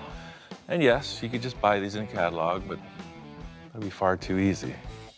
Every build is unique in the way you approach it. So Steve's statement of race car built in the 40s means everything was hand built. That's what I gotta do. Just drilled into these tubes a little bit, cut a 5/16 bolt, and you can see the index in there pretty nice. I'm gonna weld that. Key here is to make these parts look like they were always here, you know, kind of stealth. It's purely functional. I'm gonna put this little stud on there, and that's what's gonna secure it to the radiator. Now, see, you're not stressing the thermostat housing or the rubber hose. As fun as it is making little knickknacks, the real challenge is in shaping the hood. So, I have this specialized cardboard template style material. You see it all the time. And I'm thinking, instead of this piano hinge in the hood, instead of that, I'm just gonna make one solid, quick release panel. That way you're at the racetrack, it either looks like that or it looks like it has a hood. I've used some pretty outrageous template material on other projects, but I decided to go to the store and buy the good stuff. Now we have a definite center point, so when I make the template, I can always fold it like this. That way they're both symmetrical. Can you dig it? I know I can. Like every template, I'm making it oversized at first and then trimming it down to fit. See, so now when you pull it down, it's in the spot where the hood belongs. We got two different curves. You got this mellow curve across the top and then the tight bend there. I got a slip roller they brought over. So what I'm gonna do is make the deviation in curvature on my template. Oh yeah. Now we're talking. The thing with the paper template is it's just a starting point. I'm going to transfer that shape to the steel and then cut it out. Now we're gonna put in that slip roller and roll out the barrel. The tool provides one result. You make a nice round shape and the hood is more of an oval, right? So that's the thing. You have to use this tool in sort of an unorthodox fashion to get this elliptical cone shape. This is like man versus metal. It's a delicate dance. This is no battle. This is no attack. This is romancing the molecules. This is finesse. You gotta schmooze it. So you can see, that looks like a hood. So the next thing I'm gonna do is just like I did with the paper template. See, the metal's oversized, it's not sitting in the place it's supposed to. I'm gonna get these gaps nice and even. front and back are trimmed out close enough at this point. The main factor is figure out how low the hood sides are going to be. So what I'm seeing is the angle of that door coming straight through the hood.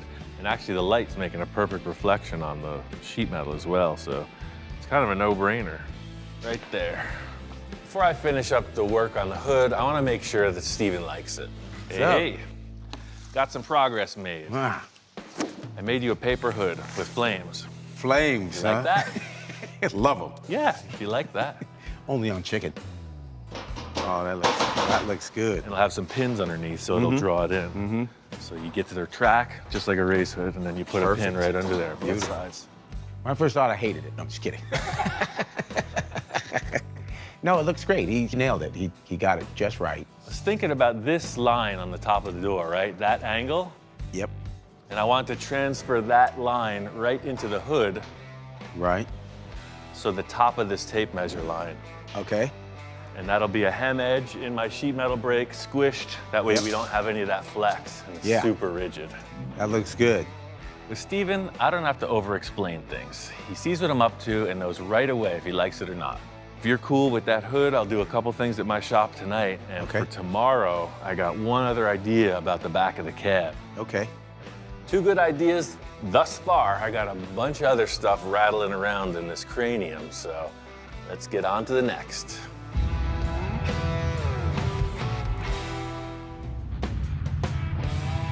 I got my trusty tube bender in the house, and I'm ready to make some progress on the rear of this car. All right, so the whole deal is this square tube is gonna replicate the structure that was originally in the car. If you're in here leaning your elbow over the edge, you're gonna get sliced. These were the inner hoops that belonged in the car, and they were up here. So what I wanna do is basically do the same exact thing, lower it down, and make it at a square stock. That way it's stronger. The body has relaxed into this funky shape after I cut the structure out of it.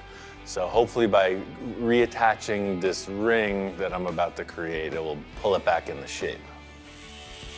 The whole process here is just sneaking up on the goal, trying a bunch of different techniques to get the results I need. Hi-yo, here we are. Forklift is heavy. This is the old adapt and overcome trick. I don't limit my work to only using metalworking tools. I do whatever it takes to get what I need. Look for the heaviest thing in the shop and use it as a lever. This tubing fender is only going to take the material so far before it kinks, so I will resort to the oldest trick in the book, the old pie cut technique.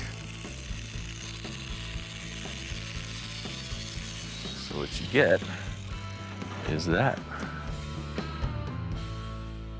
This car does a weird little hoop right here. Check this out. See how the radius follows the sheet metal perfectly?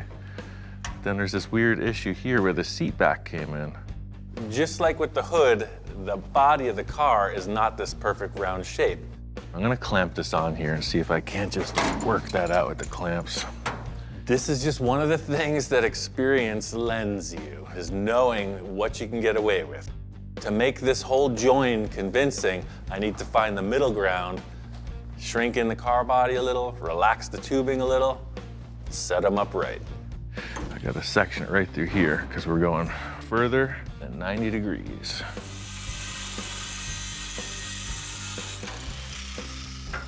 Using a whole bunch of clamps in a specific arrangement is hopefully gonna make this work out. I call this a success. I think I'll get out the welder, do a couple tacks in there to get these high cuts in order. The biggest challenge here is the shop inspectors are on their way in this afternoon, little guest appearance, etc. And I told them it would be done this afternoon, so hopefully I'll have it in order by the time they get here.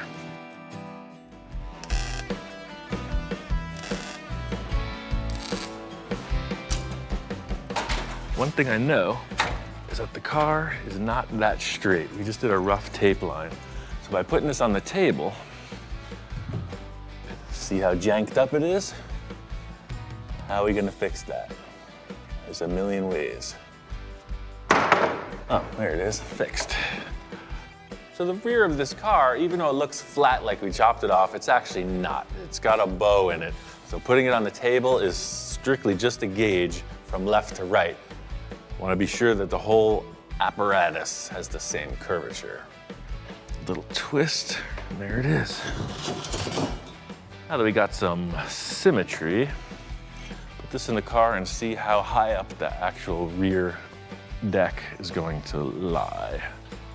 You could see how different the sheet metal was from being straight, so this is definitely coming off.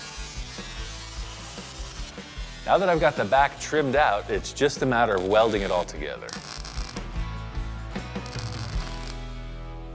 Welcome back. Got it finished just in time. You know, this is perfect. This is the look I wanted right here. It looks good. It was good to see that Steven liked it. You know, it's a delicate balance between fine fabrication and this backyard aesthetic that Steven was looking for. Just subtle changes make the car look completely different, you know? Oh, for sure. The whole idea is when you stand back and just look at it, you know, it looks like a race car now. A few more things to go, and this project is across the finish line. All right, so the whole thing with this seat is, just like the rest of the car, they want it lower and leaner. I took off that flange that was sitting there and was all rusty. And this is gonna sit pretty much right there. Not only does this car need to fit the bill aesthetically, you know, the seat needs to have a good solid platform. See what's happening with the cushion? It's doing the flip-flop. So I just gotta put a frame from here right out to here, square it off, and that's the story. Even though this is a really simple structure, what it's going to do is make that stock cushion seat really fit in the car, you know, give you a secure feeling. So the whole key with these little spring clasps is cut out these pieces of angle that will be the receiver. They go in like a little blade. And then I'm just cutting this chain, which will be the eyelet that the top side hooks in. For my next act, I will attach hood hinge latches.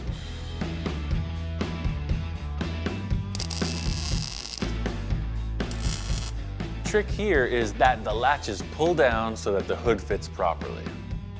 The springs finish off the look on this custom hood, you know, very antique.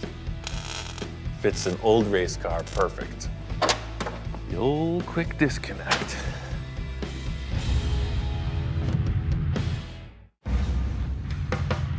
After my run-in with the issue with the radiator inlet, it's time for a little session of Roussel's custom radiator repair.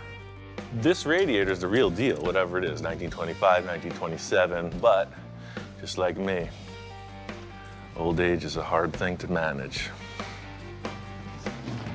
This period-correct radiator is a cool piece and totally worth salvaging.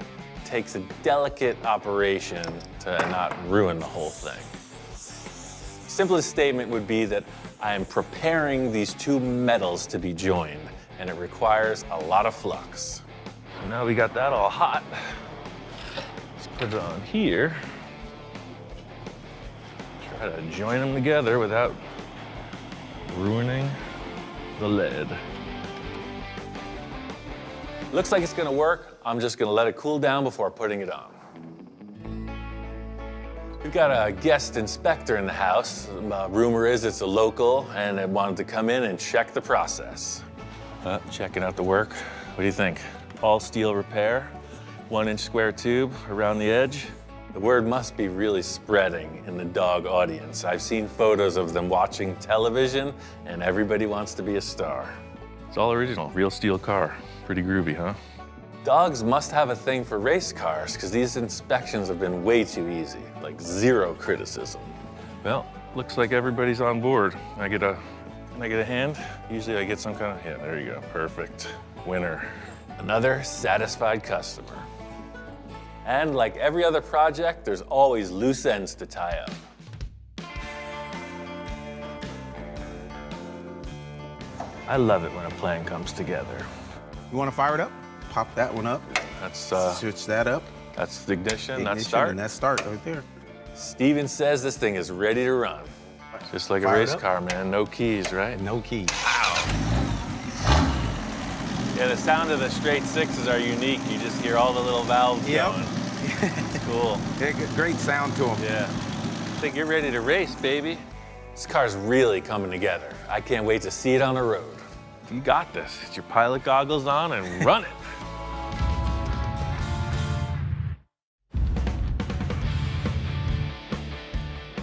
This old Dodge is ready for some dodging. Take it out to the top secret proving grounds and we're about to let it rip. It looks ready to race. I'm even ready to race. I cut my hair off. Oh, I hadn't noticed. Low profile, ready for a new change and a new car. Yeah, man, this is cool. Yeah, good call just leaving it steel, man. It all fits. It's good. I know Steven's excited about driving it.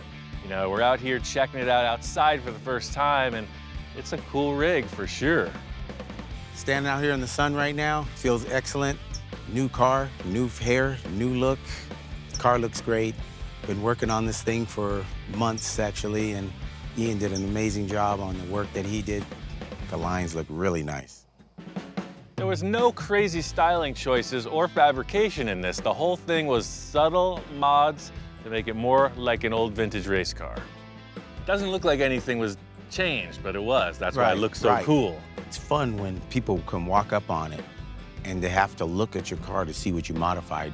Get in there, I want to get your victory shot. All right. I saw him sit out in the car, and it's like, whoa, that thing we did by the door jam totally works. Now it's like you would see somebody in a race car, not in a passenger car. Look, if I had my afro, it would have gone way up over here now. Well, exactly. Just like you see those speed, you know, the wind tunnels, that would have been a drag. You could have broke your neck. Yeah, I'm really excited about getting out there and driving this damn car. It's been locked up in my shop for a year. I'm glad that it's done, and we're gonna get it out and see what it can do. I'm ready to drive, man. You either get in or I'm leaving you. That's why I showed up here, man. Enough with the jibber jabber. Run this thing. See if it goes.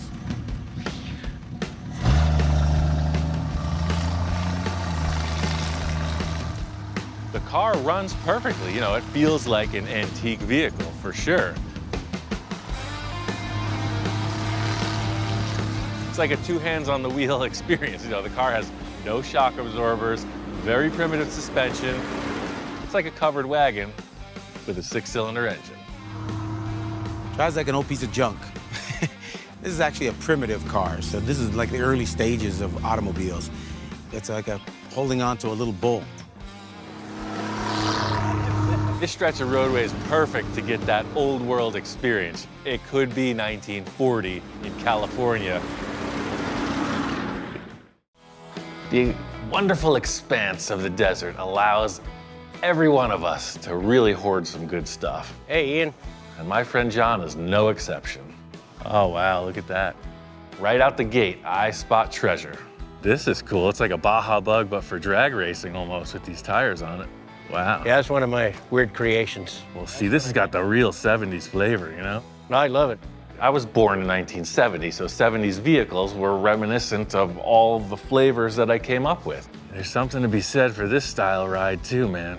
That's my first love, is that styling period, and I'm trying to make that translate into this new project. Take me to your treasure trove. They got all the goodies out here in the back. It's like he has his own little paradise out in the middle of this wasteland. This is basically the junk pile, but I think you'll like what I have out here because I think this is what you're going to be really interested in. There's the jewel on the lot right there. That's what I'm talking about. My passion, at the root of it, is weird cars. So, hey, it only lends itself to all the fiberglass kit cars that were built in the 70s. Oh, I got a thing for fiberglass buggies. You don't know, I've done a couple of them in the past. This is a later model because it's more square. The earlier ones were very round. There's so much you can do with it. There's no really structural damage or anything to it. No, this is in great shape. The thing I like most about fiberglass buggies specifically is that they're lightweight, they're super strong, and they just look cool. Depends what world you're living in, but in my world, all these elements add up to the perfect wedding gift. I think this is definitely the move. If you're interested in this, I'll make you a good deal on it. And like I say, I'd love to see what your final product is with it. Say no more. This is just a bare body, so now we're on to the other pile of parts. I think I got what it takes to make this thing come together. Some people collect watches, some people collect artwork. My favorite thing is used car parts.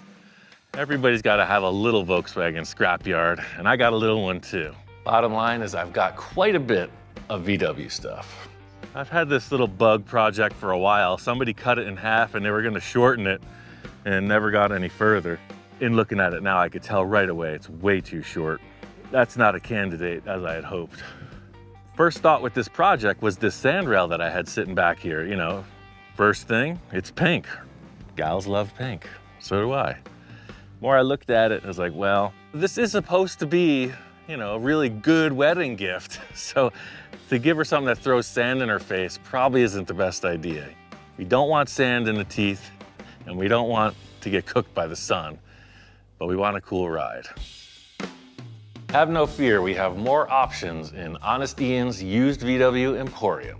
One cool thing is I have this stock length floor pan, and it's got surface rust. It's got a couple modifications to it, but it'll be ideal for the Buggy project. The whole thing is start with a clean slate. So starting with an unmodified stock floor pan, it's just as if you were doing it back in the day.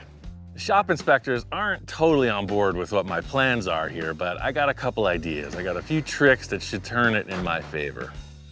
There is no time like the present. Let's get back to the shack and start configuring. I've done a bunch of VW Dune Buggy projects in the past, and I put a spin on each one. They all have a very unique character, and this one will be no exception. They do say that diamonds are a girl's best friend, but I don't think we're at that capacity just yet. If there's one thing I can see, is the diamond in the rough. That's the key in every relationship. It is not forged at the starting moment. It's nurtured, it's built up.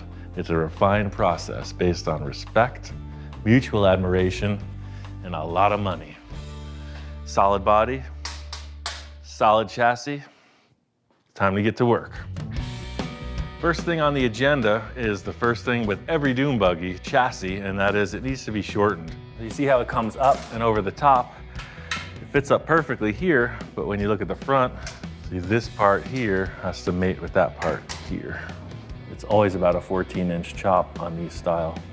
You always take it out behind the emergency brake because that's one of the straightest parts in the whole chassis. I'm not 100% as to why Dune Buggies were created on a shortened floor pan, but I can imagine the turning radius, you know, they'll turn corners a lot tighter when they're shorter, and the shorter wheelbase acts kind of like a Jeep in that it won't high center, won't get caught up between the tires if you're crossing a rock or something. Bottom line is the shorter wheelbase makes it look a lot more like a toy, and that's all thumbs up from me. Kind of like a heart transplant, you get to see all the things. At this point in my career, I've done so many of these projects that shortening a floor pan is kind of like washing the dishes. You know what you got, you know where you're going, and you just go through the process. All right, well, that's the 14.5-inch section. You can see it's very close. What I did is I made this key cut here. So see, the floor pan will overlap the rear. So I got two keys. So these will join on the edges, but then the center sheet metal will be a lap joint. This slice and dice was the first step in our Buggy creation, and you know there's gonna be a lot more where that came from. It's gonna be awesome. You know, back in the day when the Dune Buggy craze was really in its prime, you could buy just about everything. It was a real catalog-oriented bolt-on market. So people were building their own stuff, and that's kind of where I'm trying to stay. It's like, well, every catalog built Buggy would have certain elements, but mine are unique. I just want to chuck this body on here. That way I can take a look at the front end and see like how the bumper feels. Perfect fit, like it was made that way. You can see with the shortened wheelbase, it's already got that speed buggy feel, you know? You got your rear tire here, you got your front tire here. As per the usual, I like to loosely assemble all the parts just to see what I'm working with. It's gonna be a tube bumper, so I got a piece of tube. How's that sound? I was thinking like it would kind of curve up, just following kind of the line of the Buggy. I have a small skid pan in the front. I'm not thinking anything crazy elaborate for this front bumper. You know, I want it to look good, fit with the body, and just protect the underside from the elements. It's cool, I'm just gonna take some right out of the center. This style of joining the tubes is used all the time in a lot of different ways. It just becomes part of the assembly. It's trapped in there and it makes the tube join way stronger. Now, how do we attach it to the car? Let's It's the old welded jack stand technique. That. A method as tried and true as the jack stand itself. That's what I'm looking for. It's not straight down, it's not just bland. This is what I was hoping for, you know? It wasn't a real wild throw of the dice. I just needed something that looked right on the front of the car. So this triangulated structure will be plenty for this car. It's not gonna be doing the Baja 1000. Starting to look a little bit more the part. I think my big issue is the way that the shape of the fiberglass looks with the tube right now, but later when the body's mounted, probably gonna trim it just like that. The last element to the bumper is a skid plate. These fiberglass bodies are pretty weak, and the gas tank is right up front, just like the stock Beetle, so the skid plate will protect anything from coming up and piercing that fuel tank. I like to keep it real simple in the Wild West. Just a few simple mounting tabs underneath, and this skid plate is ready for some skidding. Now, one cool thing about these screws is they never seem to go in on the first try.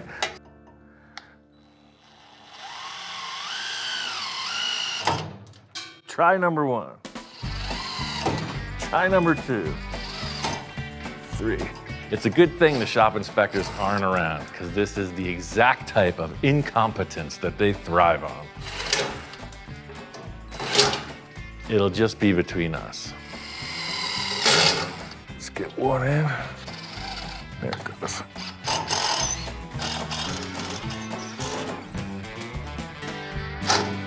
I look at that bumper and it's gnarly, dude. One big aesthetic with a dune buggy is the exhaust, because the engine's exposed. These are kind of old school. They'll shine up, there's no real rust. Kind of like a jet boat look. Makes a cool sound. I got all this cool chrome stuff for the engine. Chrome valve covers, chrome alternator, chrome cylinder tins. I got carburetors, I got pedal assemblies, I got brake hoses.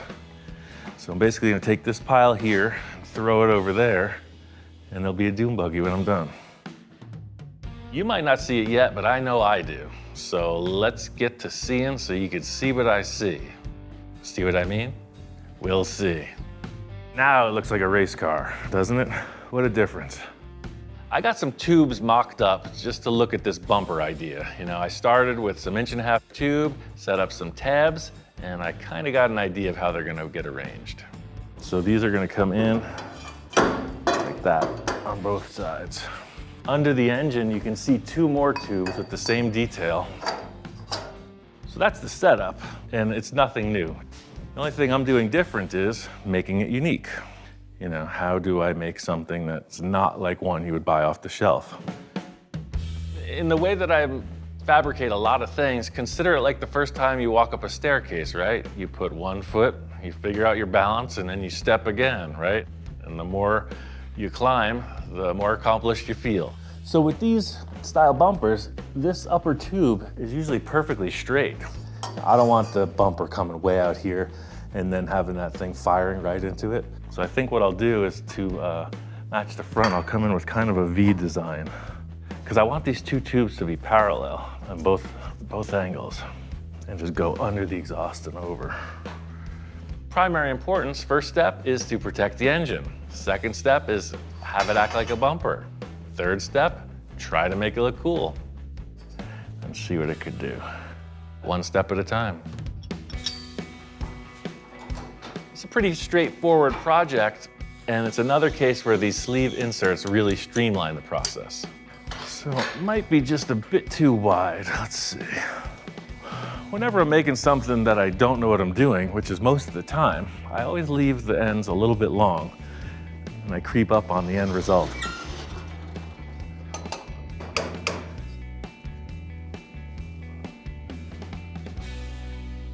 Looks good in tint.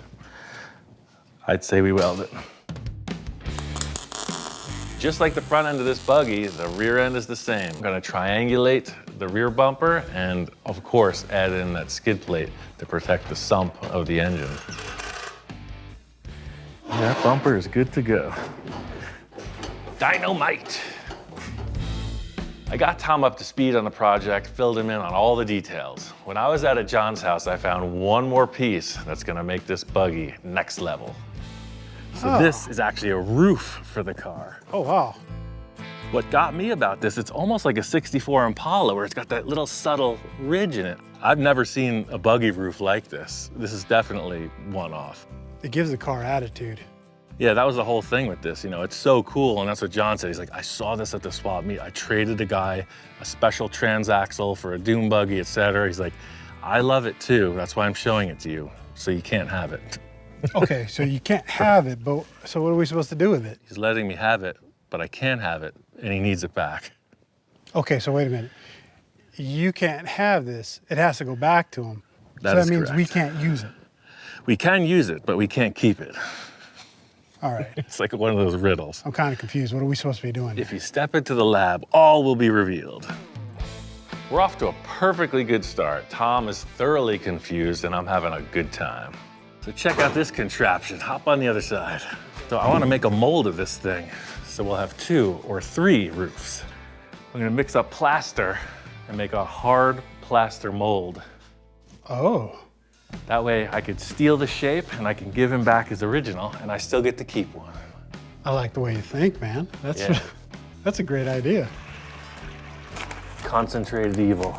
The more you mess with this, the dirtier it gets. It's like playing with powdered donuts. This is a very hands-on approach and not a spectator sport. I like that old school technique you're using. Gotta get all the lumps out. Get in there and mix it up.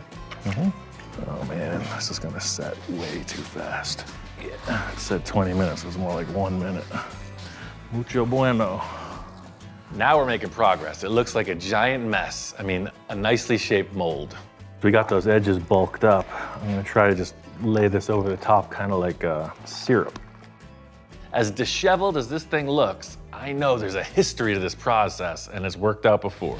All right, so now we take all this burlap and we just start coating it. Slap it. Dip it and slap it, huh? That is correct. So just like you got a cast on your leg, it's the same thing. Now all we have to do is let this thing dry and the beauty will be released, like a moth emerging from a cocoon. Man, you weren't kidding when you said it's gonna make a mess. And you know what Ed Ross said? What did he Big say? mess, big success. Sheesh. Tom, we've done wrong. Dude, what happened? I was here alone, I was feeling ambitious. I put a strap around it, I tried to lift it up on the chain hoist, and when I rotated it to flip it over, every time I moved it, it just came apart more. As soon as I saw that crack the first time, I knew it was game over. That's why it's all crunched up. I balled it up and threw it in the corner. I set it back up and I made a new mold right after that, same day, back Oh wait, to back. this is a mold? Yeah. I thought this was the roof. No, this is the new and improved mold. It's the same concept, but it's fiberglass now. Oh. So this is what we're supposed to have with the plaster. So see, you can just lay it upside down, and now you have that perfectly smooth, finished shape. There's your negative of the roof. Dude, why didn't we just do this to begin with? Just try to work it as quick as possible. Some may say, you know, Ian, that's a lot of work for such a simple roof, but you know, I want it unique, I want it custom, I want it my own. So I'm just gonna keep on slogging through to get what I need in the end.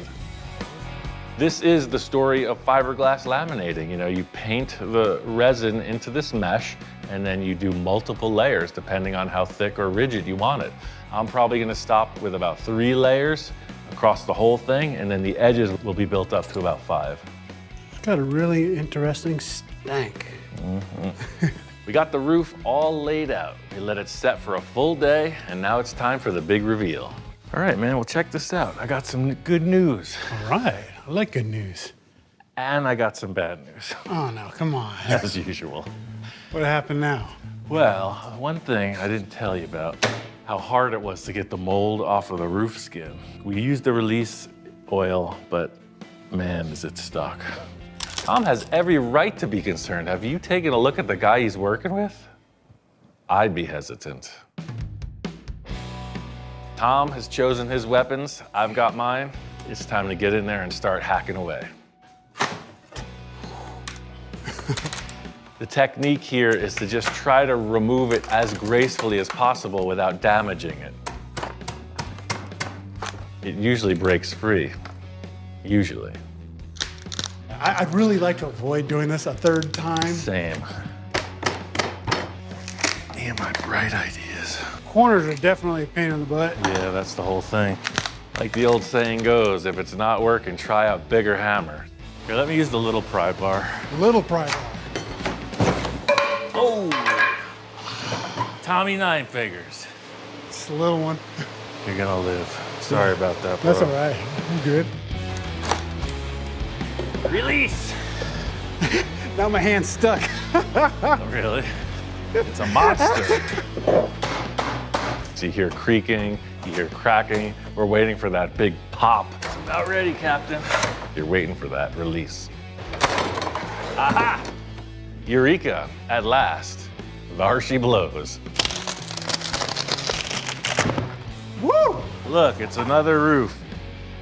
It was a total relief that the thing came apart. Unfortunately, it's not in the best condition.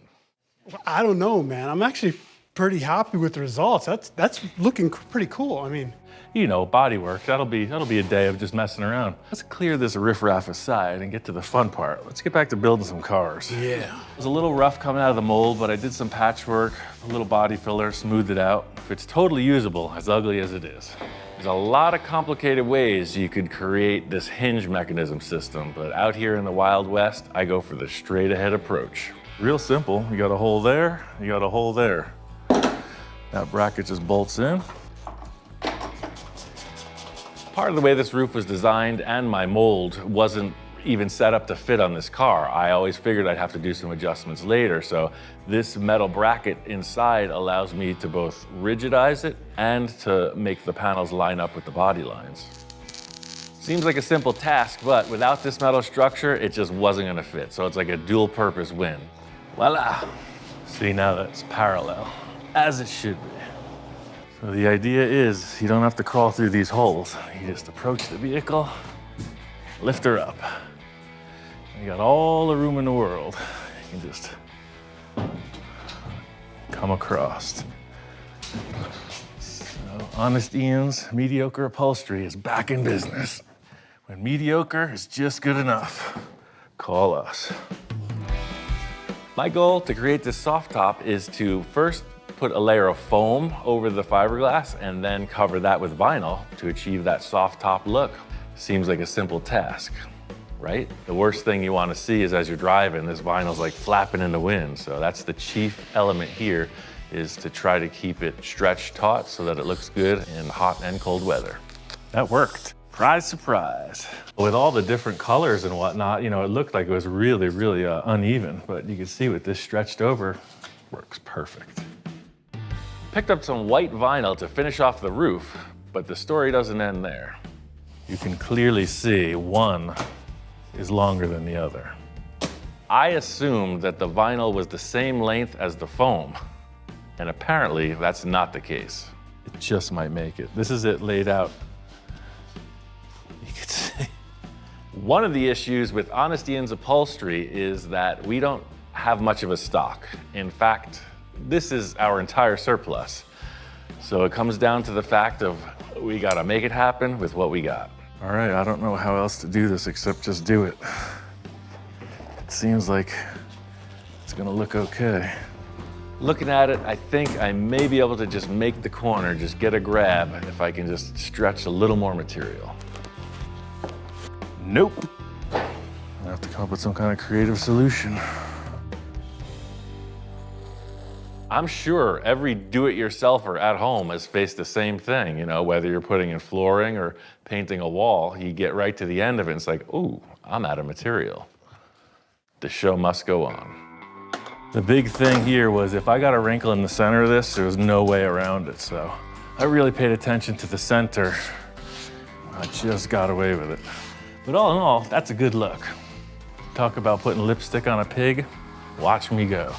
Next up is the paint, and that will offer me some time to consider my creative solution for this roof issue. I like that, it's like an arrow. So what if the graphic not only was on the hood, What if this line came all the way through like that, but then it continued back here? So it's like it came through the whole car. Yeah, no, that is really cool. The way it comes down, shoots all the way to the back. This got kind of like that, you know, Wonder Woman, kind of 70s, kind of pops off of the surface. You think about, you know, the t-shirt styles in the 70s, or like the tube socks with this, you know, very simple lines on them. We're trying to translate that flavor into this. You know, yellow's her favorite color, so I mixed up this paint. I know she's gonna like it. Very 70s. That's what I was thinking. Very you know? 70s, I love it. That with a little flake on top of it, I think it'll look mellow, and then in the sun, it'll have a lot of action, you know? Let's mellow it out even more. Oh yeah, look at that. That just went to custard. That's a mellow yellow. Nice. It looks like we have a perfectly loose plan. I'm gonna let Alan do his thing. Make Jamie happy. Make her proud of me. Yeah, definitely. I think this dune buggy's wrapped up. First and foremost, shakedown run. Desert hills, you run this thing and see what falls off. The terrain around this area is pretty unique. It's not like sand dunes. That's why I chose the tires I did, because this thing, it's like a little tank. The short wheelbase, and when you put big tires on them, they bounce around. Watching them go is only half as fun as actually being in a driver's seat. Alan was a huge help on this paint work. It's very simple, but there's a couple details in there with the metal flake that really makes it count. Now it really hits home. Like, why the heck was this guy building a wedding gift that's a weird old dune buggy, right? Now you can see, got a lot of trails, like hundreds of miles of trails when you go out touring. I gotta say, I hate to be selfish. I love this car. I hope she does too. So, for the lady that has everything, like what could a man like me possibly offer? And all of the ruminating has led up to this. Oh my God. Is that a dune buggy? Yes, thought you might like one of these. I love it. It's amazing. Yeah, it's basically a Volkswagen, it's a stick shift, but it can go anywhere, all around here. Right. Oh, I know how to drive stick shift. Right. I gotta say, this is why we got married. She's thrilled. You know, sometimes I could impress people, and she's one of those people. It's perfect. Got some Mustang taillights. It's I got a love Volkswagen it. engine. It's got the metal flake paint job. Is that glitter? Oh yes, it's got the glitter.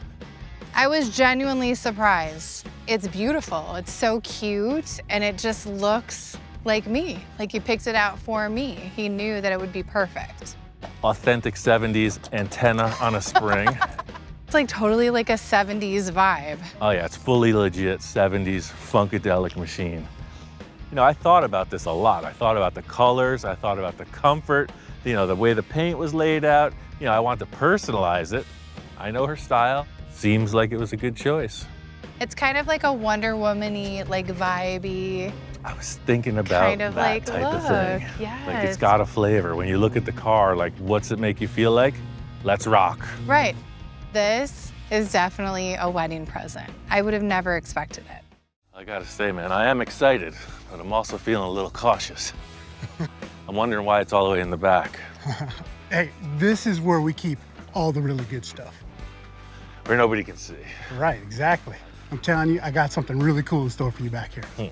After you. Oh, wow. There it is. Heck yeah, that is cool. It's like a 46, right? 47. 47. That's a nice car, man. I gotta say, this car's got a ton of potential. You know, this is one of those things I was not expecting. It's in great shape. You're stepping up your game. This one actually has windows in it. This is the point where you say, no, it's the car behind there? Yeah. Or is this the one? This is it, man. This is like a really good condition car, man. Oh, yeah. Oh, you're gonna love it inside. Oh, wow. If you know me, you know I'm usually not called in on a project that starts off looking like this. So who knows? Maybe times are a-changing. Tom's been a really solid friend for a lot of years, and it really helps that he's the closest person to the ranch. If I'm traveling, he's watching the dogs, feeding them, etc. I gotta say, he is their #1 uncle. So I'm more than happy to reciprocate, get his car over here and get to work. Home sweet home. Let's see what this thing's made of. I think this project might be Tom's forever car, so I want to do everything I can to make it right. Don't hurt my car! You did it. You know what they say, when one trick works, go right for the next. Or at least that's what I say. So do this in the scrapyard all the time. When the bucket comes in, just drop it in the bucket. All right, man, this feels like out of the frying pan and into the fire, though. We're there. Ooh, it's working. Whoa, whoa, whoa. At all costs, this car will get in the shop.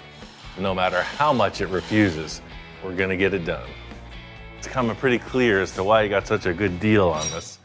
It's becoming even clearer as to why it sat still for 10 years. All right, what's going on in here? Ah, there's your problem. So somebody went in here with a saw and for some reason cut the steering box right out of the thing. And the whole transmission is disassembled. I mean, what's the end game with it? Obviously, you want to drive it. Yeah. I mean, my hope is that we can do this simple. When a client says they want to keep it simple, it means to me that they're very much misleading themselves. It's never simple.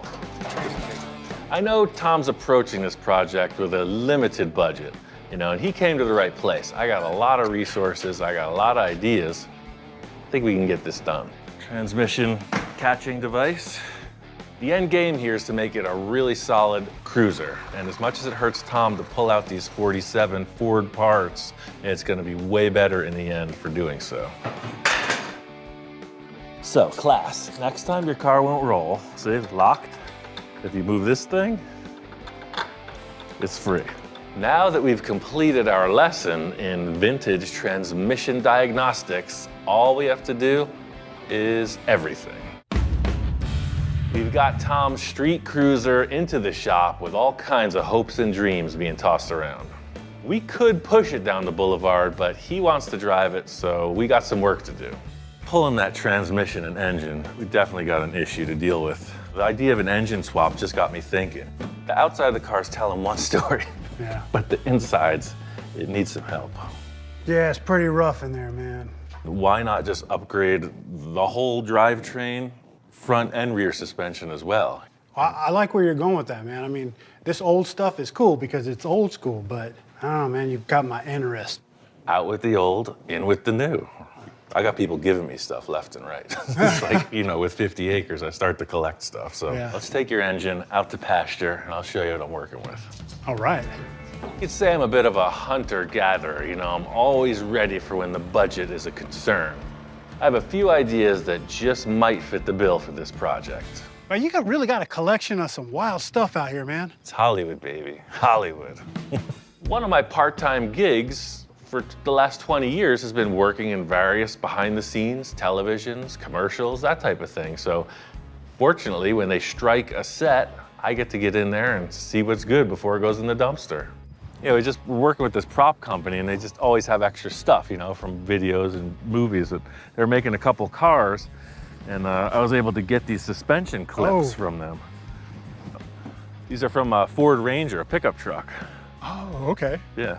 So what it is, you hear of a front clip installation. That's exactly what this is.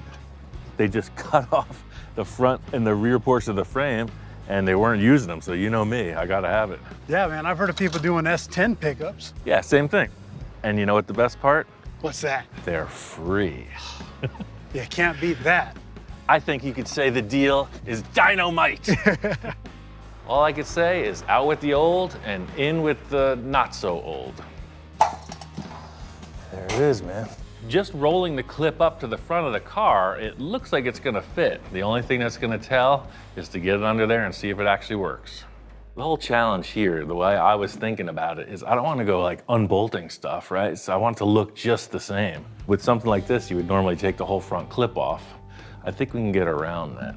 Also, I think we should just cut 2 big windows in the inner fender wells and make them removable. Yeah, man, when you start talking about cutting up these old cars, I start getting a little bit nervous. But at the same time, I'm very excited to see what's gonna happen. So what you're saying is that you're both nervous and excited. Yeah, man. Sounds like a first date. It's like a roller coaster, bro. The fact that Tom has his camera out means that his nerves has settled a bit, and that's good news because the worst is yet to come.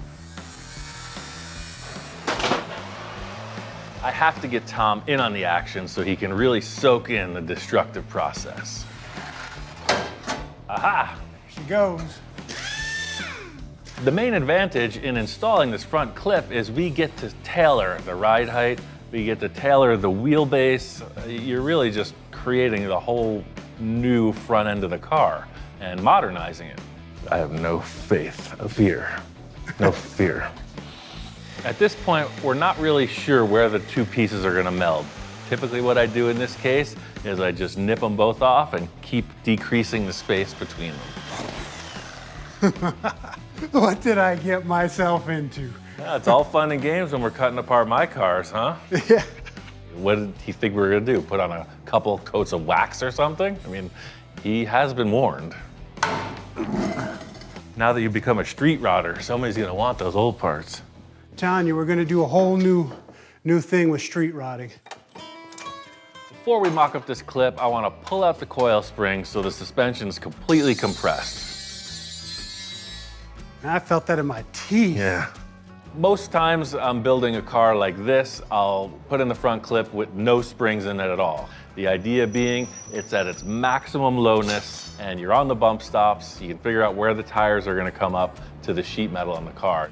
Now you really get a sense as to how wide the frames are, huh? Look at that, they're very close. That's good news. It's a relief to see this front clip up under the car. It's always theory until you really get it to position. The other news is it's gonna take a lot more to get this thing all fit up. So the point we're at now is we need tires. The diameter of the tire is gonna dictate the ride height ultimately, because we can put this frame, like I mentioned, anywhere, up or down. It's your street rod, so go get some billet rims. We'll figure out what we're gonna do with that, and I'll make some measurements. Brought some steel and some rubber. Oh, steel wheels. What kind of street rod are you building? No, man, I gotta have steelies. Nice. How do you produce those overnight? I got these from my cousin. It's a perfect choice. I gotta say, Tom, as a designer, thumbs up. Some other clients come in with some odd tire and rim combos. Not Tom. He does it right every time. Oh my gosh, Ian, you gotta look at this. That is a beautiful thing. You know, Tom, that is a beautiful thing. It's just gotta be much lower. Much, much lower. As close and cool as this looks, I mean, the challenge is pretty advanced at this point. We need the tire to look proper in the fender well opening. On top of that, raising the front clip up in the car, we want it to look like it belongs to the frame of the 47 Ford. So it's gonna be, like we talked about, a big Z in the chassis for sure. Well, I'm ready to get to work. The good news is the tires fit the wheel well like we want. The ride height on this, as far as lowness goes, is limited by where the tires are going to ultimately hit the fenders. So let's just make this front end as it is, as low as possible, and then we'll figure out the rear end after that. Okay, you got 2 different cuts here, two different lines. Well, that was my first thought. Okay. My second thought was the second line. Can you dig it? All right. I'll race you. Yeah, but look at how...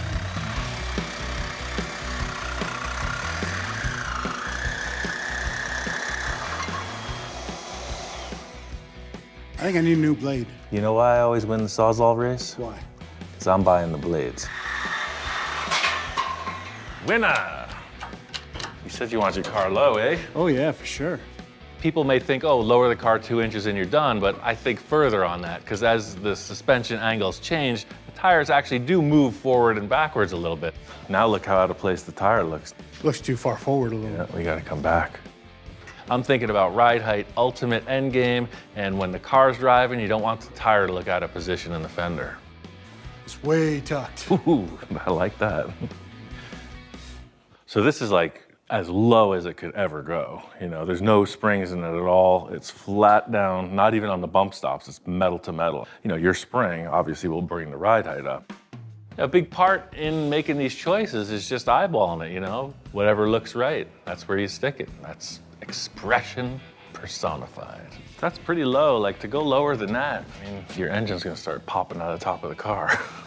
Yeah, I thought we were gonna do a plexiglass hood anyways. Hey, count me in if you want to go that route. I think this is the final resting place for the clip. Now it's the tedious process of alignment, measurement, and then bracing it all to make it count. After I square it up, Tom is making some plates that will box it all together. I get it, I understand it, I think. The Z shape that I'm going for is like the Zorro, the capital Z, big, bold moves. Now it's just a bunch of busy work on the structure side of things. Once we get all that figured out, this clip is in business. We are making progress on this one step at a time. Got this thing dialed in, man. Check that out. Wow, it's all oh, no engine hoist. Yeah, it's connected. It's floating there. There it is. Man, I like what you've done. Yeah, see, so that step became more of a Z. See how I had to kind of wrap the steel into the cross member and whatnot? Yeah, no, it flows really nice. Oh man, nice finger. What happened? Picking your nose again? Yeah, I laid it open with a grinder. Ow, better you than me. If you're working with metal, you're gonna get cut. Check it out, I still got all 10. Yeah. It's all about discovering your limits, and Tom was introduced to the fickle finger of fate. Yeah, man, it looks really stout, really sturdy. For sure. It took a lot to bend those plates. There's nothing like the first look at your new ride. Drop her down. Looking good, looking better. Yeah, it's bottom out on the jack. That's how it's supposed to be, man. The jack's supposed to get stuck. It would not be a true Roussel original if you're able to put a standard floor jack under it. Oh boy, that is low. That's how it's supposed to sit. I'm real happy with it. It's probably a bit more radical than Tom was even expecting. Yeah, I mean, you can see the tuck in those front tires. It's on point. Dude, can we drop the back down? Yeah, that's next. That's why we got it teeter-tottered like that. The whole rear axle is disconnected. So I got a cool thing to show you how that's gonna come together. Check it out. Oh, right on. I've been ruminating about all the ways I could step up this project for Tom, and with the rear suspension, it's a no-brainer.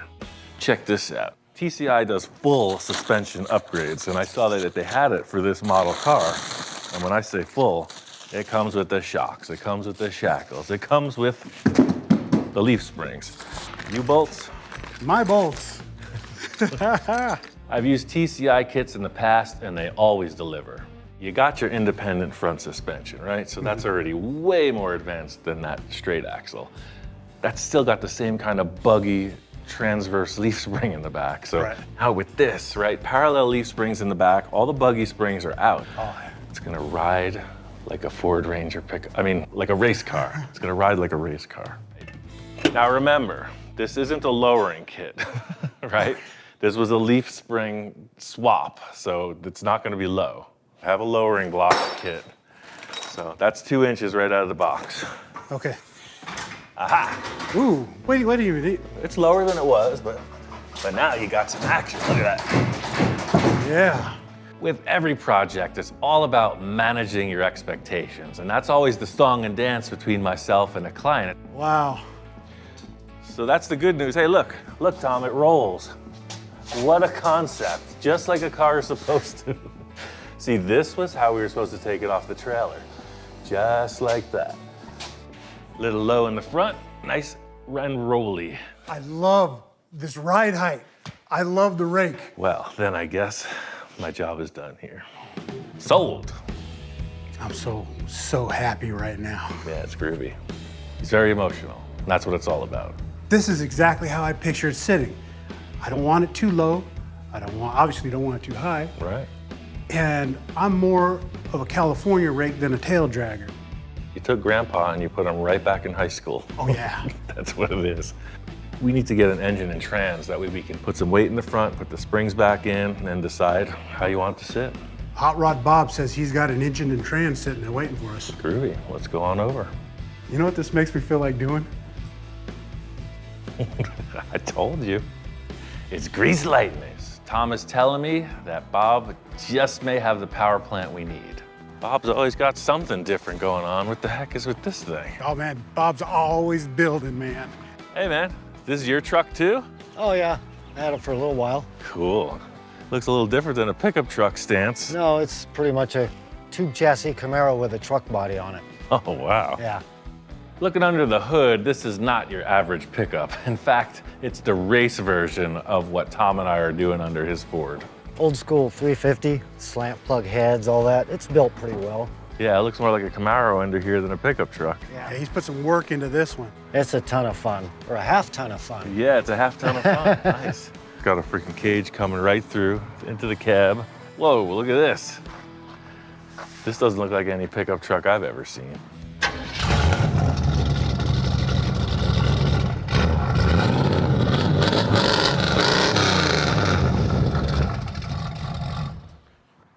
Miles per gallon. Oh yeah, look at these. Now this is what I like to see, you know. Bob is the consummate gearhead. He's got everything organized and laid out, and he's the real deal. He's not just some pack rat, he's got stuff. A lot of projects in motion at the same time. This is a big one. Yeah, this, I don't know, I don't think that would work. Oh, it would work all right. Well, I don't know what you guys have planned. What are you doing actually to the car? What's your? It's pretty mellow streeter, you know. Nice we upgraded. driver, that type of thing. Yeah, I mean this is a contender, right? We just have to redo everything. It's a big block Chevy. It's a 454. Yeah. Yeah. This is a great engine. Make no mistake about it. It just might be a little bit much for the family cruiser. This is another option, but then you're not too far along from your flathead. I mean, it's a better engine, 7 main bearings, you know, and it runs well. But the amount of work you guys have done to that car, that's not enough upgrade, you know what I mean? Straight 6, it's a contender. It's definitely a low and slow cruiser motor, but why not more? I mean, that's ridiculous, and this isn't enough, you know? Okay. So I would suggest this. Oh, wow. I had it for this car. That's a roller motor now. Oh, I see, right. And the factory 4-speed and all that, so I like that better. So this is just taking up space in the shop, you know? You went and built a beautiful engine, and it wasn't right for the car. Yeah. This is yours if you can use it. I mean, Bob, I'm looking at it. This is a sharp-looking engine. Oh, no, it's a good engine. It runs well, but it's just, you know, beautified, you know? I don't know. You know, it's like... It's got shiny valve covers and air cleaner, but other than that, it's just a regular motor, you know? I mean, but what if you got another Mustang? I mean, I don't like Mustangs that much, so... Says the guy with the Mustang. Yeah, well, I couldn't pass it up. I think this is a great choice. Small block, V8 power, automatic transmission. What's not to like about that? Oh, okay. Right now, it's just seeming way too long. Yeah, I took off the headers, the power steering, the alternator. I knew it was gonna be tight going in. Ooh, yeah, we're hitting that sheet metal on the firewall. That's what I was concerned about. This is what it comes down to, all the theorizing and planning and et cetera that all leads up to this. Like, if it doesn't fit, guess what? It doesn't fit. Push her in. All right. Pan's starting to clear. Oh yeah, look at that. Whoa. That's it, it went right in. Look at that, it doesn't hit the floor at all. The fit seems to be a success. Now it's all about tailoring it, get the thing aligned and get the motor sitting straight. Prepare for leveling, commencing leveling. Stop. In a perfect world, everything would just line up and drop in place, just like you imagined. But the world ain't perfect like that. What it's gonna take is some full custom. So you can see that the motor mounts are now behind the cross member. There's no metal there for it. What do we do about that? Called a creative solution.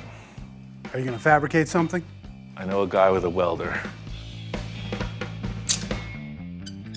A few more measurements and we're all set for old Nine Fingers to cut some plates. All right. It's Tommy Nine Fingers. It's pretty intimidating. You wonder what happened to the 10th. Here in the final stretch of the operation, I can't let Tom or his car out of the shop without a little torture. I mean, customization.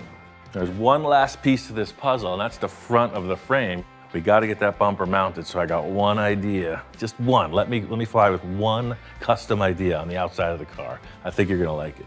Oh, yeah? Got some treats. Oh, yeah, you got some boxes. The last part of this car deserves a little bling. Your front bumper was a little dinged, so I just went all the way. Front bumper, rear bumper, chrome grille, new gas tank, bunch of hardware, you know, all the stuff you're gonna need. You know, I wanna set Tom up for a lifetime of cruising. I really wanna help him out, and I have ideas for a future project that I wanna have him involved with. Thanks, man. That's how we roll. Bob Drake is the perfect choice for this. They make quality reproduction parts and they fit perfectly, so it's exactly what we need. Got some headlights, gas tank fender, Sending unit. grill moldings. Look at all this good stuff. Ian, man, you really hooked it up. In an effort to get Tom's car all wrapped up, I put the springs back under the front end, and it's not exactly what I was expecting. Yeah, that Ranger front clip, it had like lift springs in it. It must have been raised up, because look, even with the V8 and the 4-inch section in the frame, look how tall that car is. So Right. we're gonna do something with the springs later. Oh, okay. Is that the modification you're talking about? No, the modification I'm talking about is installing this front bumper. I think it'll tighten up the lines a little bit. Check it out. First step is to get the bumper in place and see how it looks on the car. This gap was bugging me. I'd love to see this really brought up, you know, like trim this pan out, bring the bumper in as close as possible. That's the first time in my career I drew a legible line. Guess who gets to cut it? Hey, before I cut into this, by any chance did Bob Drake send you another one of these? No, they're currently unavailable. The price of NOS parts has gone through the roof, so don't mess that up. Just like with the chassis of the car, was Tom expecting to cut his prized possession up on the onset of this process? Probably not. So give it to him once more.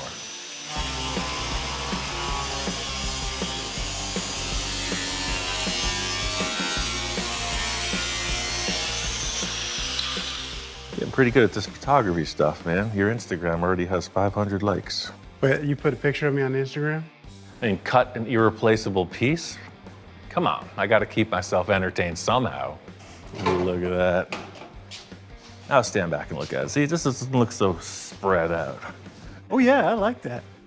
Just tucked it up a little bit. Oh, no, wait a minute. I like that a lot. See? Oh, wow. Old subtle Roussel strikes again. It's weird, it takes it from just like having a jutting lower jaw, right, and just tucks it up. I am glad you talked me into that, man. So I'm just gonna set it both sides and then we can twist it to whatever angle looks best. Jack it up. Raise it, raise it, raise it. Mm-hmm. Man, you got some tricky ways. As good as it looks, I don't think we're gonna get through this without final inspection, you know? Thing 1 and thing 2. Let's see what the judges think. Here comes trouble. Hey, what's up, guys? What's up? The Spectres and Tom are old friends, so it's like a family reunion. Front end, complete swap. Installed a Ranger subframe. Car's gonna be much lower. Don't concern yourself yet. Hop in, check out that floor pan action. Can you dig it? Oh, he digs it. I guess so. Say we just assemble this thing and run it. This is what every project leads up to, right? The moment of truth. Is it gonna work? We are out at the top secret testing facility. It is time for the shakedown run. Are you excited? I'm excited. I was born excited, man. That's what we're doing here. I've been looking forward to this moment, and I'm just... I love it. Never lose that naivety. It's perfect, man. There's 100 nobody around. It's 110 degrees, the wind is perfect. What could possibly go wrong? You still remember how to drive, right? Shall we turn on the juice and see what shakes loose? Yeah, we got all that suspension fabrication handled. Tom took it over to Hot Rod Bob's. They did all the mechanical stuff, did the alignment, gas tank install. Basically, it came back as turnkey. We just adjusted the ride height, a couple minor things, and time to test it out. Sounds good. That way, Jeeves. Yeah! Oh man, this is so exciting. It's the 40 body style, which I absolutely love. You got the fat fenders, that cool round roof, the engine, it sounds awesome. It's just a really crisp, old school rod sound, you know? It feels like it's from the 60s for sure. Yeah. It rides the line between hot rod and custom, a little bit of a cool classic flavor to it. It's greased lightning. It's greased lightning.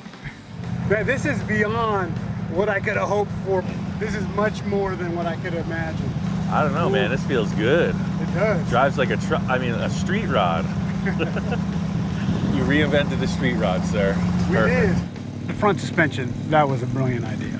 I'd like to thank you for thanking me. Yes. There's no reason you can't put a truck subframe under one of these. Smiles for miles, That's man. exactly what I was thinking. Smiles for miles. It feels so right, just putting my elbow out the window, too. I gotta say, man, this car is gangsta.